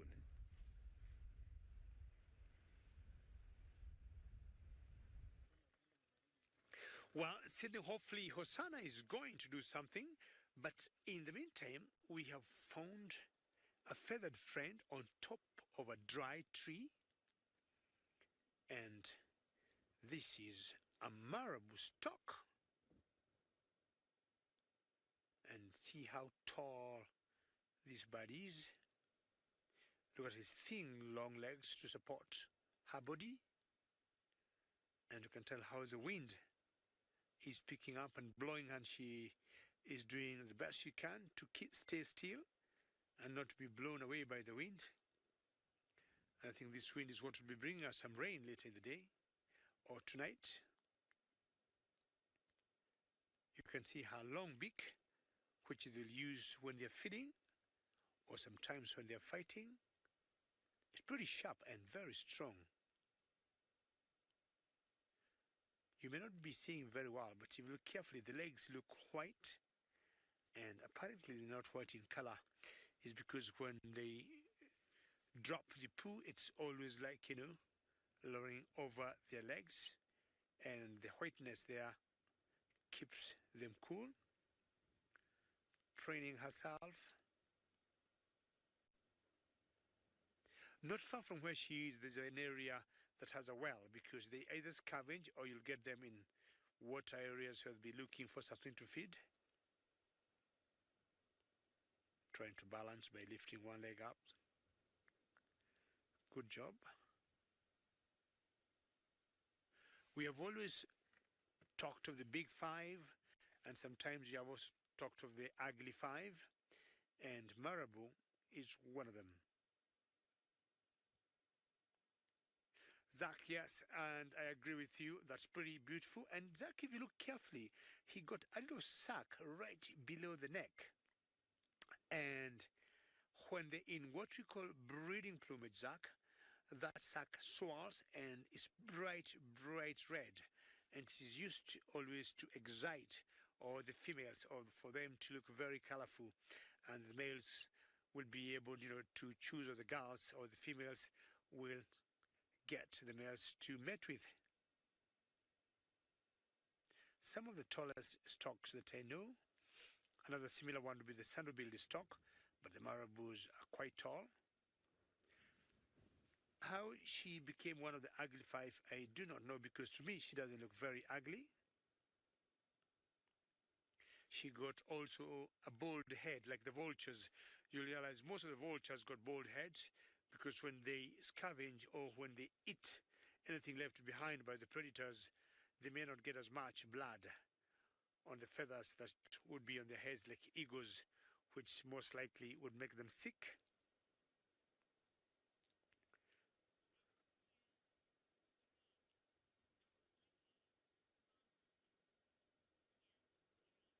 Tears from a Dream, yes, I would agree with you. Not ugly, and it looks different.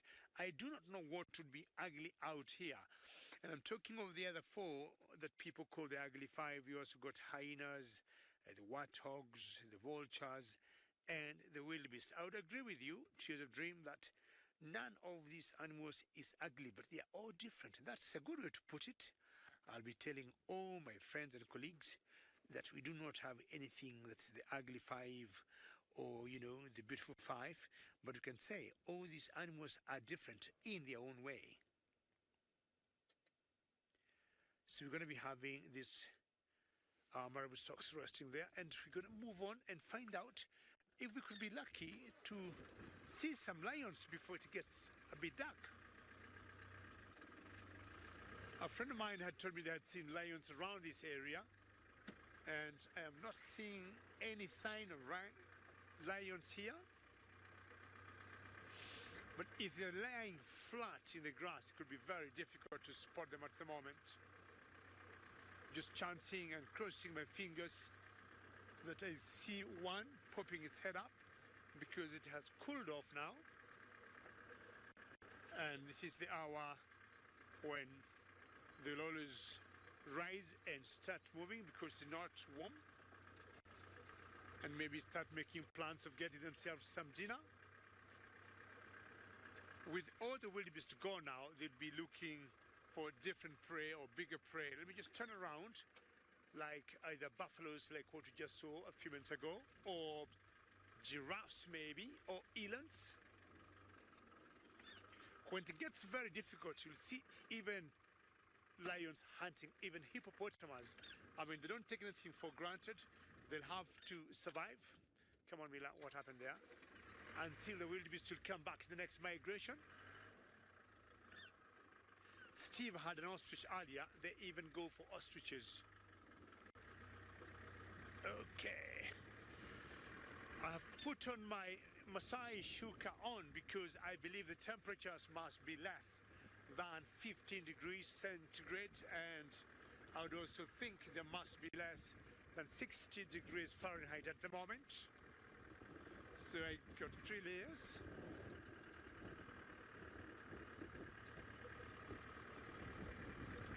Paula and Anne, thank you very much. You love the green, and I think it's beautiful, and thank you for that great comment. And Paula, I might also show you something different.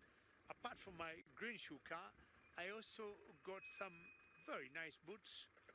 You see that? I'm not sure the green Masai shuka matches with my zebra boots or not, but I thought you saw my shuka in the morning, and I just wanted to know, you to know I got something else on my feet.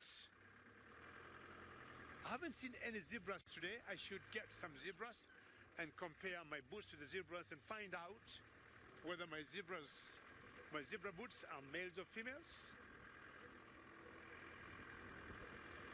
Lions, where could you be hiding? We need to see you before it gets dark, and we shall be completing our list today of the big 5, and you're going to make our Sunday. Thank you very much. You all love my boots. And any day that will end without me seeing the zebras, I'll feel a bit sad. And I still have a lot of time to search for the zebras, as I also search for the lions. The last my friends saw the lions to this particular area here. But if it gets cold and they decide to tag themselves like that because of the coldness, chances are I will miss them. But if it's not very cold for them because they got better fur and they rise up, we'll definitely see them. So cross fingers with me that we see some kitty cat in this area, because the grass is not very high. I have no reason to see them. Very good. Let's all cross fingers and let's go back to South Africa, to Sydney.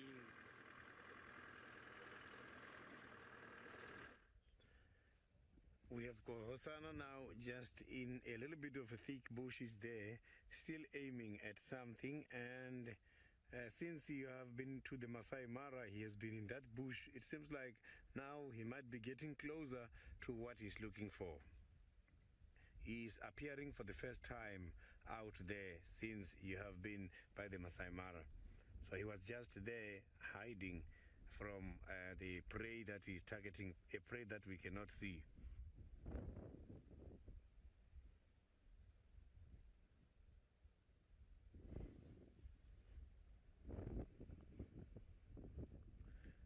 So you can see that now again is going towards the next termite mound. So this animal is using the termite mound as a cover every time, and the observation post, as I indicated earlier, you can see it's not ending. Now he's aiming another termite mound. So it means from a termite mound, he aims the second termite mound, third termite mound, just like that. And please don't get surprised. There are some other vehicles coming to join me at the moment.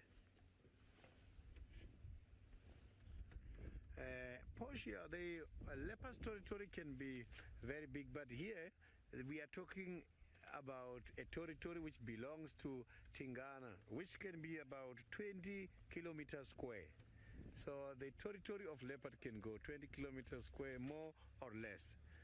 Hosanna is not yet a territorial holder. He is just within someone's territory.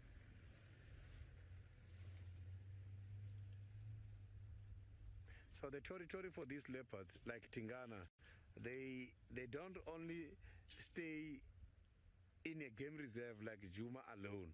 They trespass. The borders we have got only works to us. To these animals, they don't work. Fences has been taken down and they can be able to access the other private areas.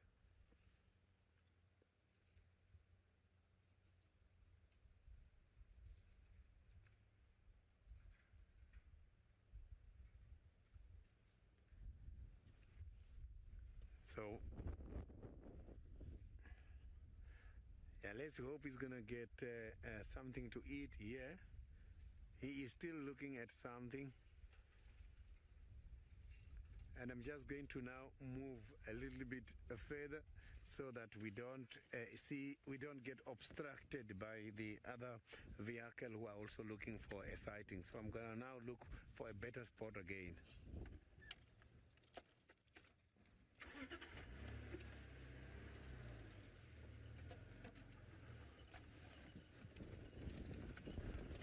There's a lot of artifact holes here, so I don't want to get stuck again. These artifacts can dig very deep on the ground.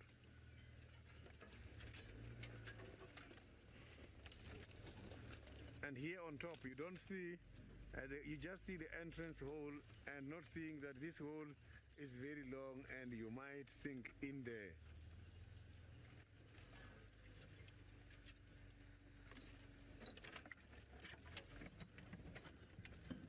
So he's just left with a couple of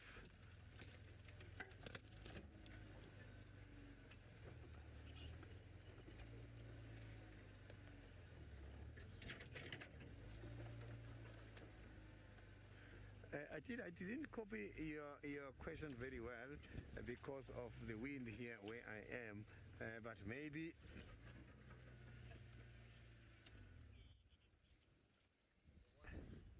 Haji, it is safe to be in an open vehicle. Something you must have to take into consideration is that animals, when you are by the vehicle, open vehicles, they cannot see you there. Only if you stand up, you break the shape of the vehicle, then they will spot something. Or if you move your hands rapidly, that is when they will be able to see that rapid action, that there is something there. You just have to take it easy and do everything slow. Don't stand. If you stand, you'll be breaking the shape of the vehicle, and is when they will be inquisitive.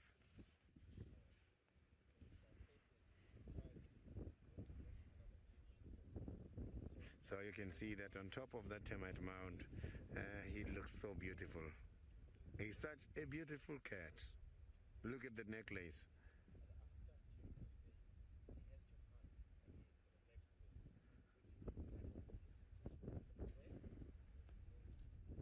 haven't seen his kid for quite a long time. So even if he doesn't win now, I can promise you tomorrow morning we'll be hearing that he got something somewhere.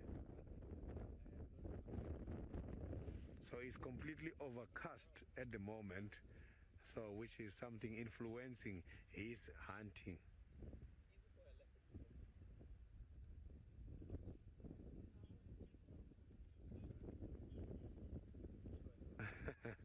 Colsex, if you look at that, this is quite, look at that. You can see when he is opening the mouth, when he's yawning is when you can see that necklace nicely.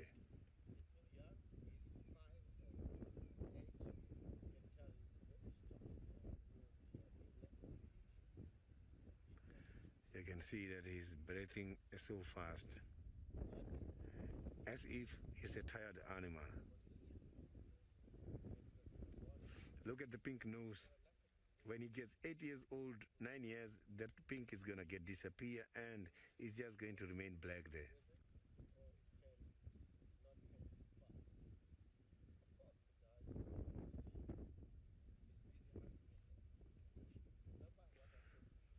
So you can see that. Yeah, I can see that this is a lovely position and good to all the viewers who are taking the screenshots at the moment.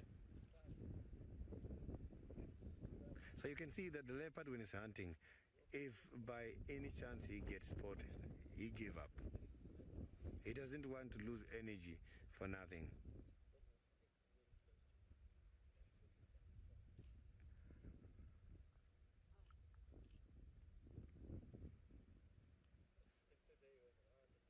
So you can see he's yawning all the time. So yawning makes the animals, it makes these animals to improve the mental efficiency. So when he's yawning like this is when he's going to be very much alert.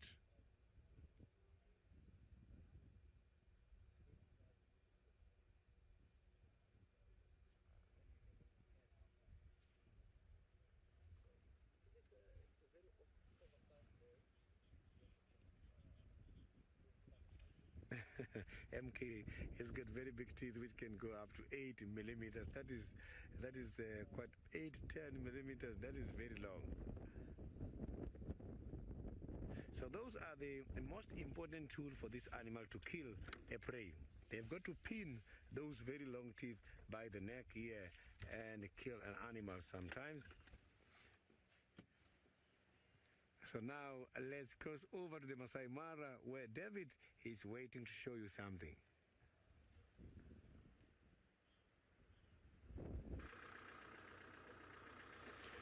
Well, my lions have become elusive, but I'm very happy that Sydney is still holding Hosanna. Hosanna was my very first leopard that I saw when I went to Juma in South Africa. And I couldn't believe, I'm sure you've seen how those cars are designed. They don't even have, any doors. And Hosanna was barely, I would say, 2 meters away from where I was. And I thought that was very exciting. What I found out, the leopards in East Africa and the leopards in South Africa, well, they're all the same species, same everything. But the ones here are more skittish, not aggressive, but they aren't as used maybe to the cars and to people, just like the ones, I would say, in Juma. Here you'll see a leopard, you'll park your car, you could be the only one at that sighting, a second car comes, a third car comes, and that leopard just comes or climbs down the tree and it just disappears. And very unusual or almost impossible to see the leopards in East Africa, like on the grass, like here, like 10 meters away from the car. I would say I have never seen that. We'll always see them on top of trees, but should you see them on the grass is when they are walking either towards the bush or away from the bush. So I'm giving up now on my search for the lions and will be looking for anything else that I might see. We could meet some maybe leopard walking on the way. Time for the hyenas. to come out and start laughing, cackling. Jackals, this is a good time for them to be out. Let me see who else. I'm also thinking of bat-eared fox. I'll not be surprised to see a bat-eared fox out. As darkness comes, we have animals that we'll always check out. Definitely cheetahs are gone by now. They also move at night, but not like the lions, leopards, or the hyenas. They tend to be more active or more alive during the day than at night. Most birds will also be checking out, and we'll be having a few owls out. We'll be talking also of some nightjars. What else? Water thickening. So there's birds that will be coming out. Hippos, as much as they're not birds, they normally come out of water at night to feed, spending the better part of the day in water. We'll be driving very close to the Mara River later today and see if you're going to meet them coming out. Anna Marie, how are you? You like to see a savocat, I guess, and cross fingers. And savocats will also be coming out like now. We have a family that was spotted by Steve the other day, and it had some cubs. I'm not sure how many there were, maybe about 5. Not sure whether Anna Marie you saw that, and if you did, you're very lucky. If not, we are trying to find out if they have a den or an area that we can keep visiting them. We have found out definitely a den for the bat-eared fox. And yeah, and just confirmed to me they got 2 cubs. There's savocat, which is pretty exciting. And we have always seen the adults, you know, one, they're always very solitary.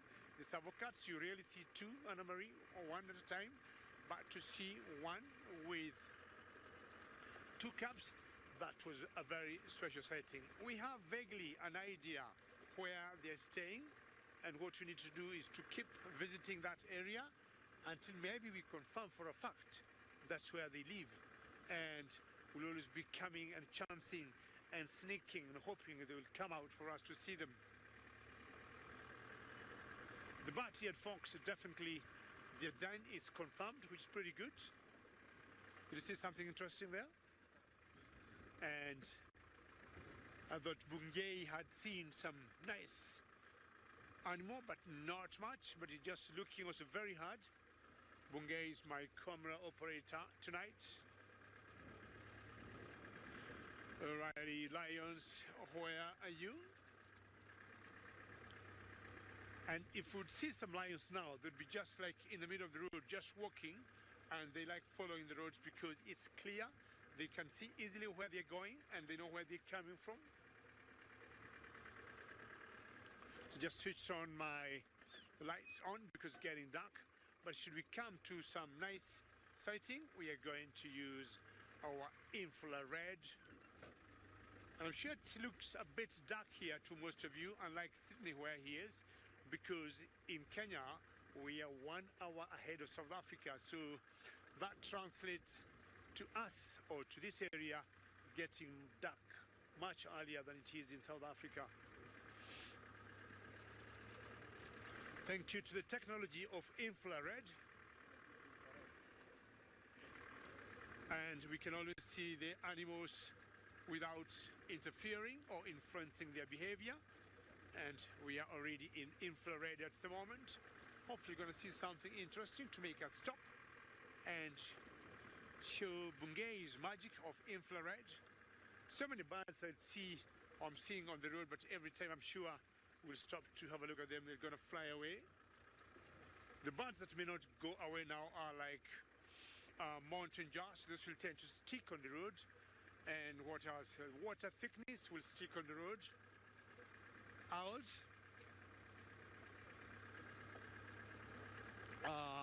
Like the marsh owl. And in final control tells me also in South Africa it's getting dark. And Sydney also might be in infrared. I'm seeing some elephants coming up, maybe another 3 minutes, which will be something good to watch. very aggressive animals. So long as you do not surprise most of these animals, it's always safe to go as close as you can. You just keep your voices low, switch off your engine, don't have a lot of body movement, and we'll just watch them as they graze. A herd of elephants, I'm counting 1, 2, 3, 4, 5, and 6. Elephants feeding like the whole day. Marissa, how are you? Have I ever been in a stampede? I'm not sure what stampede you're talking about, Melissa, but I have been many times in a stampede of wildebeest, not elephants. You do not want, Melissa, to be in a stampede of elephants. It could be a bit dangerous. Now, let's look at these ellies here to the left, because we got 5 there. So a stampede, Melissa, of elephants I've seen many times. I mean, of wildebeest I've seen many times, but I've always come out safe. Do you want the one on the right there, Bungay? I think they're much closer. Okay, Melissa, hopefully we don't get a stampede here with these ellies. And as I said earlier, so long as you approach them quietly, and so long as they can see you, it's always fine. The challenge comes when you sneak on them or you surprise them, then things will always sometimes go wrong. But as it is now, they can see us. We made sure they saw us before we got here, and they have ideally welcomed us to their world of feeding. Now you notice we are in infrared. That's why the elephant might look black and white in a way. Great technology where we do not shine any artificial light to these graceful and big mammals. And again, remember, this is a very interactive safari. We get lots of joy when we get questions from you or comments, which you may send through using #SafariLive. Bungay, do you want to move the elephants on the left? How close are they? Let's see how well you can do that. Very good. Because this one here, they got some calves with them. You can just hear them uprooting the grass from the ground. So it's one and the same herd, and herds of elephants would be anything from 2 to 100. Proud cat mama, a very big jumbo from the Mara Triangle in Kenya, and yes, beautiful ellies, and how graceful proud cat mama they are, just feeding there without being worried by our presence. Ellies are intelligent animals, and I'm sure proud cat mama and all the other viewers, you've heard me saying many times, they are my favorite animals because of their high level of intelligence. This big mama going there, you can see this huge female. Not sure she's big in size or she is pregnant. You can see her mammary glands as she walks. And they're the only big animals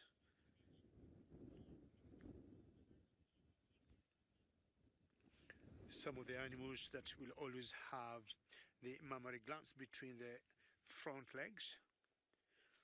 And sorry, ladies and gentlemen, Steve is having an issue a little bit with his camera. You might not see him for the next few minutes as he's trying to work out and fix his technical problem with the camera. So it's just me and Sydney who will keep entertaining you and showing you this beautiful African wilderness. I want to just move a little bit forward and see.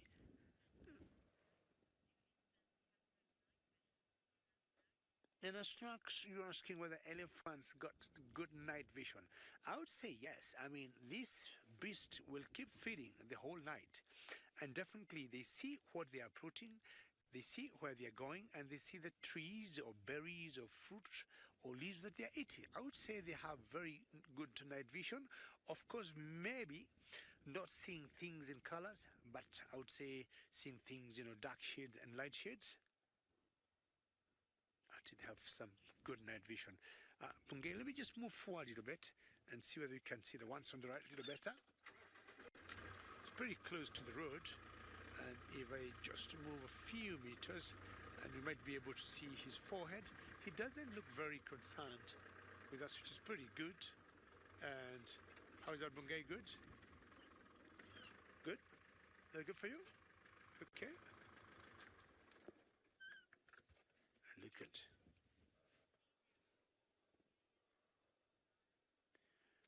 And there they are, and you can see they look to be like two young bulls. We'll keep watching them, finding out whether they might do something, but in the meantime, let's go back to South Africa and see what Hosanna could be doing.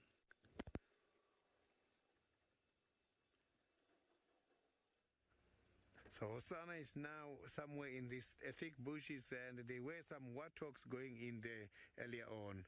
I can see now is keep going in the bushes going down that side. So what I'm going to do is I am going to see if we can go to that area and have a better visual. The warthogs went very close to him. I don't know what happened there. They just passed by very close to Hosanna, and I thought that was gonna be his chance to have something for tonight. It was quite a big family. I think there were about 4 warthogs. So I'm just going to go around here and right to the spot where I've last seen him heading to.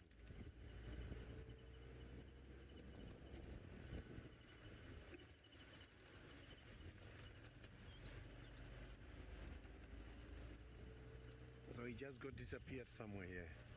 And both the Hosanna and the warthogs, they got in here. Oh, the hyena is there as well. Now the hyena has arrived. The hyena can smell that something is going to happen here. I can see the hyena is now behind Hosanna at the moment.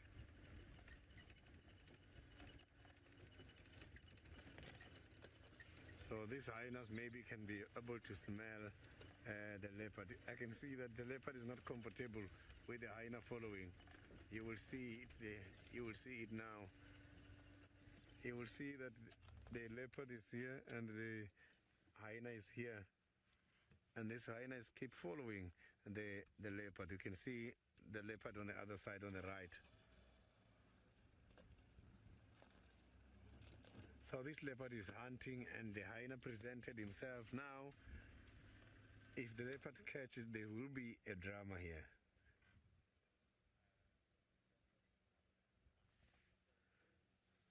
So I can see that he's not happy with the presence of the hyena at the moment.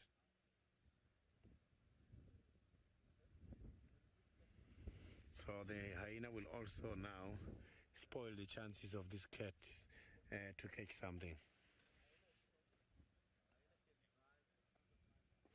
So the hyena is now moving away from Hosanna at the moment. So Hosanna is just now lying down there. Maybe this might be the end of him hunting, or he might still carry on hunting.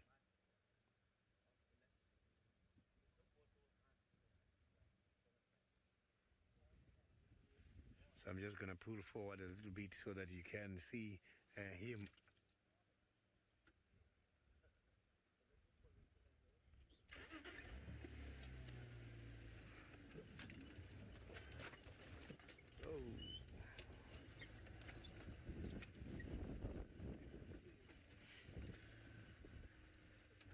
So you can see there that now it's nice and clear. It's just lying down there.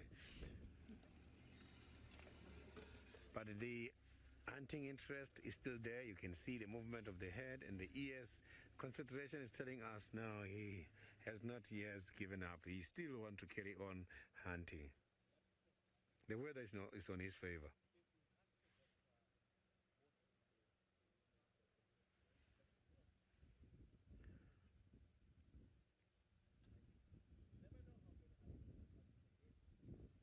Kelly, the hyenas, they don't have predators when they are old. When they are still new after birth, they are also left hidden by the dens unattended, which is very much dangerous when it comes to the predators such as the wild dogs. Wild dogs, when they come to the den, they can eat. But when the Hyenas are old enough to defend themselves. They don't really have predators, but chances of them being killed by the other predators are very much high. Not long time ago, we have seen a big fight between the matriarch Koki and one of the Avoca males just by the Juma Den. And fortunately, Koki narrowly escaped as that lion was too big and he was biting Koki like you won't believe.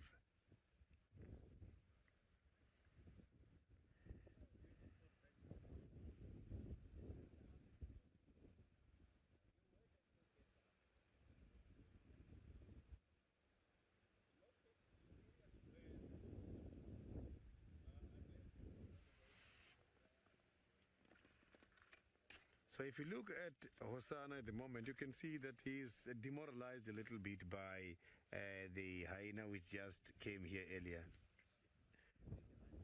Maybe now he wants the hyena to first go away and carry on hunting.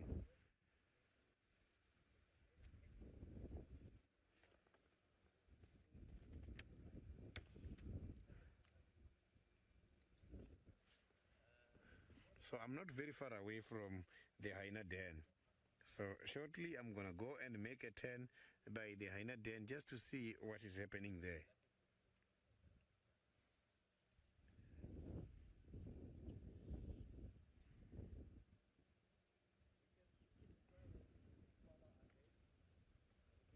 As I can see now that Hosanna is flat now. He's discouraged at the moment.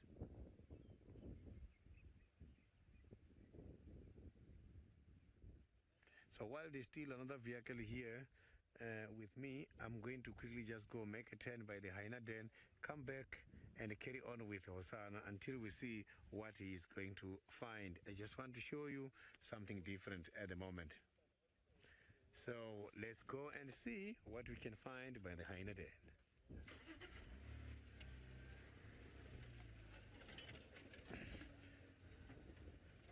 Mini phonera loko yo khoma la.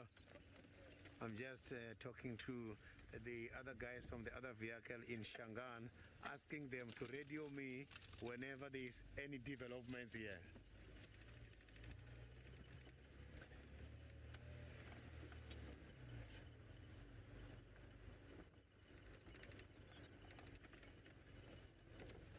I didn't copy the question from MK well.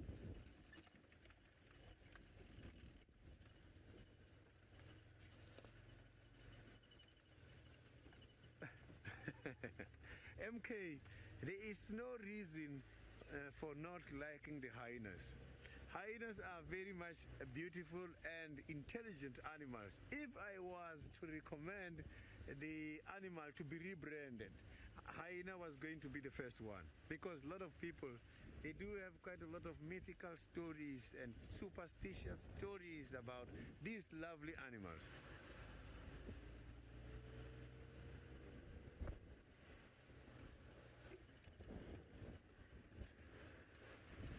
So that hyena might be going to the den, as we are not far.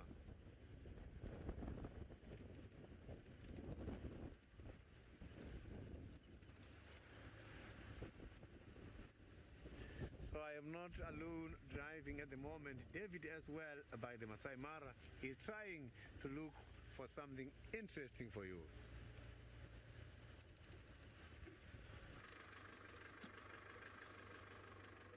Well, that's exactly what happens with most of the cats, and leopards are not exceptional. When they decide to go flat, that's it. Not much you can do. We've been following our elephants very slowly and quietly, and one has dragged behind when all the rest of the herd has moved on, and we want to find out whether there could be anything wrong with her, or she is just a bit slow, because the rest moved in a particular direction, and I don't know how close this bungay will be for this particular alley here. Let me just see if we can get a better look for her. What about that? Is that too close or is it too far? Just see whether we can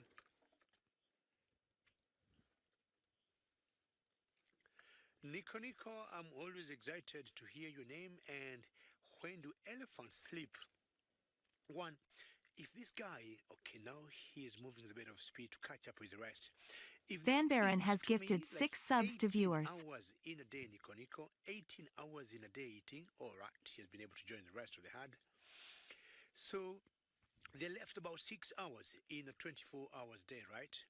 6 hours they have to drink, they have to rest, and maybe they have to get a cat nap. Elephants, Nico Nico, in general sleep for a very short time, and they sleep standing. They could go when, in the middle of the heat of the day, look for one huge tree that has some very good shade, and they stay under that tree, and you'll notice them having some cat naps. Occasionally, you'll see the young ones laying down, but it's very funny how they lay down. They lay down with their bellies, not on their bellies per se, but on their side.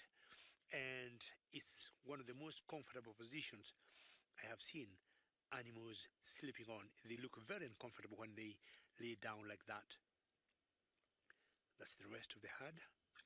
Not very clear, but we may just have to move on and find out what could be ahead of us. So Nico Nico, elephants will not sleep. They'll just keep eating and eating and moving. And for that reason,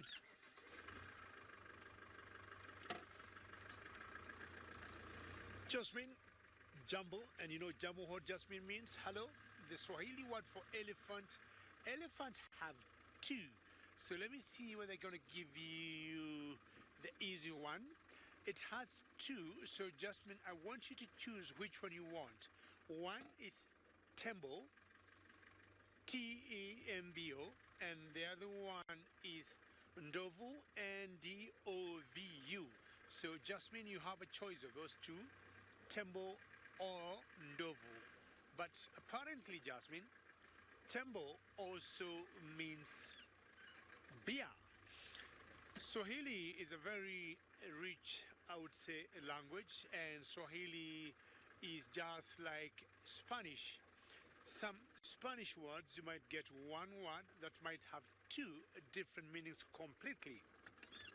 So Tembo is the name for the elephant, but also Tembo in Swahili means beer. So you have a choice of Tembo or Ndovu. But just remember, if you decide or you choose Tembo, Chromio has gifted 6 subs to viewers. Alright. Trying to see who else could be out at this time. I should be getting my little spotlight, because what we do, we might use a spotlight like this. Alright. If you like both, you can keep both Tembo and Ndovu. That's pretty good. That's pretty good. So when we have our spotlight like this, we'll just use it to locate the game, and once we locate it, we'll switch the light or the spotlight off and use infrared. I can just smell something would be happening anytime now, because here in the wilderness is always a very busy place. I would say it's always busy 24 hours. Yeah, those animals that should be out during the day, and once they're off from the stage, we have the rest that come in. Spotted hyenas, a very good example. Many people have always thought hyenas are ugly, as Sidney was saying, but is a misconception. Hyenas, to me, do a very good job. They take care of our environment. But also, apart from, scavenging, hyenas also get their own food. They're very good hunters. And if asked, I would say hyenas are more successful than lions and leopards and cheetahs in terms of getting their own food. So this particular area we are in, we have a clan of hyenas that we call the North Clan. And should we see any one or two of them at the moment, that would be definitely be coming from that clan of the North Clan. As it Joyce will be trying to get to the workforce, and she got two small cubs. And what's happening, she's staying very close to with the cubs, you know, in the den. And it's very difficult to see her coming out of the den at night now. And I'm looking at my watch and seeing how the time will go. And most likely, I would want to end up there and see what she's doing. We were with her last night with her two cubs, and when we got the other 5 cubs all together, and she was just playing or keeping them company, the other cubs, and I think their mothers could have been away, either hunting or looking for food. And hyenas being very territorial, or they could have been out just patrolling their territory, making sure that they don't get other hyenas coming to their territory. Most predators will be territorial, and what you have noticed, predators will overlap each other. We might get lions getting into a territory of hyenas, or leopards getting the territory of lions, but not two different families of lions will try to cross each other. And talking of hyenas, Sydney might have arrived at a den.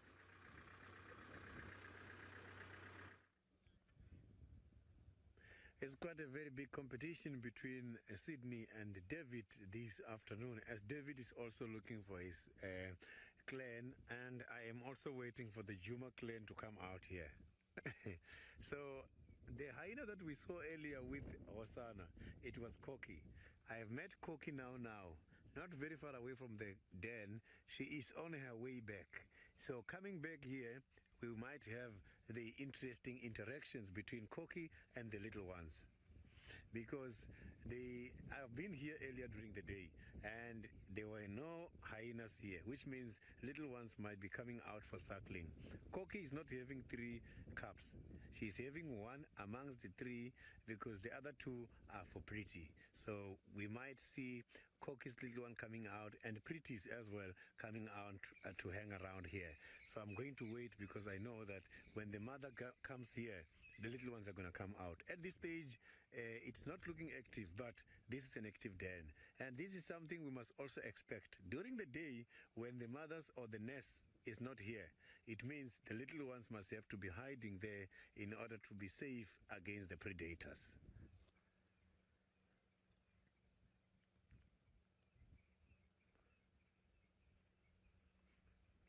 So I can hear some of the francolins, they are starting to call. Maybe she is getting much closer at the moment. And other ones as well might be also heading back home. So this is not the only den we have got, but it's the active den at the moment. These hyenas, they lead us to different dens.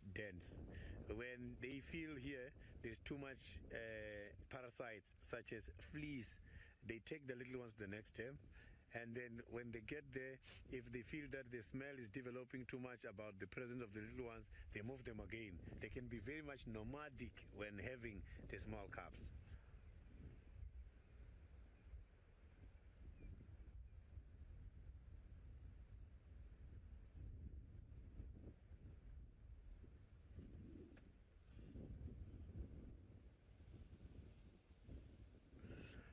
Sally, I didn't get the question right, but I heard that you're talking about the hyenas taking the kill or the food back.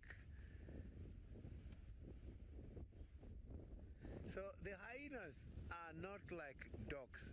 Dogs, when they go out for hunting, they eat there and they come back to the nest and vomit to regurgitate food they have eaten to give to their little ones. Hyenas, unfortunately, they must have to go there, eat, and then they bring the food back home. But little ones are not going to eat immediately. It's for the adults to eat so that they can perform good lactation period, a period of milking these little ones. So little ones will eat when they are way older than maybe 3 months is when they will start to eat. So, so now let's go to David, who's got the crocodile at the moment.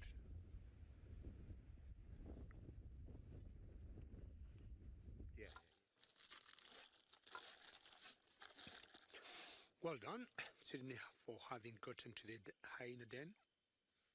Now we got ourselves a reptile, and this is the Nile crocodile. And again, remember, we are in infrared now. You might be wondering, what am I talking about? Talking of a crocodile, and you can see the shiny eye. And she may not be able to see us. We see her very well, as much as it's a bit dark. It is on the bank of the Mara River, and I'm assuming she's just enjoying the warmth of the substrate, and that's the famous Mara River. Pretty long river. We're talking about almost 300 kilometers long, maybe 200 miles or so, and it originates somewhere in Kenya, and it comes through the Mara Triangle. It enters a national park called Serengeti in Tanzania, and then back to the Mara Triangle, and it drains in Lake Victoria. And Lake Victoria is the source of the Nile, and maybe this is why these crocodiles are called the Nile crocodiles, being some of the largest crocodiles that you'll see in the world. During the migration, we'll always see so many wildebeest and zebras crossing this river here, and these reptiles will always try and catch something for themselves. And being cold-blooded, she might want to stay there a little bit longer just to get a bit of warmth from that. Or did you just sleep? She just shut her eyes. Excuse me, not sure you can hear hippos in the background there. Yeah. Excuse me, I'm pretending to be a hippo. I think there was a mosquito trying to come in my mouth, but I got it out. And hippos go. And that's a very territorial call for hippos, and more so the males. And any time now they should be coming out of the water, going out to feed. And they're not more than 100 meters away from where this crocodile is. So I want slowly to move forward and see whether we can see those hippos. If Bungay, you allow me, we're going to move forward, and we would expect now these hippos to be out of the water to go feeding, and they might feed the whole night. Sometimes they walk 20, 30 miles away from the water, and of course that is determined on availability of food. If food is close, then they don't have to go that far. If food is far, then they have to do the same walk. Maybe let me get this route here. So yeah, they walk long, and we found out many people have been hurt or killed by hippos early in the evening, like now at dusk or dawn, because either hippos are leaving the water to go and feed, and early in the morning when they're coming back to the water back home, and that's when maybe the locals or the people in the village are going to fetch water either in lakes or in rivers. So from here I saw some bungay. Let me first see whether they can spot any. Sorry, my brakes are squeaking a little bit. Move forward a little bit.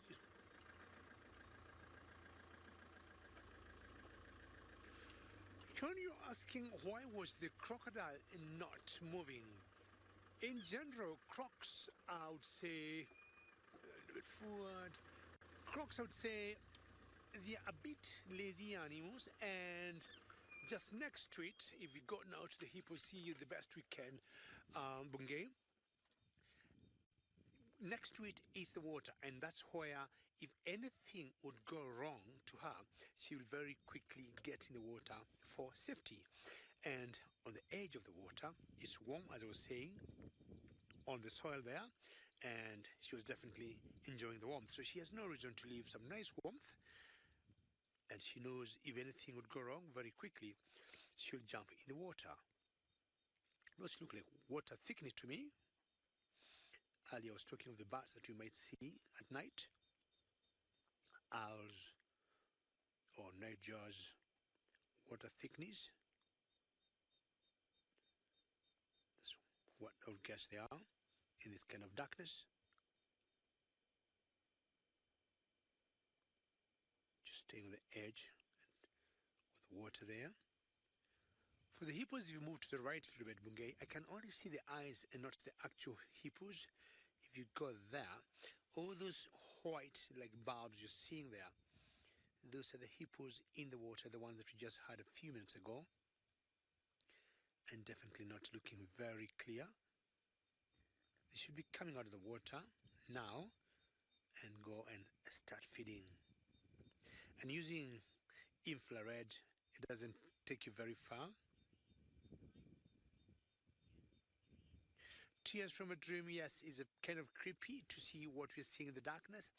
And that's why at night we are always very careful, because you not know where the hippo is, you not know where the crocodile is, because a crocodile could be underwater and still opening his eyes and can see you out of the surface of the water. So we are always very, very careful. The croc that we saw earlier was not very far from these hippos. So at night, we of course always extra alert.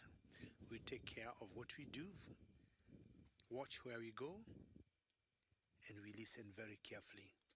Now we'll just have to move on now because the hippos are not leaving the waters yet, and find out who could be out of the water. Alrighty, do you go to South Africa, to Sydney, and find out what's happening at the den?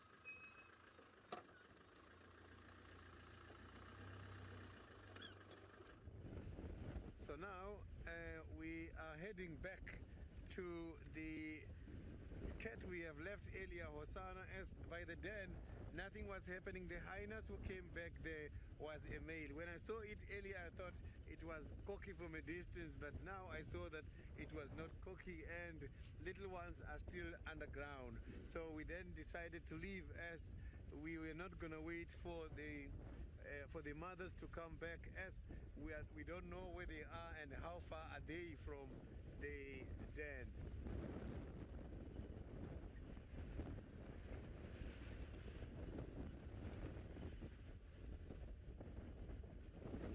So we're just going to carry on with Hosanna this side and see if he's going to be successful.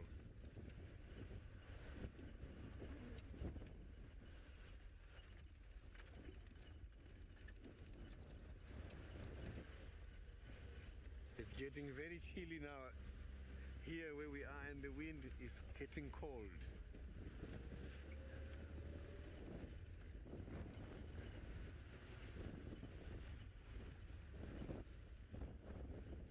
So you can see that these bushes here, they are much more green and is very thick. This is the area which is consisted of the green guari bushes.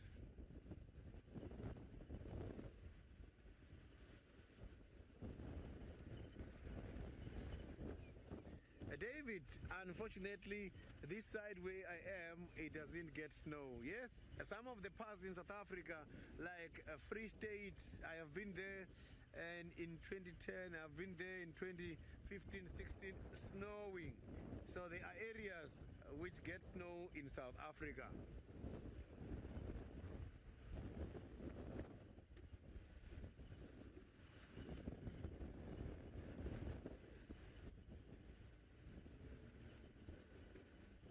So let's hope Hosanna is still in here.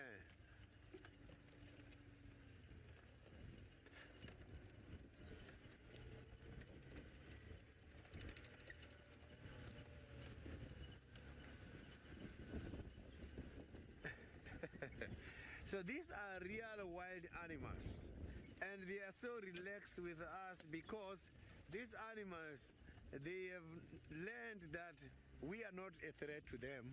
And so they are doing their own wild business, they are doing their own wild and natural behavior, and we are just viewing them. And we don't cause any harm to them. That is why they don't have to act aggressively towards us. But soon as we start to harm them is when they see us, they are going to react all the time.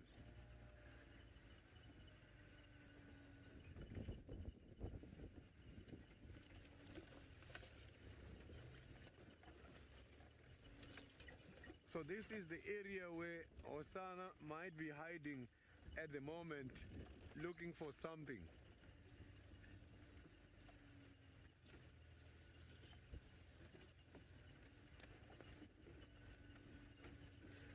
David is having a scrub here at the moment.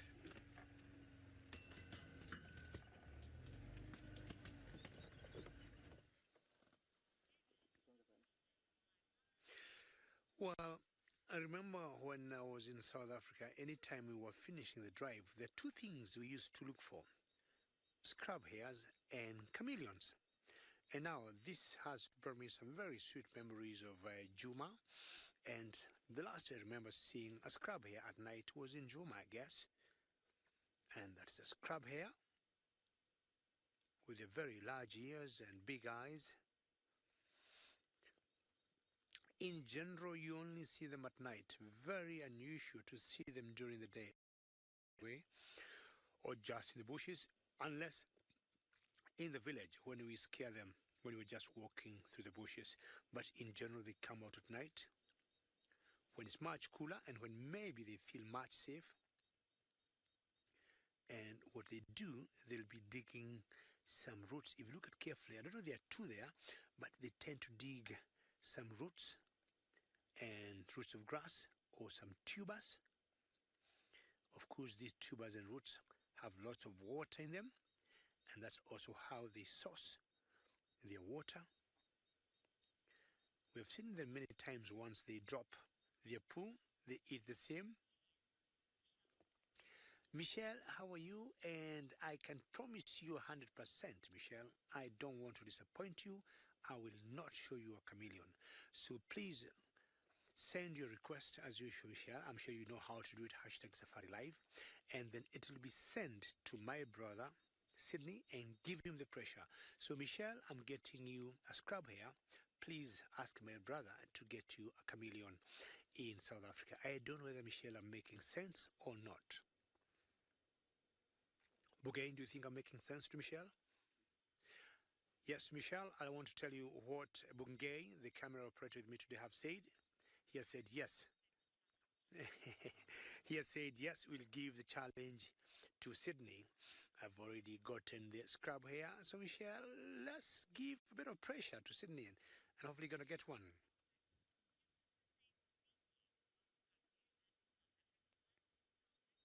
Calcic, yes, same species of scrub hare, same size, same breeding period, same gestation period, same behavior. I would say they're very, very same, not much of a difference.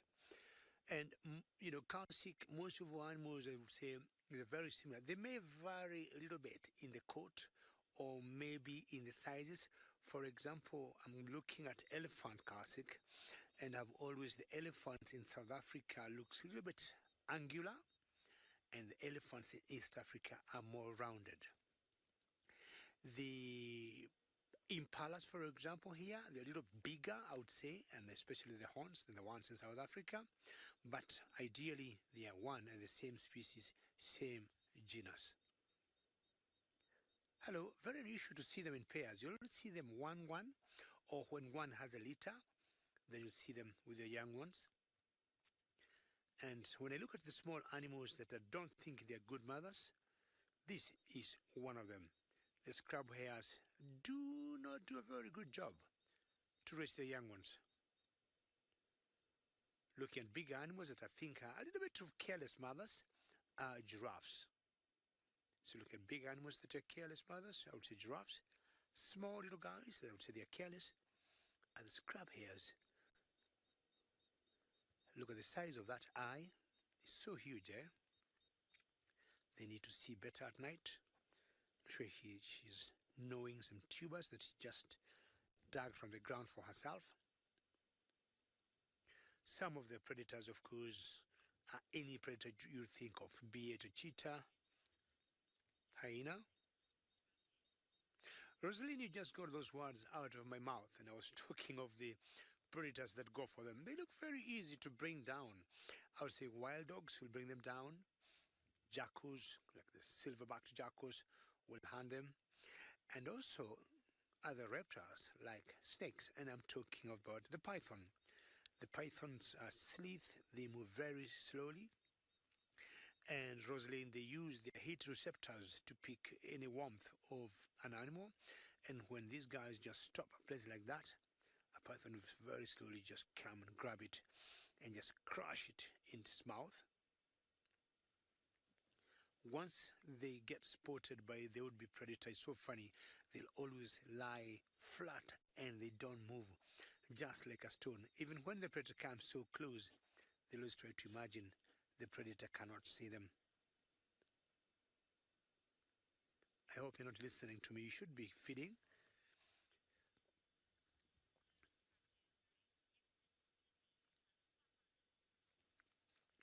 Well, keep eating, and hopefully Sydney will not look for Hosanna anymore, but look for chameleons for Michelle.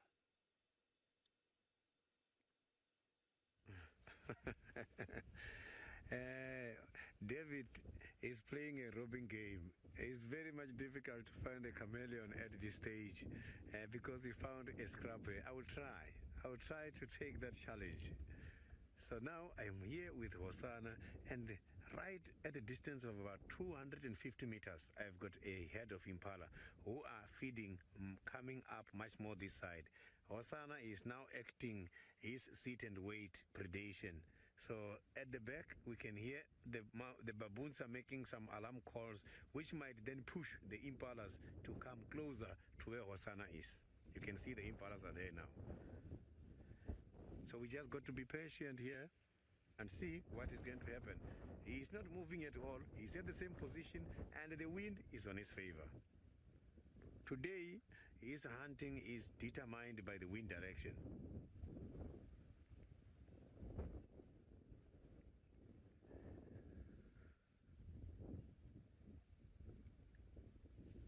Those impalas won't see him.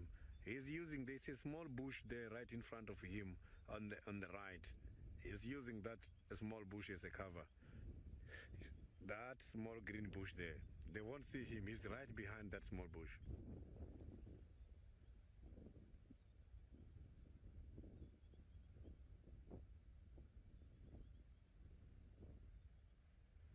So I'm trying to check what's happening there by the impalas. So, but you can see by looking at him now, you might think he doesn't want to hunt anymore. He's tired. I can promise you he is going to act, because how he went to that spot where he is now, I could see he was crawling and he went and just lie down there. So he's using that bush as a cover. Let's see, slowly when these impalas are coming and coming, you will see how he's going to act. They're all feeding, facing this side. Let's hope the wind doesn't change direction and alert the impalas.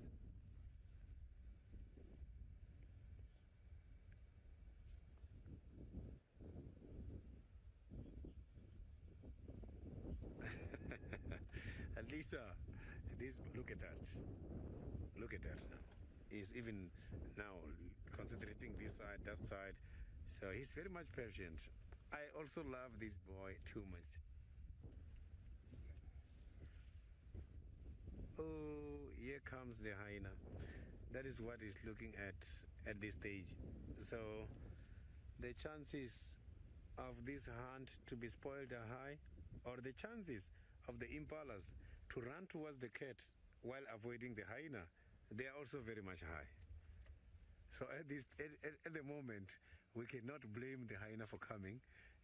Where the hyena is coming from, there's impalas. But hyenas are so good, because from there I can see the hyena is looking at the leopard. Another hyena is there now. Now we've got another hyena again coming to this side. Two hyenas. One is this side, another one is here, very close to the cat. The one who is behind the cat is the one who might now spoil the hunt. So now we're just going to cross to the infrared so that we can give you a better sighting.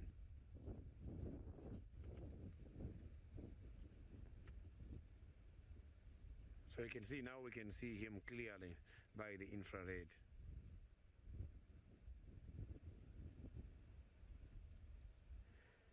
So the infrared allows us, in order to see these animals nicely at night during the dark, without the animals seeing us, as we are not using the spotlight. Animals are in a complete darkness. So now this hyena in front here is crossing and the impalas are looking at that hyena. So chances of the hyenas, chances of Hosana to go for these impalas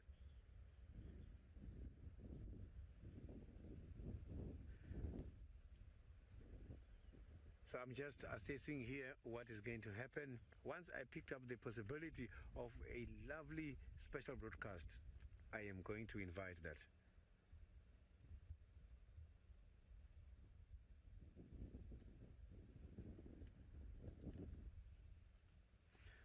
So the hyenas are now moving away, and they don't get surprised from the lights. Another vehicle is coming to join us. Impalas are still very much relaxed on the other side. So far, nothing is happening. What is interesting is the cat, who is now on a concealment.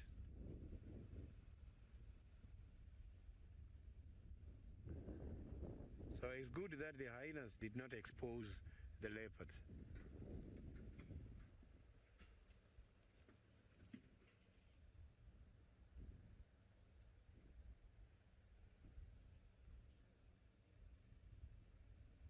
So he's now making sure that the hyenas are gone. He's looking at them. They are going to the den side now. We were not lucky because they were still far. You can see it's only now that they are going back.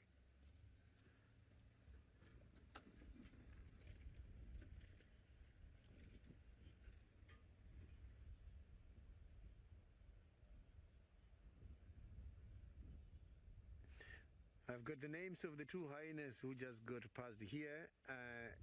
There's one of my viewers suggesting that is Ntima and Koza.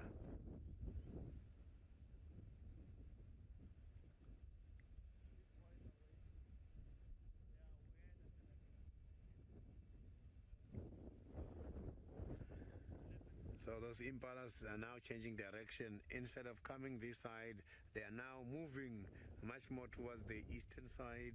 Can you see that? They are now moving to the eastern side. You can see them there. Yeah, they are moving towards the eastern side now. So it means the hyenas brought the negative impact because the leopards changed direction as the hyenas moved towards this direction. So they did not pass very far from Hosana. Apologies for that. As I indicated earlier that we are not alone at the sighting. There is another vehicle.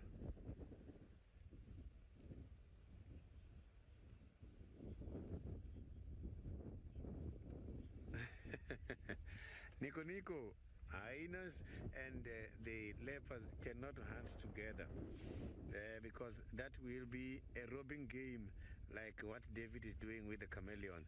Because here, when they're hunting together, the leopard is going to catch and the hyena will take away. So that is the challenge. So the hyenas are still there. They are not gone. They are still there. I can see they are looking at something high up. One of them is coming back again this side. So these hyenas are just hanging around here. They are not leaving. He's looking at them. So they are right here in these bushes.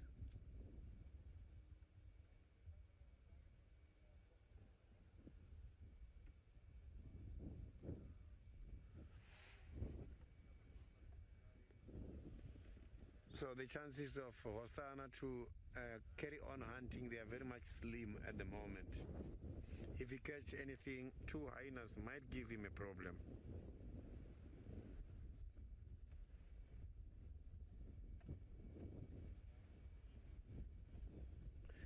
So now let's cross over to the Masai Mara and get back to David to hear what is happening at the moment.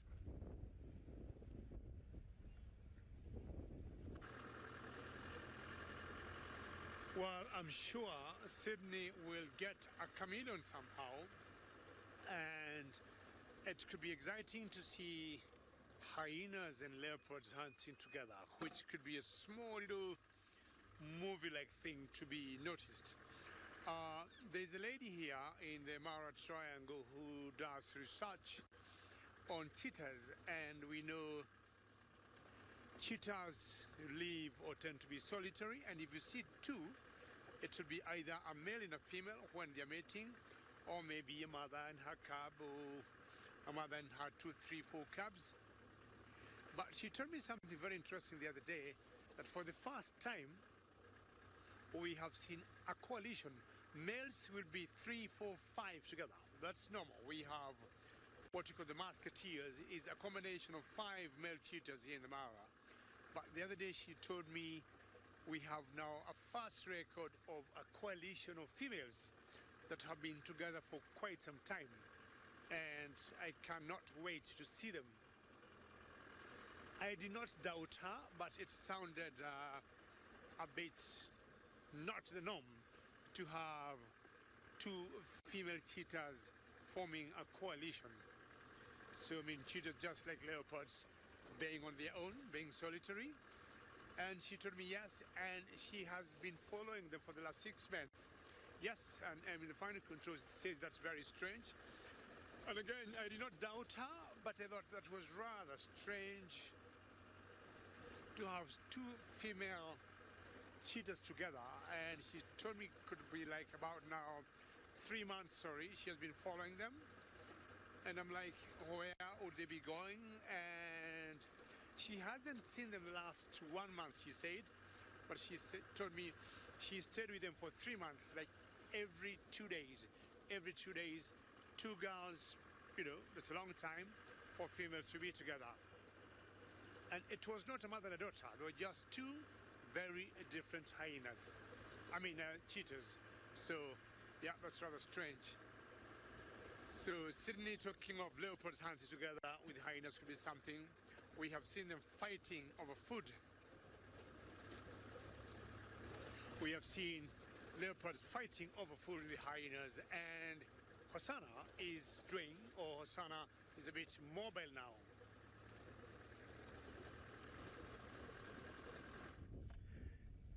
So you can see now that Hosanna is now lying down, relaxed there at the moment. Hyenas are giving him problems because he cannot carry on hunting. The impalas are living on the other side, and the weather is changing. The rain is building. We might get some rain here sometime tonight or tomorrow. Look at that. When we started, it was clear. Started building during the drive, and now it's promising.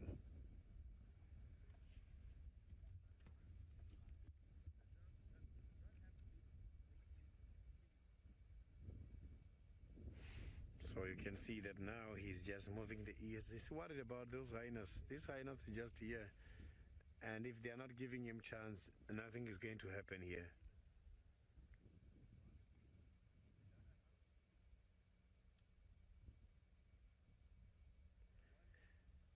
So I'll just try and reposition so that we can see him from the face.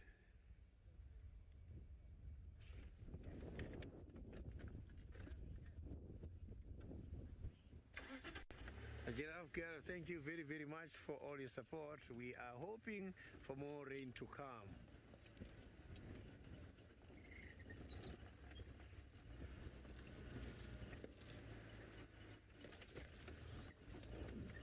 So this is quite a very nice little opening. We were going to see a very nice hunt here if the cat was not, if Hosanna was not interfered by those hyenas.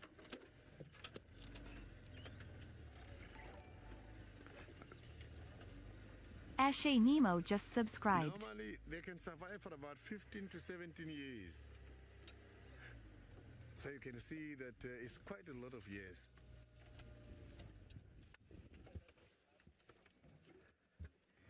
So, but that is a leopard in the wild. Look, you can only see the head. You can't see the body. See, the body is camouflaged.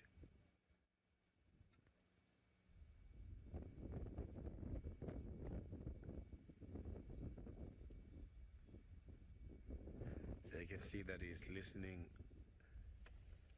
to what is happening in the surrounding, and the wind is still on his favor.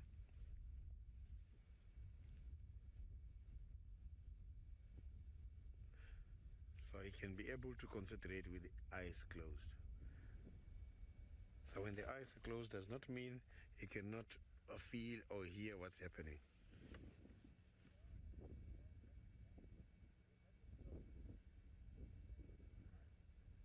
So you can see that he is not going to carry on now. The weather is on his favor, but the hyenas, they are giving him problem. He doesn't want to go and hunt anymore. So what I'm going to do now is to leave him here, as I can see that there will be too many vehicles coming to join, and see if maybe we can find something interesting around the Galago pen. We might be lucky and find something else.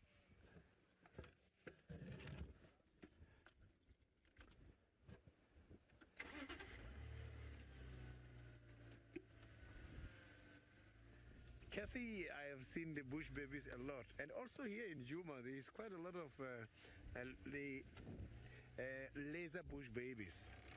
So we might be lucky. I'm going to have my spotlight on now and see if we can find some other animals, because I can see that Hosanna is now very much relaxed, and with this little bit of time left we might be lucky and see something interesting.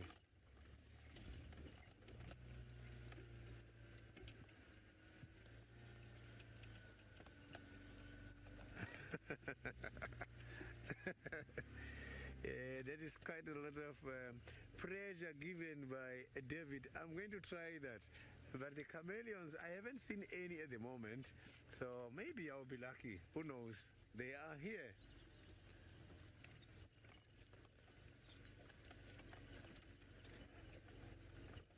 Oh, you can see this. You can see the hyena is just now lying down in front of the vehicle. You see right there. So this is showing you that these hyenas are here and they are prepared. They are prepared for whatever comes out for Hosanna for tonight to have a share. So they are here to have a share.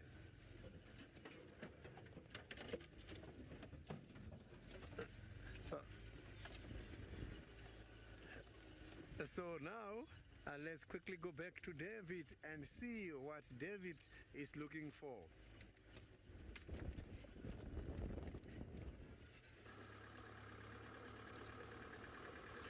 Well, Sydney, you're not off the hook. You need to get a chameleon, and I am sure Michelle is still watching, and Michelle, don't go anywhere until Sydney gets your chameleon, because if he doesn't, then he'll not have much to our deal. And our game was I do scrub here, and he does. Sorry, are you okay there? Keep going. And he was to get a chameleon. What I'm trying to do now is to get so close to the waffles den. Almost, but I don't want to get it. I want him to do it. So Sydney, do it. I have seen one. I thought it'll not stop, because that will make your life easier, and I want your life to be difficult today. So please just get us one, and you'll make Michelle and everybody else happy. Sorry, Amy, I lost you there.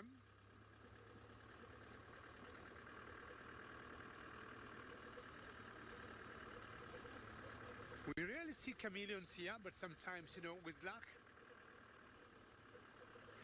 yes, it would happen. This could be the time. To the left there. We may have to do something here, for a few minutes. And it's like now, when I'm thinking, sitting to get the chameleon, I might be the one who will find it. But I might want to do something before we spot the chameleon.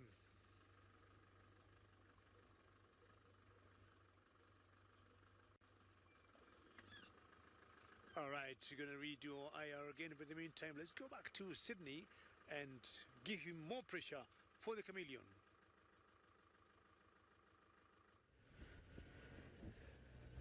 I am still doing the search here now for something different, and here I am not winning at the moment.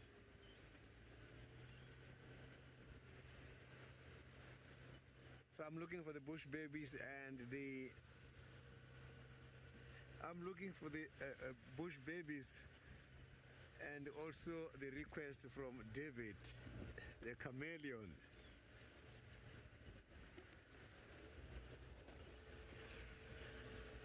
So the chameleons can be difficult to see, but we can, because they do shine the eyes, and that is how we can see them.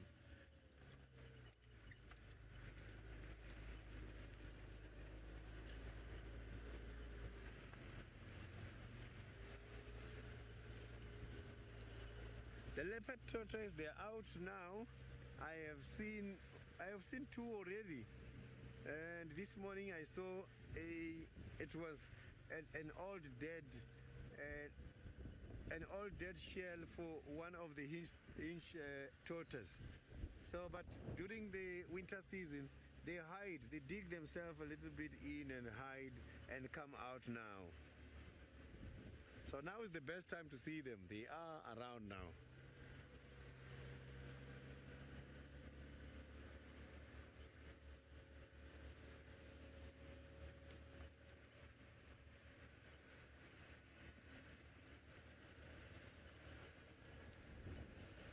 The bush babies are hiding tonight. When I don't want them, after the game drive going home is when I see them. When I'm on a game drive, it's difficult.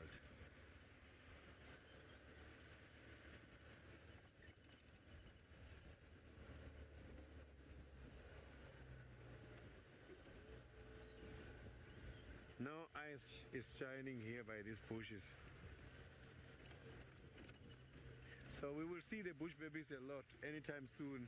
Soon as the flying ant starts to come out, you will see them a lot.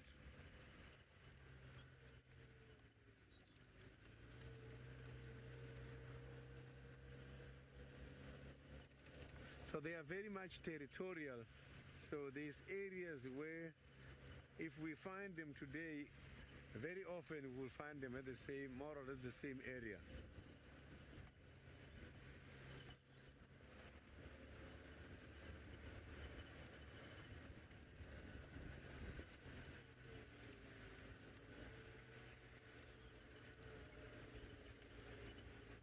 A child of the universe. I think we are having more or less the same kind of animals. So I'm trying to think about a different animal which is not occurring to the Mara that we are having here, and I'm finding it very much difficult. So I'm going to have to check with my other colleagues who has been to the Mara, who knows exactly what's occurring there. When I come back again here tomorrow, maybe I will be telling you which animals we have which are active at night, which are not occurring in Mara. So I can smell the elephants here in this area. So the elephants, you can easily smell them just from their body scent. So here I can smell there's a very strong scent coming from the northern side.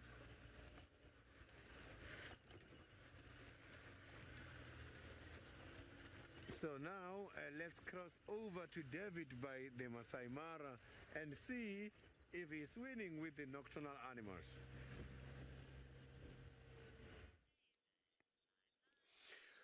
Well, Sydney, you can smell anything you want to smell, but I'll only be happy if you smell a chameleon. What animals could we see here that we not see in the Mara? I do not know, but we got a hyena because we have arrived at the Waffles den, and that is Waffles herself. And if you look carefully, she got a collar on her neck, and she is the commander-in-chief of the North clan of hyenas. That is her den, but if you look carefully, she doesn't seem to be fitting in the den, because the dens are meant to be small, just to take the cubs in and to protect them from would-be predators. See them coming in. The North clan has about 70 plus hyenas altogether, and all these are juniors.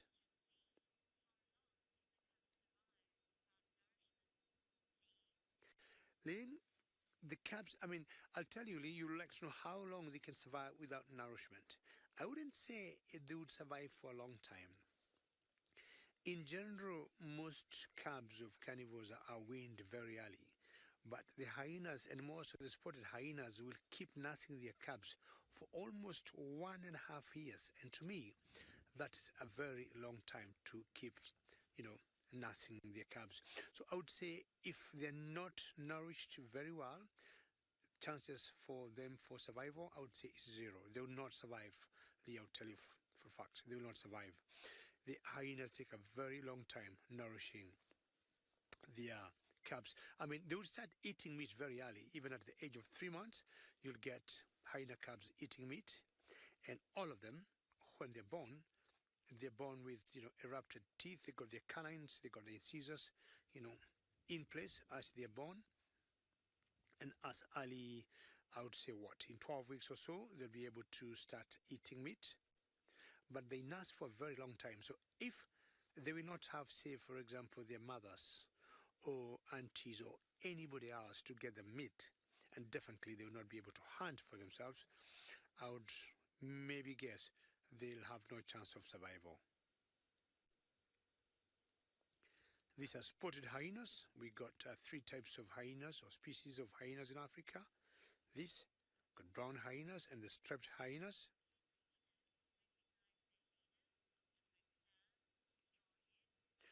Strawhead, you like to know whether the hyenas can recognize leaders of different clans, and I would say yes, because the leaders will always carry themselves in a particular way.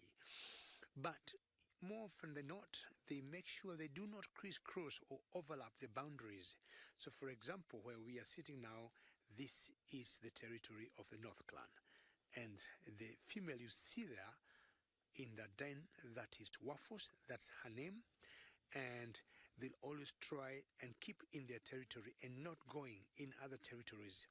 We have seen once in a while, for example, if a hyena here, because they always hunt for themselves, should one of them decide to go and hunt and chase a prey, call it a zebra, for example, and chase it, and the zebra enters in a different territory, which is not part of their territory, the predator or the chaser will stop at that point. It's like a dead stop, simply because she doesn't want to get into trouble by going in a different territory.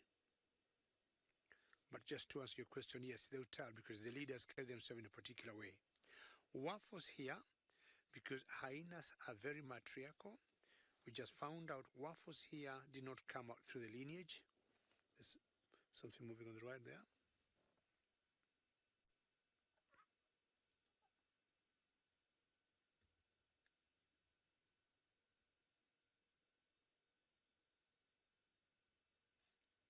Hopefully her cubs will come out at one point.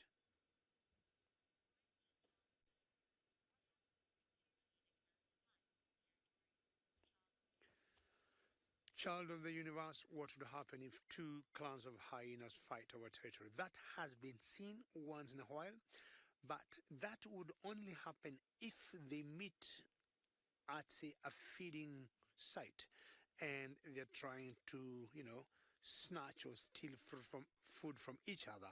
That's the only time you get hyenas fighting. But the bigger clan in general will win.